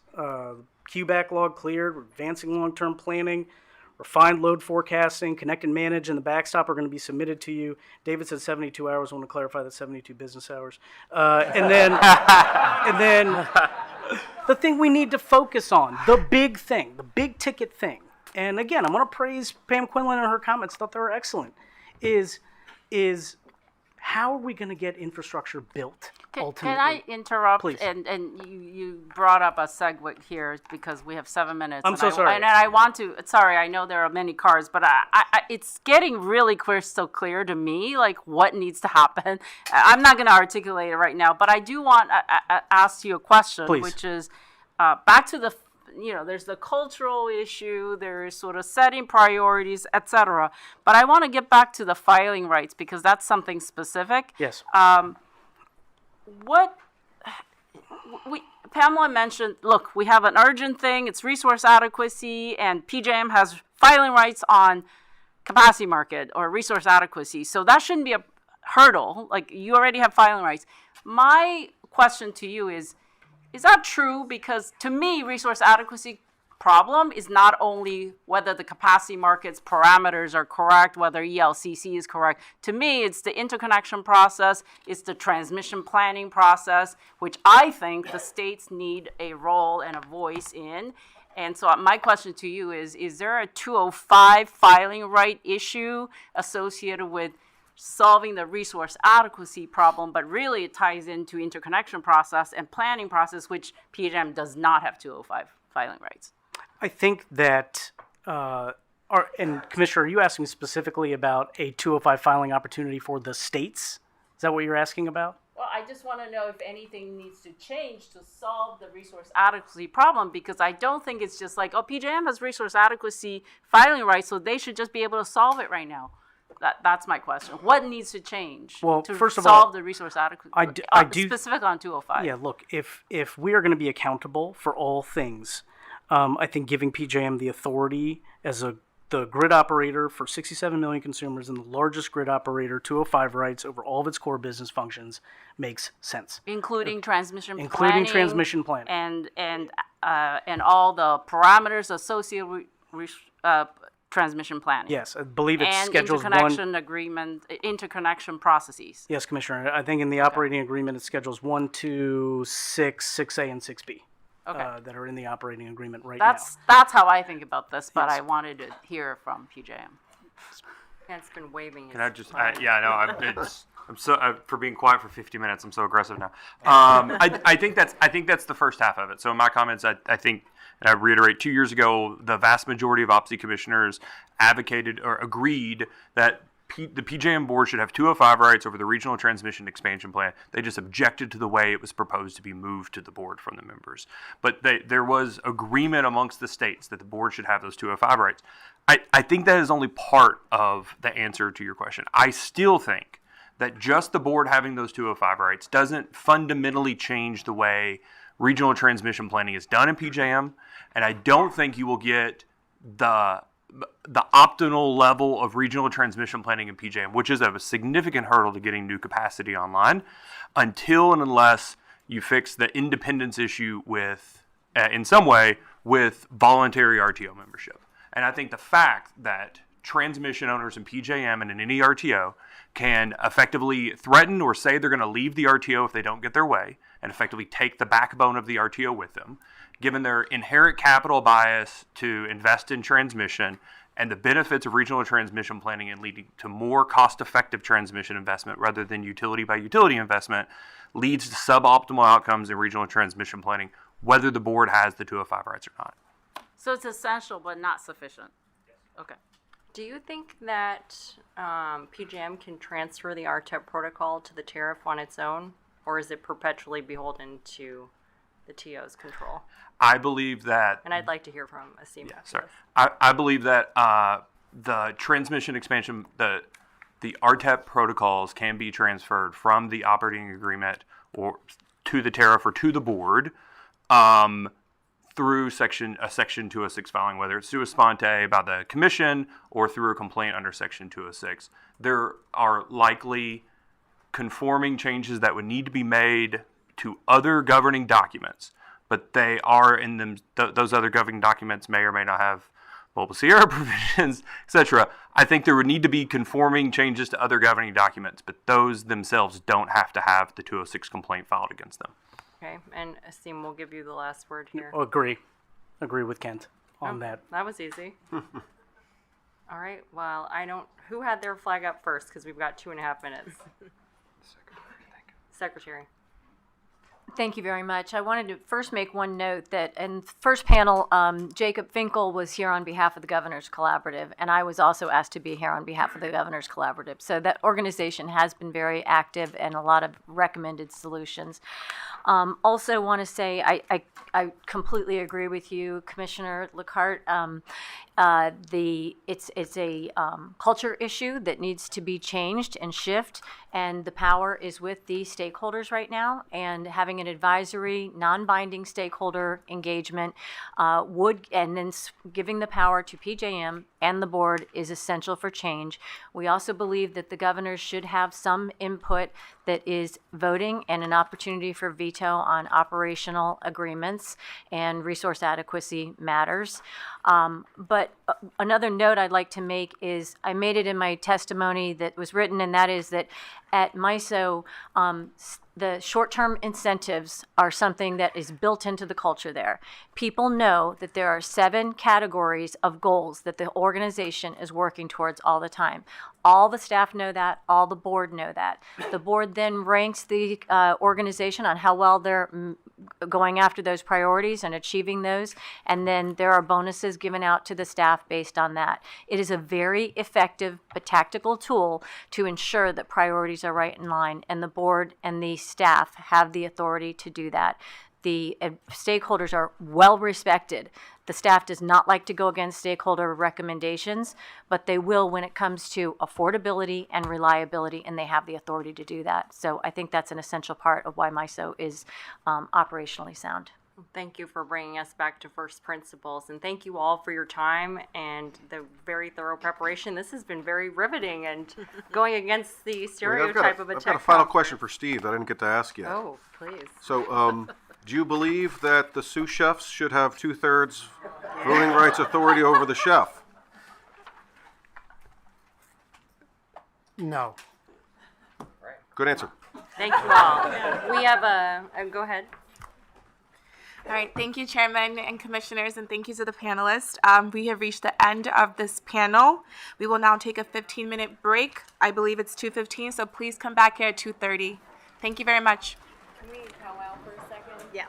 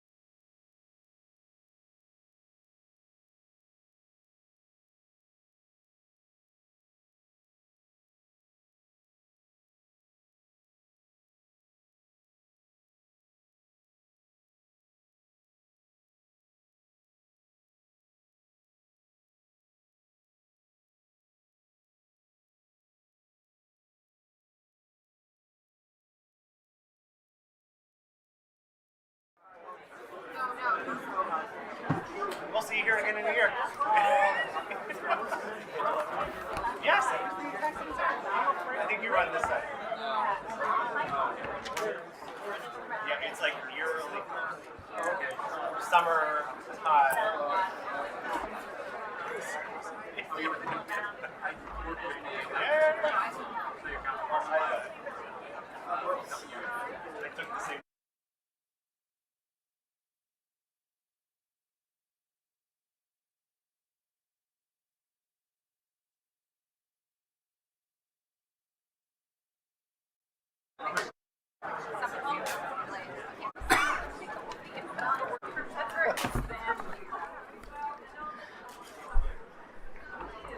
Welcome back, everyone.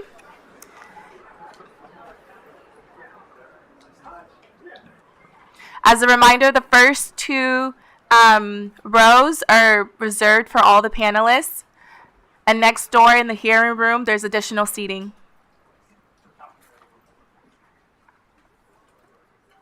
All right, let's get started. Again, my name is Stephanie Yoko, and I'm from the Office of the Energy Market Regulation here at the Commission. And we are going to begin the final portion of the second panel, which will be similar to earlier, a conversation with energy representatives that will examine how PJM stakeholder process, including established sectors, committees, voting structures, affects the RTO's ability to take necessary and timely actions, including Section 205 filings, to address the region's operational and market challenges. As a reminder, panelists did submit an advanced statement that includes their position.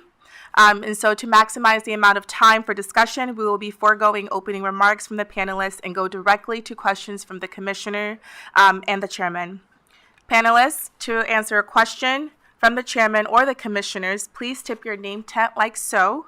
And when you're called upon, please turn your microphone on with the gray button at the base of the microphone in front of you. You will know your mic is on when the LED light is glowing green. As a reminder from earlier, we do not intend to discuss at this technical conference any specific proceeding before the Commission, and we ask that panelists similarly refrain from such discussion. If anyone engage in these kinds of discussions, my colleagues from the Office of General Counsel will interrupt the discussion to ask the speaker to avoid that topic. And now for the panelists. We first have Dave Anders, the Senior Director of Stakeholder Affairs from PJM. We have Glenn Thomas, President of PJM's Power Providers Group. We have Jody Moskowitz, Vice President of Regulatory Law and Deputy General Counsel and RTO Strategy Officer with the Public Service Enterprise Group, Incorporated. We have Jameson Tweedy, Public Advocate for the Delaware Division of the Public Advocate, Mason Emnett, from Senior Vice President for Public Policy at Constellation, Brian George, Senior Lead for U.S. Energy Markets at Google, Susan Bruce, Counsel for the PJM Industrial Customer Coalition, and finally we have Dr. Joe Bowering, who is the President of Monitoring Analytics and Independent Market Monitor for PJM. Chairman, please take it away.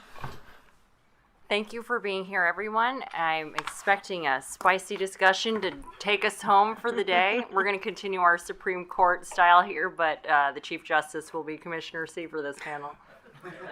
Great, thanks for the promotion. All right, we're going to bring it home strong for last panel of the day. Brian, I'm going to start with you. It is a very easy question. So, you're not a PJM member, but you have significant financial stakes in PJM. You've also been sitting here all day. You've heard a lot of proposals that are on the table. So I want to start focusing things a little bit. You know, we've heard some of them that PJM could enact tomorrow. We've heard some of them that are obviously going to take some more time to go through a process. So from your perspective, what are the proposals that give us the highest value add, and kind of how do you discount that based on the time that some of those solutions are going to take?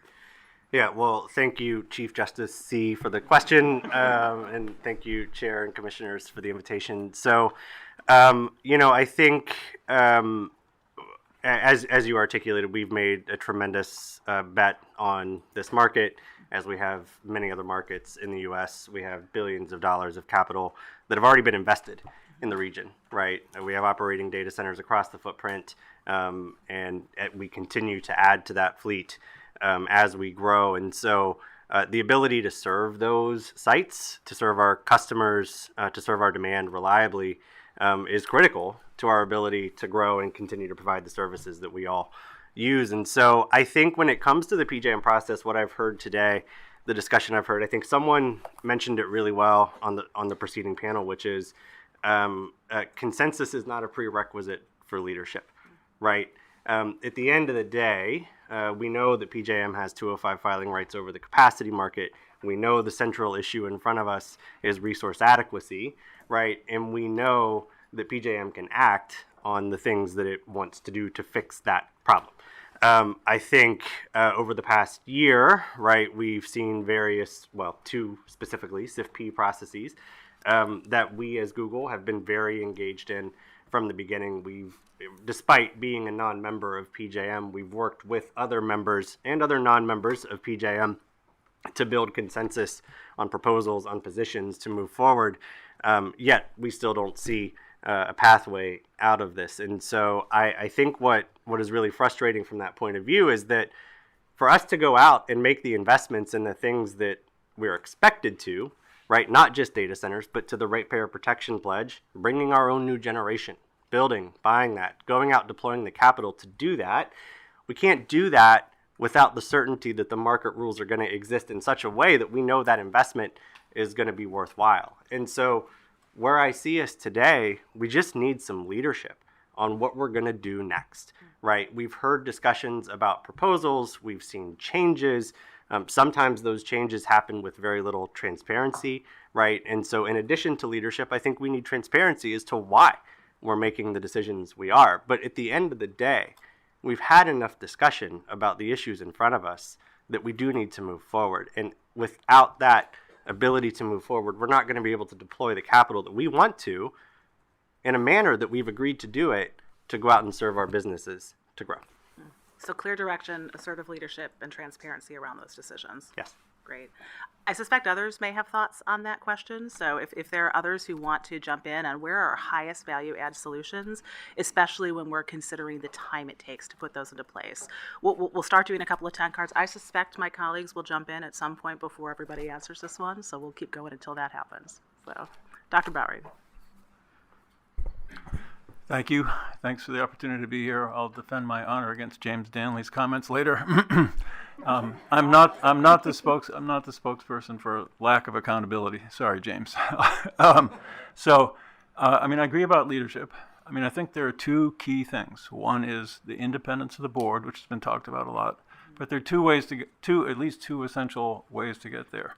One is the nominating committee, but the other is to ensure that the board cannot be voted out by members without at least some participation by states. So we made a specific recommendation about that.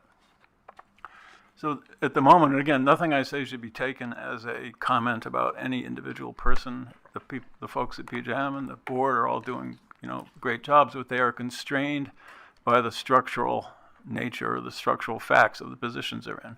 And the board at the moment, as Commissioner Lasser pointed out, is at the moment worried about being fired, as they should be, because they can be. That means they cannot be independent. That's just a fact, not a criticism. The nominating committee is really part of that as well. But one of the issues that has not been talked about as much is also about the staff. PJM staff, again, not a criticism of PJM staff role. Obviously, they're very smart. They keep the lights on.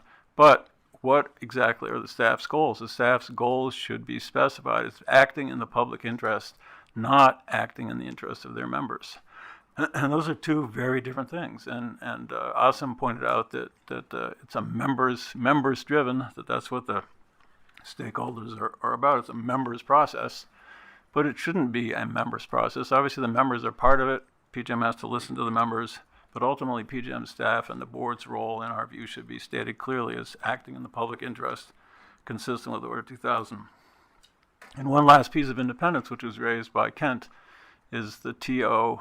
Now, if there's a veto power anywhere, it's the TO's veto power, the ability to leave.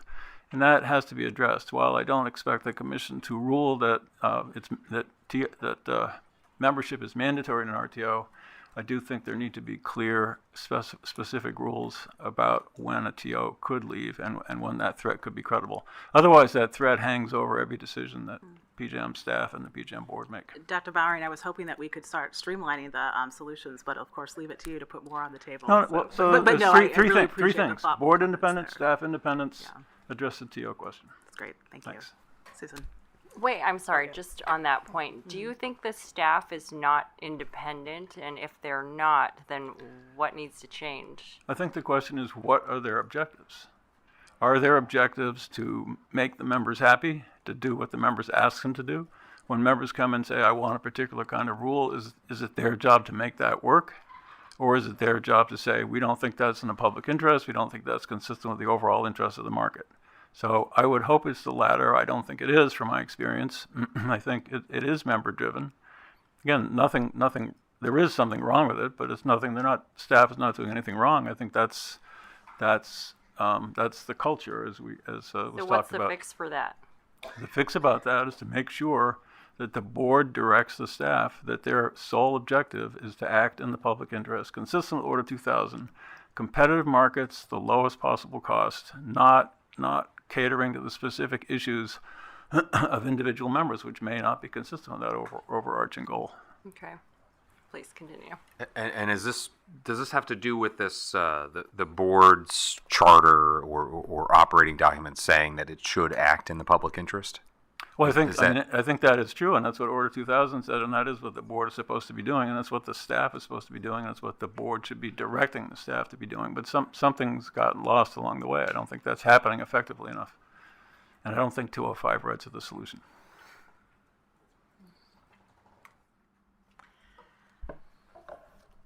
First of all, I'll add my thanks for the invitation to speak on this very important panel. I'll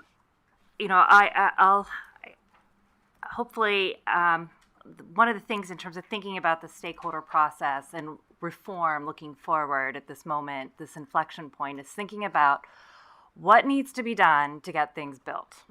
What in the stakeholder world, what are the processes that are forestalling investment?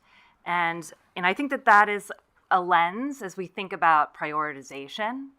Maybe there's issues that we've not even thought about within the stakeholder process that should be on that list. What are those issues that are within PJM's control? What are those issues that are within the state's control? And where is there a joint issue? A really clear plan on what do we need to do to get things built, whether or not it's in front of the meter generation, if it's battery storage, anything and everything, all of the above. What can we do to get things built? And I think as we think about that, there's probably an element of speed that's necessary. Speed to market, speed to deal with the supply chain. How do we deal with some of those issues? Are there interventions that are necessary to accelerate that? So speed is an undeniable feature of all of this. But I will also add in, and the role of stability as well. Because in this investment climate, when people are being expected or want to invest billions of dollars, knowing what the rules of the road are and keeping them stable is, I think, also a consideration as we think about speed.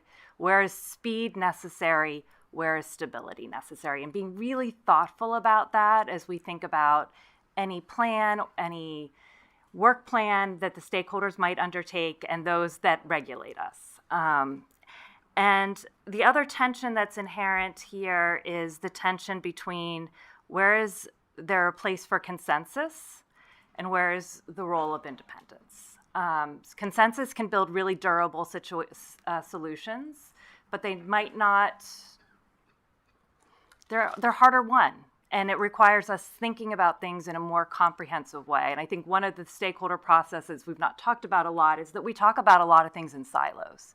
And to get real durable consensus probably means looking at a couple of issues together so that you can have real trade-offs across issues. And where are we asking the board to be independent? And then how is that what is guiding that independence? What is the metric? And I do think that it's being really in my comments, I raised the question of whether or not the PJM board should be more mindful of, or the operating agreement be amended to consider the retail market considerations, because there is that element here too.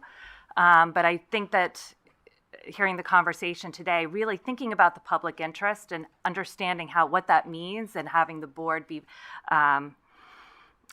having that be part of their mantra when they're making their decisions is a useful I think you have the tensions right there, and I speak in tensions a lot too, right, between speed and deliberateness and independence and consensus. But we're trying to find solutions here. I know. So tell me, like, when you think about that, where do you think we're able to draw that line better? In terms of speed, you can pick either one of the either one. Yeah. You know, I think that it goes to the work plan, and being very deliberate about it. What are the ones, again, going back to that, what do we need to do? We need to get things built. And it's generation, transmission. We need to think about demand response in perhaps new ways. Focus on those. Those are the places where we need speed.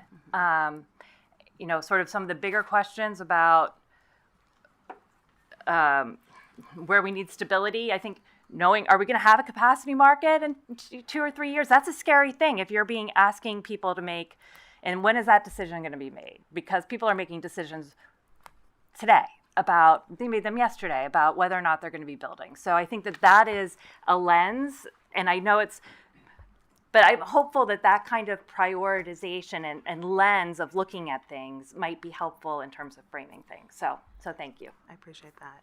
I know Glenn has had his up for a while. I lost track of the order for everyone else, but. Yeah, no, thank you. And again, thank you for the invitation, all the commissioners, to be here. We're going to give you a unique moment. Commissioner Raj, you always talk about people building consensus. I agree with everything Susan just said. So literally you have somebody representing the largest consumers in the PJM footprint and somebody representing the largest suppliers in the PJM footprint agreeing wholeheartedly. Maybe I'll expand on a few things, and she may or may not agree with these things, but at least I'll expand on a couple of them to your question, Commissioner C. First of all, in terms of low-hanging fruit, I think state involvement and state input is the easiest and the lowest hanging fruit here. Before I had this job, I was chairman of a public utility commission. Before that, I was an advisor to the governor. I actually had Jacob's job well before Jacob had that job. So I've seen this market from a bunch of different areas, and I've seen the evolution of state participation in the capacity markets in a very unique way. And Dave will remember some of these stories, but I've told this a couple times. I'll spare you all the details. But when I was chairman of the commission, I was told I was not allowed to meet with the PJM board, very specifically. That has evolved a lot, to the point where commissioners are regularly meeting with the PJM board, having unique input throughout the process. Can more be done? Certainly. Our state's important players in this game, 100%.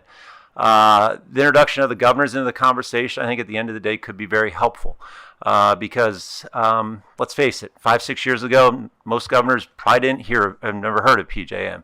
Now they certainly most all have, and getting the governors more involved, I think, could ultimately be helpful to the overall credibility of the enterprise we're trying to work on here. What I would suggest there is exactly what we did with OPSI when I stood it up in, 2005. Yeah. Funny story. I actually wrote all the bylaws and left the commission before I had a chance to actually serve on OPSI. I actually served on OMS as a member of the organization as MISO states. I was one of the charter members of that, one of the original signers of those documents. But we developed a piece of paper in OPSI. We brought it to the stakeholder process, and we talked about it with the PJM stakeholders. There was a give and take about what OPSI would look like, how it would be funded, but ultimately, we worked it through the process. And I would suggest doing exactly that here. There's nothing preventing, the governors, OPSI, collectively, individually, what have you, putting a proposal in front of the stakeholders, and let's have at it. I mean, I don't think you've heard any objection here today to governors and commissions being involved in the PJM process in a very constructive way. I think we can make that happen. Let me talk a minute about board independence, because it's come up multiple times today, and to me, there's a couple critical cogs in this situation here, and board independence is one of them. Having a board independence that's not too dissimilar to a regulatory commission that can take input, hear from the various sides, make reasoned decisions that are in the best interest of the market, that's a good thing, and that's ultimately the role that the board plays.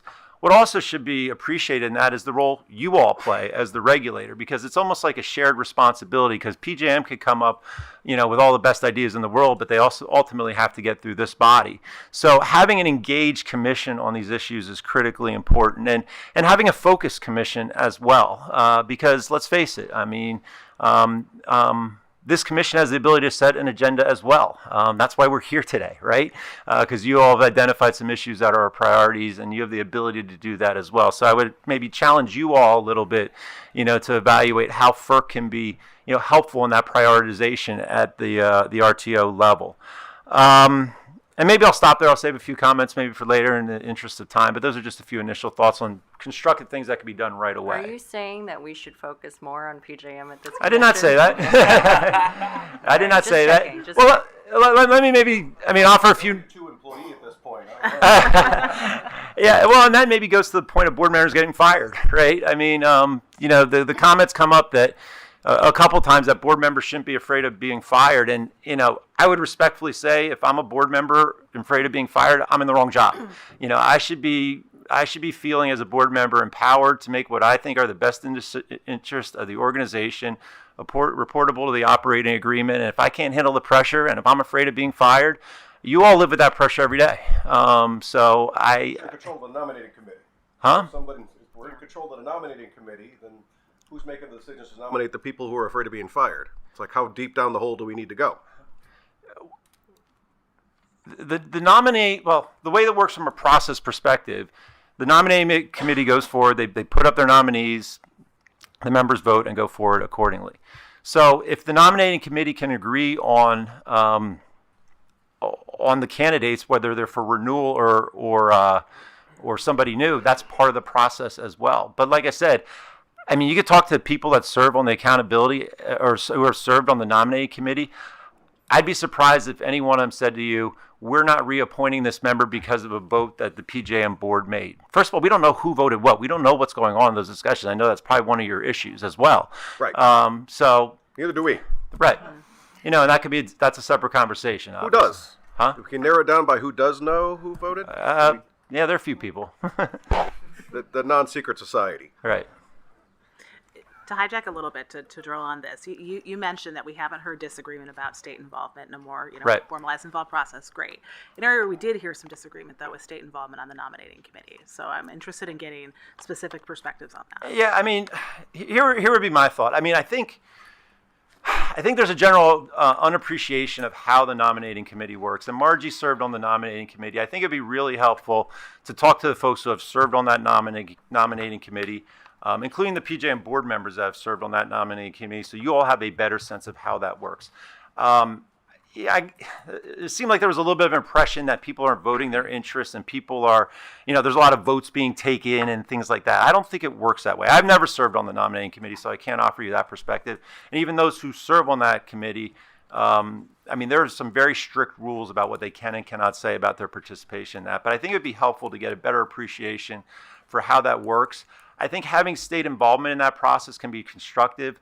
I don't know that 3 and how they're appointed and everything else like that.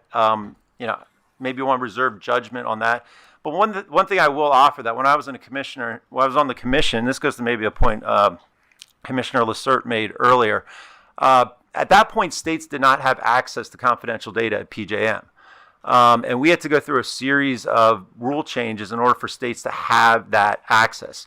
We sat down with the stakeholders. We actually had a situation where we thought the markets were being manipulated. We couldn't see the details. We wanted to see the details, and I had obligations under state law at the time to investigate. So we actually had to sit down and rewrite tariff provisions that were eventually approved by this commission to allow states to have access to it, where we address things like confidentiality and other things. But in my mind, we got to go through a similar process with this. So at the end of the day, you want some sort of confidence in the process. And I don't know that we want to rush into that conversation until we have a full visibility into really what all the consequences could be if we don't do it right. But what I hear is you're not sure you're there on 3 seats, but you're not opposed to some number. Some level of participation, assuming some other boxes can be checked. Yes. So is that a yes? It is. Yeah. No. It's a yes. But like until you, as you know, Commissioner, until you see all the details, it's hard to give an unequivocal yes. And on this topic, I'll just note, there's a variety of things that we've talked about, everything from terms, length of the terms, to the number of people on the board, to this concept, the Chairman Woodhead of the public interest charter, the board operating in the public interest, making that explicit, to things I've heard about, maybe we need more people from the region, or maybe we need to make sure that some amount of the board lives in the region to get that better understanding and more engagement with the states here. From my perspective, I think we have a lot of dials to turn here, but but also, the big gap and what I think you described as low-hanging fruit, somebody here did, is that engaging the states more in this process, especially based on what we've heard about the nominating committee so far, is that based on its rules, it sounds like if Margie can do it, someone from the state governor I'm sorry, I didn't mean might to call her want to should be able to do it as well. And so, but it's very helpful to have that feedback, and I hear your reservations, and we want to get those dials turned. Yeah, and if I could just make one last comment, and then I'll allow others to speak.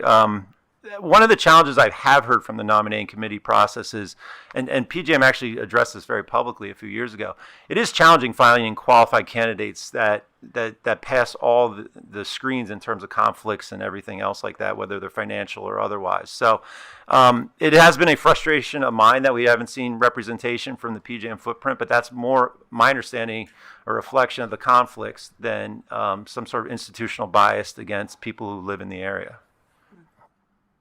James Danley just moved to the area, if you're interested. He might be conflicted. You have to respond to that. I do think it's interesting on the state involvement in the nominating committee. One of the responses we've heard is that the members of the committee are not necessarily voting in their own interests, because there's lots of processes in place. But one thing that occurs to me in that case is, then why are we so concerned about the states being the ones who are doing that as well? So we'll throw that out there. And you can respond to it if you want to. But it's been about 30 minutes and we haven't heard from PJM yet. So maybe we have David, and then we've got a couple people in the middle who haven't talked either. So you can keep adding to the list of things you want to tell us all. Thank you very much for inviting us to be here today, and really pleased to be with you. So thank you. Chair Sweat, you asked for candor. I hope to fulfill that. And thank you for all the questions. There's a couple things I wanted to share with you right at the top, and these aren't necessarily to your point, Commissioner C, about what's the low-hanging fruit, but things that I see as needing to be taken care of. Impactful. And important. And one of those, actually, Commissioner L.L.C, you touched on the last panel, which is culture. And we heard Joe talk about culture in a way, talking about PJM staff and so forth. And I think it's a really important discussion to have.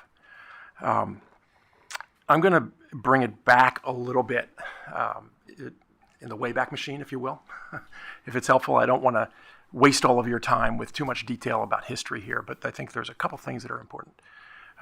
Number one is, why are schedules 1 and 6 in the operating agreement to begin with?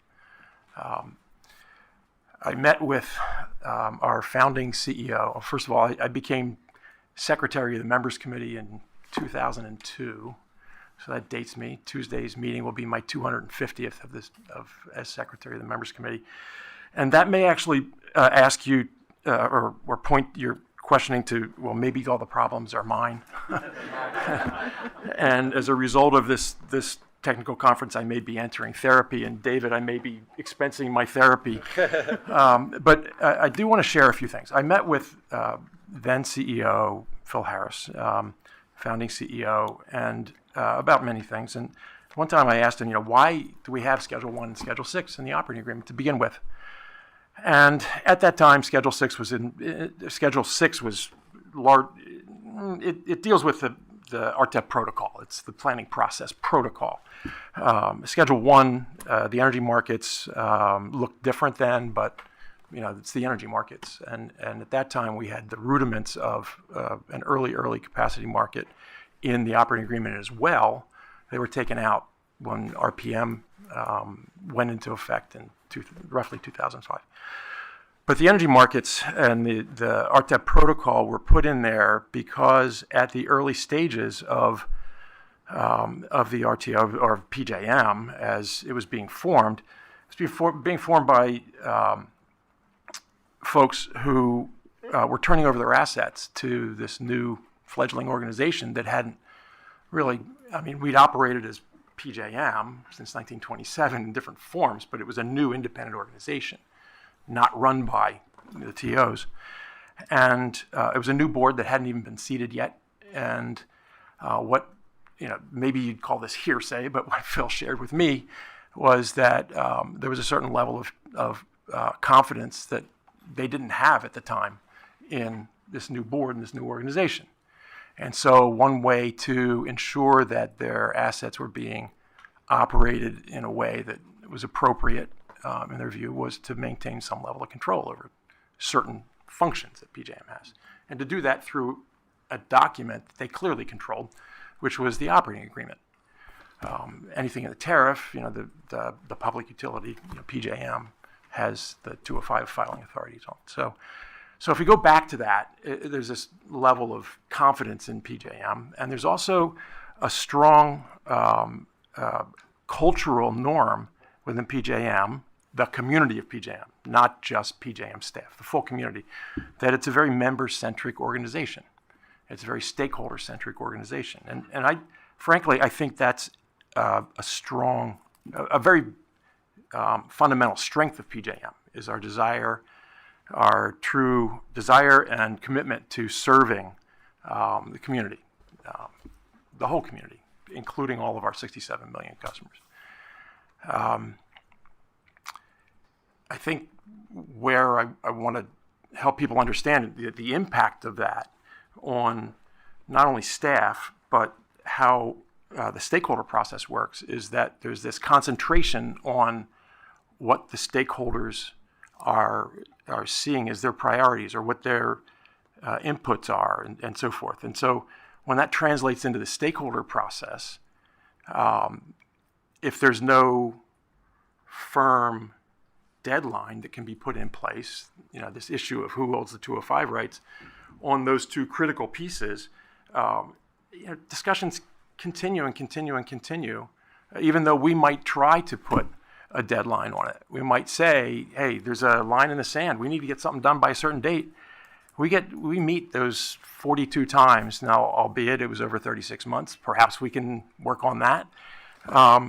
We get to the end of that time and we have people telling us still that they don't understand or they need more time. So what do we do with that? We're left to saying, okay, we got to call a question, but we're still going to have to file it under Section 206. And so it's not really helpful, right? And so I agree with you that there's a cultural aspect to this, but I think it can be tied in a way, and it's a nuance that others haven't explored yet, it can be tied to the 205 authorities here. And I think it's very important. So I thank you. And it's funny, I was wondering whether we were channeling, because I have culture at the top of my page. I was happy to hear you say that earlier. Saw your notes. Yeah. Can you be more specific?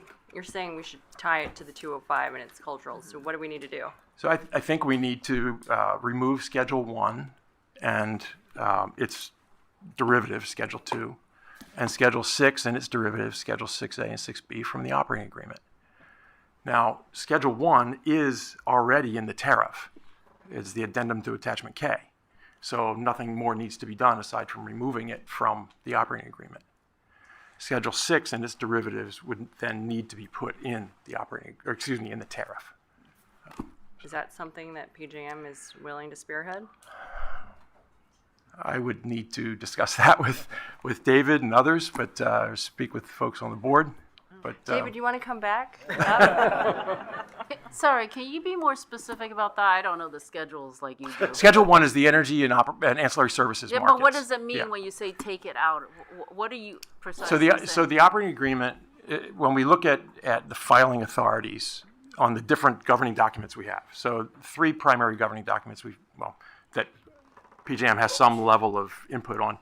We've got probably 4 and some others, but we have the CTOA, which No, but what are you Right, right. trying to say? What does it mean to take it out of the schedule. So operating agreement? What PJM what's doesn't have the implication? PJM doesn't have the authority to take it out of the operating agreement. To change the operating agreement under Section 205 requires a 2/3 sector majority, weighted vote of the members committee.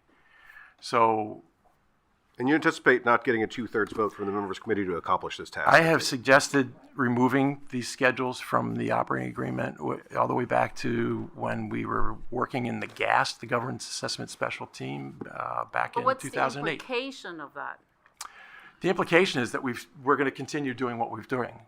We're going to continue with the same inability to call that question, and people are still wanting to talk and talk and talk. And then the other implication, which we haven't talked about yet, people talked on other panels about it, is with respect to the prioritization. So, yeah, people have asserted that we have the 205 rights on the tariff. We've got the ability to do prioritization. And for some reason, we're not actually grasping that and going forward with it. Certainly, there's some accountability there for PJM. I'm not trying to shirk that whatsoever. But when we take independent action, when we say we're not going to work on this thing in the stakeholder process, it becomes it's almost like a PR nightmare. You have members accusing us of not being attentive to their needs, not listening to them, telling us that we're not operating in that customer-centric. So Dave, let me drill down a little more, and you have to excuse me. I went to a football school, so you got to be slow with me sometimes. So what you're telling me is you don't believe you're going to get the mandate from the stakeholders to accomplish this task. I don't. And you think FERC needs to file a 206 to accomplish it. That would be one way of doing it, yeah. What would be another? Well, the members could agree. Well, absent the members agreeing. I think that there's some people over the years have floated that there's some legal argument that PJM's being a public utility and not having the ability to file under Section 205 to amend its rates and terms and conditions of service doesn't comport to the FPA. But I'm not a lawyer. That's, again, I'm speaking. But also to reflect. Way out over my skis on that. You can jump back in here, but just to offer a point, what I've heard from the other panels is some openness from the members to discuss changes to the encumbrance on the 205 rights of these aspects of the operating agreement. I haven't heard everyone say, we're willing to just move it carte blanche. I've heard discussions of if we fail to agree after some period of time, it might make sense to revisit or revisit the 2/3 threshold. But I haven't asked the people on this panel that question, but I want to. Let's put the stakeholders on the panel on the spot. Like, what do you have to say about the proposal? I'll jump in. And first, just echo the thanks for inviting me to participate on this panel. I'm going to just start by harkening back to where Chairman Sweat started this morning and reminding everyone that PJM, or the predecessor to PJM, was formed in 1927. It turns out that I am with PSE&G, and we are one of the 3 founding members of PJM. So we have been, not surprisingly, thinking about the issues of PJM governance and how to make PJM work effectively for quite a long time. And in our opinion, these issues have been percolating for a long time. That in our opinion, the governance has been broken for a long time. But externalities now and the extreme supply-demand imbalance, and that's a kind of a multifaceted, very complicated problem. But that has brought all the governance problems to light. But this did not happen 2 years ago, or even 5 years ago. It's been there for a while. Before I jump into specific solutions, I just want to respond quickly to this notion. I've been hearing this on a few of the panels that somehow the TOs have veto power, and I feel like I have to speak since I'm the TO rep on this panel, that we have veto power and that we can, vote with our feet and we can leave PJM. I mean, the reality is you don't see many TOs leave our TOs because it's really, really expensive to do that. So I want to just level set that. And this notion that the TOs have veto power, I was speaking to someone a little while ago, and we were talking about kind of what happened when a few years ago there was discussion about moving Schedule 6, the RTEP planning protocols, from the operating agreement to the tariff. So the very issue that we're talking about now, and that there seems to be some at least some support for that notion, the fact is that went to a members committee vote, and it was voted down 80% by 80%. So the only sector that voted in favor was the transmission owner sector, because we strongly believe that that was going to be necessary to empower PJM to get to the right decisions and to have that authority over its RTEP planning protocols like every other RTO does. So I want to be clear about that. And so to start with solutions, as you can tell, we've had concerns with the sector weighted voting for a while. We don't think that it works because it doesn't sufficiently align voting interest with accountability. There's been some discussion earlier about affiliate votes. I mean, the fact is PSEG has a 1.5% vote in the process, even though we own a significant amount of transmission assets and generation assets. We have a less than 0.5% vote in the affiliate voting. So for us, it's all the same problem. Now, one way to deal with that, and there's been a lot of discussion today, is potential move to advisory, stakeholder advisory voting. I mean, that is, and we talked about in our comments, that maybe that's not our preferred approach right now, but I can see some merit in it if we are comfortable that it's going to get us to better outcomes and that it's going to then empower PJM to make the decisions that it needs to make. But it's clear to us the current voting doesn't work. There need to be changes to voting.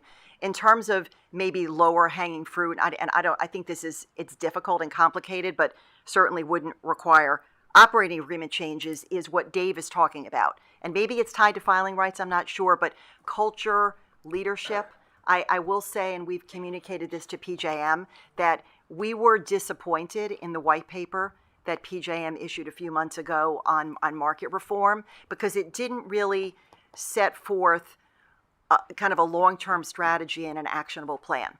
You know, it put out to stakeholders 3 potential paths, one of which was lower reliability, which seems like, you know, when I read that as a transmission owner that has, you know, we have 2.5 million electric customers, the idea of lower reliability, it doesn't seem like the right answer. So we want PJM to have the tools and be empowered to act to get to better outcomes. And you know, I know Commissioner C, you asked about the nominating committee. I mean, I don't know how much that moves the needle. I mean, we certainly support more state engagement. I think we have seen some of it working effectively recently, whether it's with the PARSEC on transmission cost allocation or load forecasting. I think that's an area where PJM has done a good job of working with asset owners, working with states to get the states to give them a formalized role in the process. So definitely understand and support the need for more state engagement. What exactly it looks like, I think we can talk about. That's great. One of the benefits of having such incredible expertise and experience here is we have 8 people on a panel for 75 minutes. So Jameson and Mason, you've been incredibly patient. So if the two of you want to give us your thoughts on any of the above, please go for it. And then I strongly suspect there'll be more questions from this side of the table afterwards. Thank you. So I'll just step back one little bit, which is I'm here as the public advocate for the state of Delaware. I'm the representative for consumer interests and particularly residential and small commercial customers. I'm the only voice on these panels that has that specific role. And I think it's noteworthy to think about the role that we have in PJM. We have an incredibly small voice, even though what we do is represent the interests of all 67 million consumers in the region. We have 1.5% for PSEG vote was jumped out at me. The consumer advocates have 14 votes. That's 1.3%. So the representative of all the interests of consumers has less vote than many of the other members in this process. And even in sector weighting, we have a very diminished vote. We have roughly 1/3 of 1/5 of one third of a sector, which is one of the 5 sectors. And I was really caught by something you said, Chair Lissert, and possibly somewhat in jest, but joking about PJM as a secret society. Because when I am talking to members of the public and trying to explain what PJM is, that's very similar to the reaction I get. A body whose members have financial interests in the decisions they're making, that are making decisions, that are putting those decisions have direct consequences for all the ratepayers in the region. And you try and explain that to people, and it is very challenging.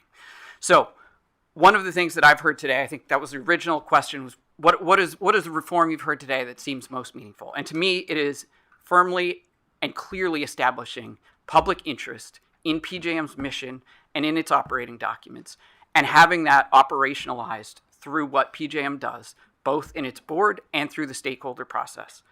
So we've heard a lot about expanded board authority today, and expanded board authority may be very necessary. It may be a near consensus opinion, but that needs to come with transparency and a clear obligation to the public interest in what it does. We've heard that the board hasn't necessarily already taken all of the steps they could under their existing authority. So expanding the authority may be a solution, but it's certainly not sufficient in its own. And we have, in our submitted comments, we had a bunch of specific proposals, and I'm happy to go through there. But I do think that, in addition, there needs to be a more significant role for the states, and that the consumer advocates are currently the only members that are, in fact, representatives of the states and all of the customers that live in those states. And that means that there needs to be a meaningful role for the states. I think a role in the nominating process makes a ton of sense. And I think having rights to help shape what PJM does is essential. So thank you. Thank you. Great. Afternoon. Thank you for the opportunity to be here. It is really great to dig in on these issues with the entire commission. Appreciate your attention to it. I do not have a good poker face, so you've been seeing my reaction to the whole conversation. I'll try and kind of step back and distill what I'm hearing, and then also kind of weave in where we come at this as the largest generation company in the U.S. and within PJM. So what is the problem we're trying to solve? I hear three things: independence, the role of the states, and leadership. Just to kind of tick them off. Independence, I hear there's a concern with the board that board members have not been retained because members were unhappy with them. That was not a nomination committee issue. They were nominated by the nominating committee. It was the members who chose not to move forward with that. What are solutions to that? Could be term lengths, could be other proposals put on the table, requirements associated or criteria associated with the retention or with the incoming members. But what problem are we trying to solve, and are we tailoring the problem to that, tailoring the solution to that problem? State participation and authorities. From my perspective, it's about clarity of expectations, staffing, resources, so the states can do the job that's being expected of them that they want to do, and partnership within PJM, which is clearly not happening today.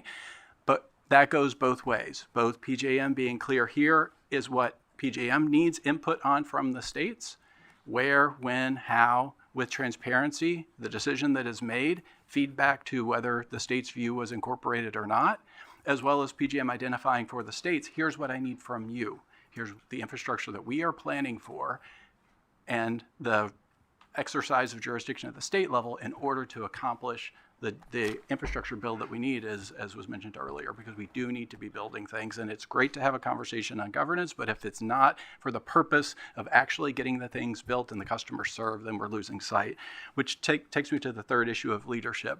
I'll just say it is a little bit telling from my perspective that we have heard the PJM response today that the members own the stakeholder process. Well, if the stakeholders aren't reaching consensus within the stakeholder process, well, that's just, we tried.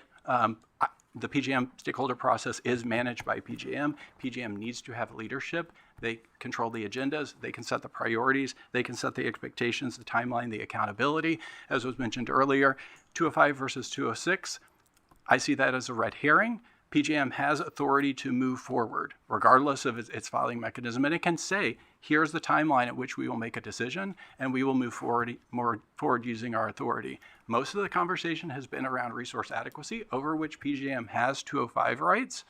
So to say expanding 205 filing rights to the issue where we don't spend most of our time fighting about is, again, not tailored to the solution. We need to bring it back to accountability, expectations, level setting, and getting the job done using the existing authorities today. Frankly, I think that will get things done more quickly. David, do you have a response to that?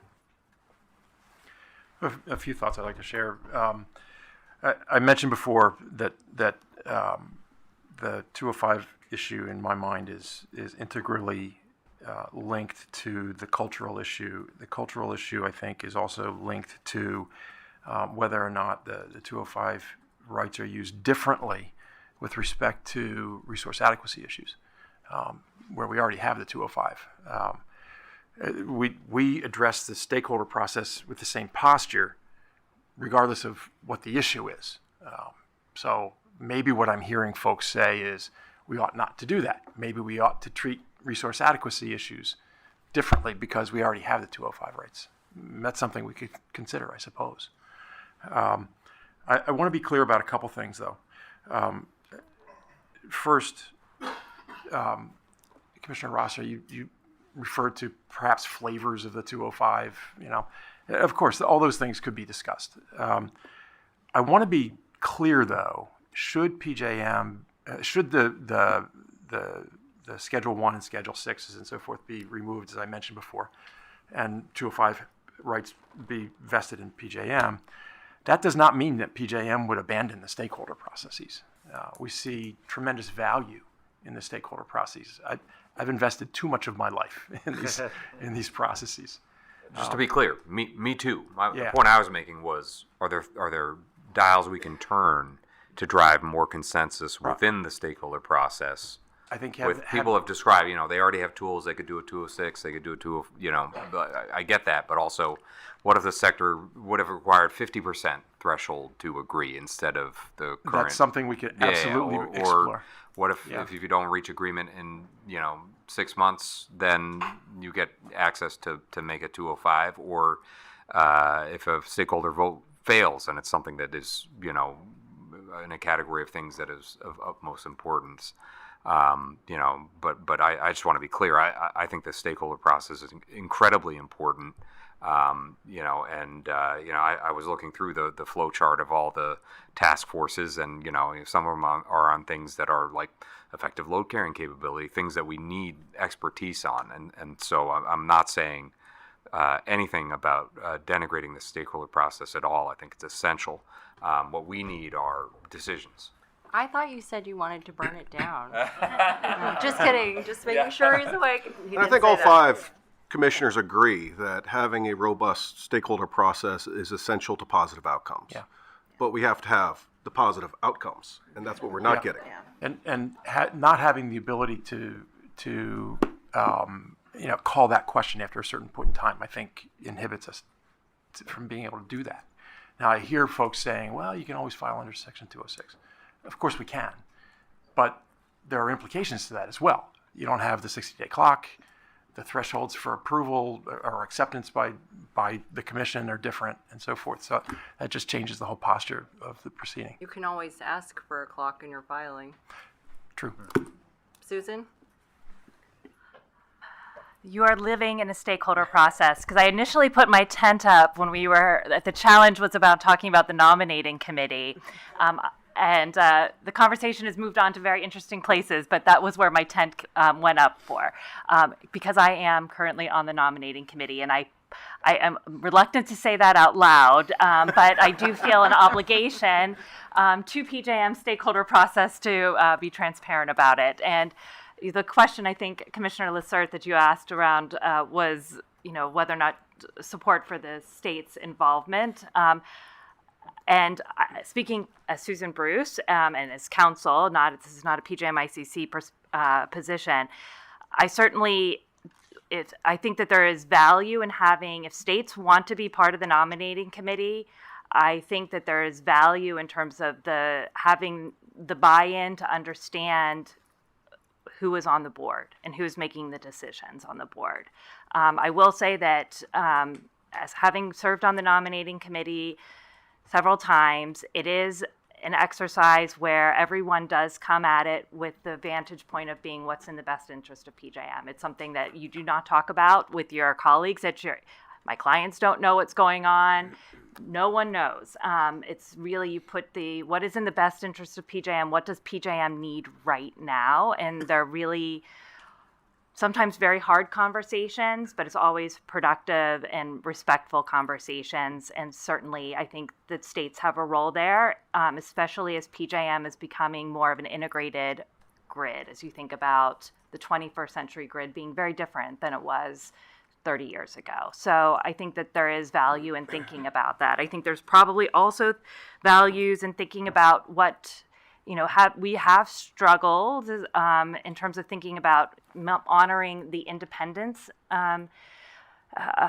making sure there's no conflicts of interest. There's a 2-year stay-out provision for candidates. PJM is the largest marketplace, and so people that have expertise in the energy space, they touch in some respects PJM. So that limits the pool, but it's really important to think about making sure that the board members don't have even the appearance that they're making financial choices personally, as opposed to what's in the best interest of PJM. Thinking about pension plans, things like that. Those are all, things that become issues of consideration. I think there's probably things to think. Let me stop you there. How should we change that conflict rule? Because several people brought it up. I don't know what the right answer is, because I think that having a board that is above reproach it's 67 million people and all of the businesses in it, having it be something that everyone can have confidence is really important. So whether or not it's, 2 years is too long, 1 year, if it becomes a balancing of the interests as well, because, one of the reasons why there's not too many people in the footprint, and the one that we have had on the longest, she was not within the industry. So I think that was 2 years too long. Is 1 year enough to make sure people feel comfortable that they're not still thinking that everyone sort of has a mindset. I represent industrial customers. I've represented industrials for 30 years. I know how other segments of the market think, but I know that I come at things with my own view of the world. So I think that element comes into the nominating committee I'm curious about that. We use 1 year in government, and the interests aren't exactly the same, but that largely works in a similar context. So that's one option. But from your perspective, and others may have thoughts about that too, does changing from 2 to 1 meaningfully increase the pool? Like, how much value would that give us? I think it would increase the pool. I can't say anything about anything, but I do think that it would be a helpful. It may make the pool slightly larger. I thought you might say that. I appreciate that. The other thing I would just throw in there is, if we're talking about boards and we're talking about and stakeholder compromise, is that if you're doing it well, you're pulling things from a whole bunch of different areas. And I know Section 205 rights have been discussed, but as that's been discussed, I think thinking about who is on the board, is it useful to have people that have experience buying power, whether or not it's as a very large data center or as an industrial customer, someone that has that knowing of what it's like to be on the other side of a change in law, for example, for a retail contract. Those types of skill sets might be something to think about in terms of expanding the qualifications for the board, thinking about the OA changes in terms of thinking about public interest. But I think, whether or not requiring cost-benefit analysis, sensitivity analysis of cost impacts for customers, and having that be de rigueur and not something that you have to ask for repeatedly. So there's things like that, I think, that are useful to put into that soup that's being made right now. So thanks. Dr. Bowering? Thanks. So there's been lots of conversation about speed. I trust it's obvious to everyone that speed to a bad decision is not the right idea. So, no, but it hasn't been said, and speed's been emphasized over and over again. So, speed doesn't get you anywhere if you get to the wrong place, and I think that's what the 205 filing rights are about. It's speed, but speed to a bad decision. There's no reason I agree with it. Sorry for agreeing with you. The representative Constellation, the 205 thing is a red herring. That's not what the issue is. And really, as David said, it changes the standards. It lowers the standards. There's no reason for PJM to have 205 votes over the tariff. No one has a veto. PJM can file a 206 anytime they want with the right standard. It has to be just and reasonable, and they have to show the existing tariff is not just and reasonable. That's a perfectly fine standard. That's a commission standard. There's absolutely no reason to change the 205. But it all comes back to none of that makes any difference. Speed, decisiveness, none of it makes any difference unless you address these two fundamental issues that I raised at the beginning. And other people have said it. One is about the board independence. And what does that mean? It's both nominating and being able to be voted out. And I don't care, if you think that people shouldn't react to that fact. They do react to it. It is a fact. It's a reality, and you can't avoid it, and it needs to be addressed. And the same thing's true as for the charge of the staff. The staff should be charged with acting in the public interest. Unless you address both those things, all the speed and decisiveness is not going to get you anywhere. And last but not least, the members are not to blame for bogging down the stakeholder process. And I'm sorry, actually, one other statement. Members are not customers, as the public advocate said. Members are not customers. PJM should be responsive to its customers, and it frequently confuses those two things and calls its members its customers. Its members are not its customers. Thank you. Who's to be blamed for bogging down the stakeholder process then? I think significantly PJM, and it's because it's the lack of leadership that other people have pointed to. It all comes back again to the same thing I said. If the board were guaranteed its independence, if the staff were charged with the public interest, that would make the process work more smoothly. And look, I mean, I can point to lots of examples of what bogs it down. We don't need to get into all the details, but I mean, it's a shared responsibility, to be fair. But leadership, structuring the process better would help. And I'm a firm believer in all the subcommittees, by the way. So, thanks. I think Jody's was next. Just two points on the board composition. I do think it's so critical that the members have confidence in the board and its capabilities. I know in New Jersey we have rules that require our board of directors to have a certain percentage of board members who either reside in the state or have significant ties to the state. So one thing, and I think Commissioner Rosner, you mentioned this, that thinking about there probably should be requirements to tie more board members to make sure that they have connections to the PJM region. So that's one point I would make. Another broader point to kind of to some of the points that Dave has been making about culture. I can hear some of this on the panel here. I think it's very important. I don't think we're going to get to the best outcomes where there's a lack of clarity of responsibilities. And I think we've suffered from that for a while. When I think about what PJM is and what they're not, PJM's a public utility, just like PSE&G is.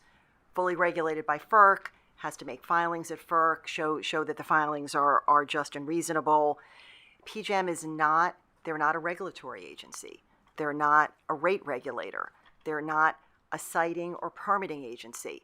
And I think that sometimes, and look, maybe this gets to PJM taking better control of these processes, but and I would also add they're not an integrated resource planner, which is where I think we've had a lot of lack of clarity on resource adequacy because the states do have responsibility for that.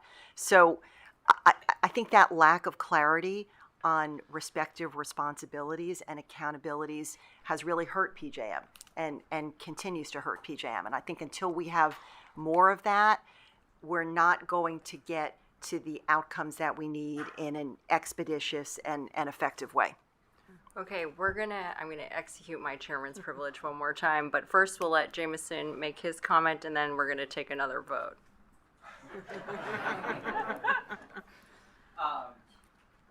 Thank you. So, just on the stakeholder process, why I think it is so important that the public interest, affordability, costs be part of that process is because we came here and we heard the opening statements this morning. The massive growth in large loads is creating an immense problem in this region especially, but across the country, and that is going to have consequences for consumers. And we have had the White House and all the governors reach a statement of principles, and we've had the hyperscalers reach a pledge, a ratepayer protection pledge with the White House. And yet we are in a stakeholder process that is failing those goals and for which the states cannot succeed in allocating costs not to their existing customers if PJM doesn't succeed in its part. So we already have an estimated $30 billion in capacity costs that are getting shared out to consumers across the region. And those are the direct result, thank you, Dr. Bowering, for this analysis, of large loads, right? And we have proposals right now that are, in the view of consumer advocates, not sufficient and in fact will prevent the states from being able to properly allocate costs because costs from data centers and this load growth will be included in things that the states can't allocate away. And so what the states need and consumers need is a partner at PJM that will help them effectuate what the Ratepayer Protection Pledge and what the Statement of Principles promise that we are all striving to do. And if consideration of costs and the public interest in consumers are not part of PJM's decision making and are in fact often rejected as part of the stakeholder process, then we are never going to get to outcomes that achieve the purposes that we all heard this morning, and I think we all agree with, are the basic premises that we should be trying to strive for. Thank you. Thank you. Well said. So we're going to go down the line and take a yes/no vote. Do you or do you not support PJM moving schedules 1, 2, and 6, that's the energy market and RTEP protocol, from the operating agreement to the tariff per David's suggestion?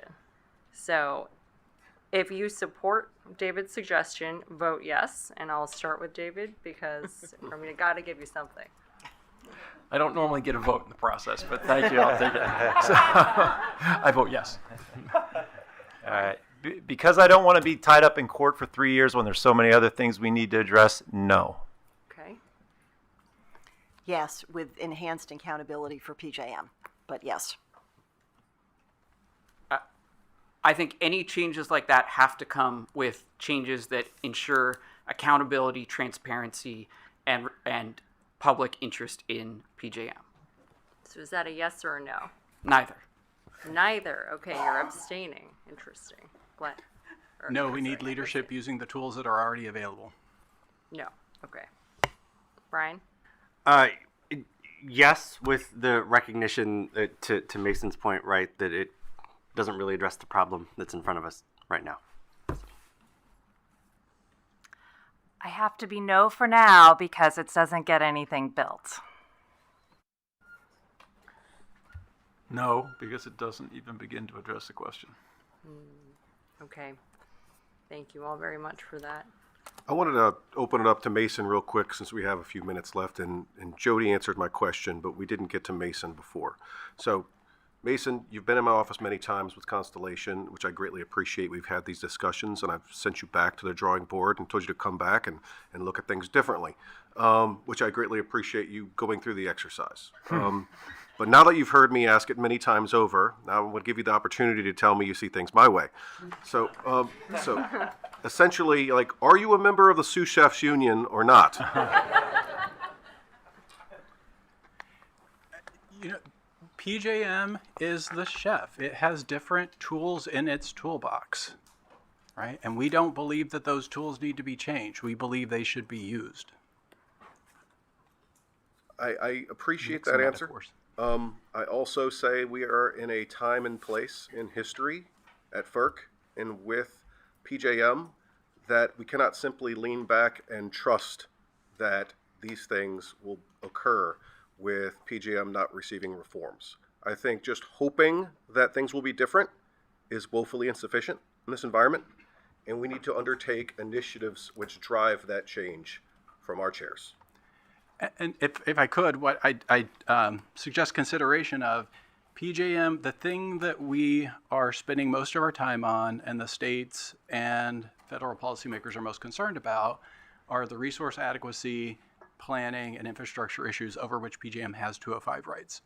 And so changing 205 rights over the thing we are not fighting about does not solve the issue, and in fact might reinforce that the approach to using 205 rights to date is sufficient, which we don't believe that it is. We should not use a critical infrastructure fast path process that has critical in the title to spend a good chunk of last year on developing solutions to meeting large load to end up at the end of that process starting another critical issues fast path, whether we're critical in it, to get to solutions that now we hear are coming, which are great, right? But we needed those previously. That is about leadership and execution of responsibilities.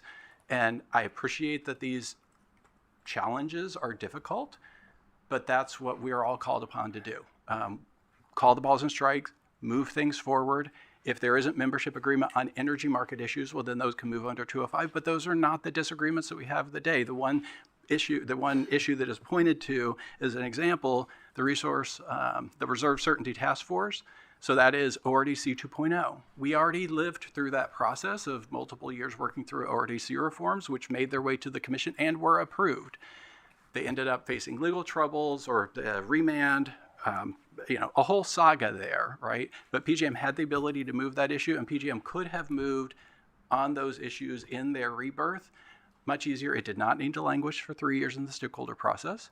Could have been moved forward. Yes, there was a lot of education that was needed, but people can get the resources to come to the table and negotiate those issues, and you move forward.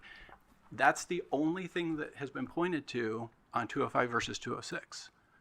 Everything that we're spending our time on, there are already 205 rights over. So we just don't see the solution that's being offered as actually fixing anything. So it's your opinion that that PJM simply lacks the will to make these decisions? We haven't seen the evidence of that. Dave? I'll just add a couple of other data points to the RCSTF, the Reserve Certainty. Years before that, it was the Energy Market Uplift Senior Task Force. Then it was the Energy Market Price Formation Senior Task Force, all of which languished, all of which were energy market issues in Schedule 1. So, look, I think that we've all been a little frustrated by many things in this room today, and as we've stated over the course of several years. First and foremost is we don't get to see the stakeholder votes in this process. And very limited people get to see those stakeholder votes. I still don't know who gets to see the stakeholder votes in this process. So I think it's important that we all get to see these opinions and who holds them and where those opinions fall in line. I think we have a list of good governance reforms that are on the table. So I think what we should do, Madam Chairman, is I think we should attach a ballot to be sent out to all the PJM stakeholders to put them on the record, to say, where do we stand on these issues? Do we stand in favor of good governance reforms where we see them? Are we opposed? Because I do think the public believes a lot of these stakeholders vote in line with their interests. I think that's a commonality. And I think that's one thing that we expect the process to flesh out in that direction. And it's just not acceptable anymore. I think that some of these proposals will drive change in a positive manner. Like Dr. Bowering said, we don't want to go in the wrong direction, but I think a lot of these things are very simplistic in nature. Cooperating with the states, a better use of our time and priorities, prioritizing our efforts. So I think it'd be helpful for us to attach a ballot to each individual PJM stakeholder to put them on the record as to where they stand with these issues. Well, thank you all very much for your time and participation today. This has been very engaging. It's very clear that there are a few front runner issues. I agree with you there. So we're going to deliver some closing remarks now. I'll give my colleagues an opportunity. If Commissioner, well, you've got 5 minutes, right, Judy? No, You- less than 5 minutes. Okay, go ahead. I just want to say thank you, and thank you for everyone's participation. But I also want to just summarize a few things that are, I think everybody agreed, and I just want to maybe have you all take some notes and see if maybe you can respond in writing afterwards. One is that I have in my notes sort of categories: states, and then PJM management and PJM board. For states, representation on board nomination committee. I feel like there was some more or less agreement. Active engagement PJM and PJM board on strategy or goals or some sort of thing like that. Either one or two organization of states that might have a jump ball ability with the PJM so that they have some leverage in like big ticket decisions. For PJM management, I think I just want to reiterate, prioritize goals, work streams, set deadlines for stakeholders. And I put a big question mark because listening to this panel, like whether or not the 205 rights need to be shifted a little bit or not, or whether the existing 205 rights on resource adequacy is adequate for the current challenge. I put a question mark on that, but I think that was raised a lot. And for PJM board, I heard a lot about independence. The word independence is overused, so we probably need to define what independence from what. I also heard skill sets and residency, but probably more like skill sets or just qualifications in general. I think that's something worth examining. And board decisions, transparency. I think we heard that quite a bit, and whether it's board transparency or as member or voting member transparency, but there seems to be some accountability about who's agreeing to this and who's making these decisions and how do we arrive at the final outcome. And then needs to get more empowerment for the management. So that's, I think, between the board and the management. And then public interest in both board and management, probably. I think that's what we heard from states, and definitely Dr. Bowering.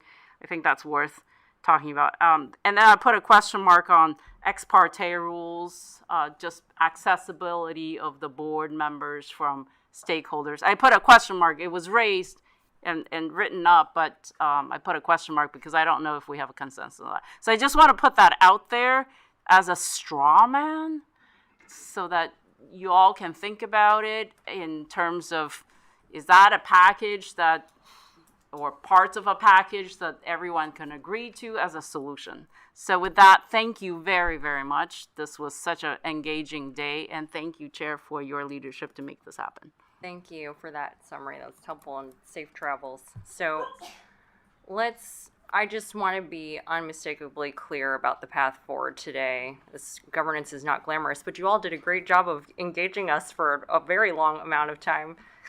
So this conference was not an academic exercise. We're on the beginning of a path, and the end of it is going to be reform.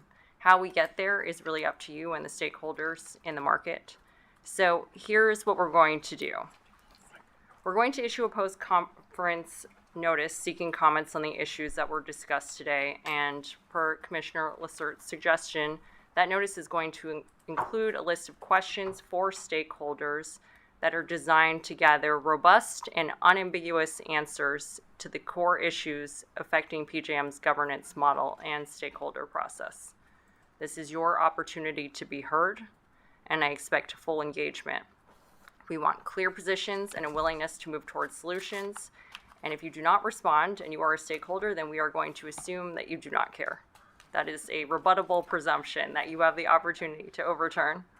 After we receive these post-conference comments, we are going to direct the Commission's Dispute Resolution Service to convene a forum in September. It will be rigorously structured and time-bound so that we can finalize a package of solutions. So 99 years ago, in 1927, September, PJM was formed, and perhaps this September is when PJM can be saved. But I want you all to hear this plainly. If the stakeholders cannot reach a set of credible, meaningful reforms or an agreement in principle by the end of September, then this commission is not going to hesitate to use the full extent of our legal authority to implement reforms necessary to restore confidence in PJM's governance. But I am confident that the people in this room and the ones who are not here can work together to reach reforms so that PJM can be on a path towards success, hopefully without commission intervention. Finally, I really sincerely want to thank commission staff who made this conference possible. You did a fantastic job moderating, and so did your predecessor, and a lot of hard work went into this, and especially Kevin in my office, who was integral to putting this together for us. And I hope he doesn't regret working for me, but I'm glad you're still here. And thank you all to the panelists who participated today, and thank you for enduring our grilling. And your contributions were very invaluable, and we have a lot to walk away with today and a lot to think about. So thank you all. So, Commissioner Rosner. Yeah, go ahead. Thank you, Chairman. Thank you to all the panelists and to the commission staff for putting this together. I know it's non-trivial to come spend a day in Washington with FERC, and I really appreciate it, not just in person, but your statements. I want to come back briefly to just why we're here. For me, the highest priority issue is that we're 6,800 megawatts short 2 years from now. And that puts us below the requirement that we have to have a reliable grid. For me, that's quite scary. When you think, you heard from Peter Lake earlier, in Texas during Winter Storm Uri, their reliability problem cost 246 people their lives. And when you think about a region like PJM, where we have equally hot weather, in fact, the hottest place in the country 2 weeks ago, I believe, was here in Washington, D.C. And so if we move forward and we don't have enough resources to be reliable, people could die. That is very serious business, and it's a really solemn burden that we need to solve. And so I hear you all on the frustrations with the leadership, with the stakeholder process. There's a variety of different opinions on where we need to go. The way I see it is that the board has not acted on this statement of principles regarding PJM that the governors agreed to along with the White House. And that's because you all don't agree on how to close the 6,800 megawatt resource adequacy gap, what the best way to do that is. And it's not that any particular stakeholder is wrong about the way to do it. I think the reality is that there's a variety of different ideas for how to do that. And we've talked about many of them, both in writing and in person. But the reality is that the board now does need to decide, and they're going to do that. And what I see the value of this conference is that we had a really hard time reaching agreement on that issue. It's a very complicated issue, and this is a very important moment for us all to think again about, if our stakeholder process worked better, are there things that we learned from this last go-around that might make it work better in the future? Because there will be more critical issues for us to work on then. And so that's the takeaway. I think, there's a lot that's been changing in the energy system and recently. There's a lot of new demand. It's demand that we just haven't seen for a generation. And part of the frustration that I heard from some stakeholders is, a governor and states filed a complaint that limited the ability of the RPM to deliver the capacity that it was designed to deliver because of the price cap. And there's been a big debate about that. And the reality is just that things are changing very fast. The states, they do the retail rate allocation. I know that's a very affordability is a critical issue. It's a critical political issue. We spent a day with the U.S. Senate. We spent another day with the U.S. House, and this is a political issue. And so that's why we've heard so much about governments. That's why the state role is so important. That's why we need our state regulators working with us to do the cost allocation, to do the curtailment priority, to make sure that we have the CPCNs ready for things that come out of this market. But I'd encourage you as we contemplate a next step here, which I really hope is not a long delay to a next step, is that we really think about, are there things that we can do that might require you to give up a little bit of control that ultimately get us better outcomes, faster outcomes, that drive you to make the harder decisions with each other faster. That's what I want to get out of this conference. And I think, I feel optimistic based on the corners of the debate we've had that there are opportunities. And I look forward to working on that with you. Thank you. Commissioner C. Thank you to our panelists from this panel and all the others, to FERC staff and others who work so hard on this. I know better than to keep everybody late, coming at 4 o'clock after 7 hours of a tech conference, but I genuinely appreciate everyone's engagement here. And I think the energy goes down at the end of the day, but that definitely didn't change the quality of the ideas and the discussion. So I really appreciate that. I was glad to see a number of things come out of today. I said at the beginning of the day, I hope that there was some low-hanging fruit, and I think that we found that. So I really encourage stakeholders in PJM, especially going into the September process, to use that as a starting point, but not an end point. There's a number of themes that came out of today, obviously, and board independence, I think, is probably the phrase we heard more than any others. So I'm also encouraged to see a lot of good discussion around those areas, paired, of course, with accountability.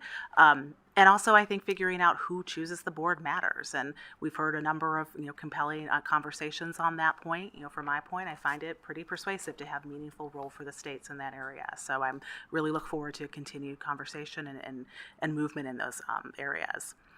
I also think we talk a lot about how consensus is the gold standard for decision making, and I think that's definitely true. But we've got to figure out what happens when we can't get to consensus. We just have to figure out how to break through the stalemates. And to my mind, we heard a lot of traction about an advisory stakeholder process. I'm not saying that that is the end of the road, but I think that as we go through the rest of the process, we need to have some serious conversation. If not that, what else? Because we can't have a process where we are hoping for consensus and don't always get there at the time that we need, especially with the urgency of the issues in front of us. Another theme that came out is there's a number of things that PJM can be doing now, and I think that's great, and I would love to see that happen. I think there's a really helpful conversations about leadership and ownership. We talked a lot about setting priorities, setting work streams. We talked a lot about getting the states involved earlier, enforcing deadlines, and some discipline in the stakeholder process. There's a number of things that don't require formal changes, so why aren't we doing them now? Let's make sure we're moving forward in that direction. We have a formal process we're going to continue because we don't want to lose sight here, but that doesn't mean we have to wait till the end of the process to move forward. And I think on that point, I'd also say, especially in reflecting on this panel here, I hear from many of the stakeholders who, say maybe we should be focusing on other things, or this may not be the right way to solve all these problems. And I heard a couple of times that, the tools are in PJM's hands. We don't have to make broader reforms. But we're here for a reason, because we have a process that hasn't been delivering the results we need. So I would really encourage you, help PJM on some of these changes that you think already exist and are possible. Make them happen. Help us figure out ways that we can be smart about the sort of additional reforms that are necessary. And if you really believe we don't need to be doing more, or that we're not focusing the right way, then we've got to have a way to show confidence that we're going to get the results we need under the status quo. I think it's probably obvious. I'm revealing my cards. I'm skeptical that that's true. But we have to make sure that we have concrete ideas and solutions other than just it could be better based with the tools that exist today. So I really encourage everyone to continue working collaboratively through this process. As we all said, we would love to not have to take additional actions as a commission, and I have real confidence in the people and the interests that are represented in this room and across PJM to be able to make the sort of meaningful and thoughtful changes we need at the pace we need to. So please do that. We want to be a resource to help as well. We do take seriously that we've got some timing considerations in order to make sure that we keep moving forward here. But I am leaving today with a lot of optimism that there are some clear paths forward, and I hope that in a few months and in a year, we'll be able to look back and see that PJM is weathering this really critical moment. So thank you for all of your work so far. We've all got a lot ahead, but I'm optimistic that we have a good outcome. So thank you all. Very well said. Insert. I want to repeat my thanks to all the panelists today. Takes a lot of courage, a lot of preparation, a lot of risk to come up here and speak your mind when you're called to ask your opinion on things that might not have been fully vetted with your own folks. I know sometimes that's uncomfortable. But I want to say thank you for taking the time out to talk to us, to let us know your opinions and thoughts. A couple things Dr. Bowering said that kind of stuck out to me. I know he talked about the staff at PJM, and I visited PJM a couple weeks ago, and I think what he means is the leadership and the board, because I've seen it firsthand. The staff at PJM is truly talented, and these are individuals that pour themselves out into their jobs for the common good and are truly aligned with the public mission of keeping the lights on in PJM. So I want to say thank you to the staff. They are kind of embroiled in this because they're caught up in leadership a little bit, and these issues with leadership, but these are all issues that have solutions. But we cannot let them figure it out on their own and hope that it goes away and everything's going to be okay. Because another thing Dr. Bowery said is, we don't want to run in the wrong direction.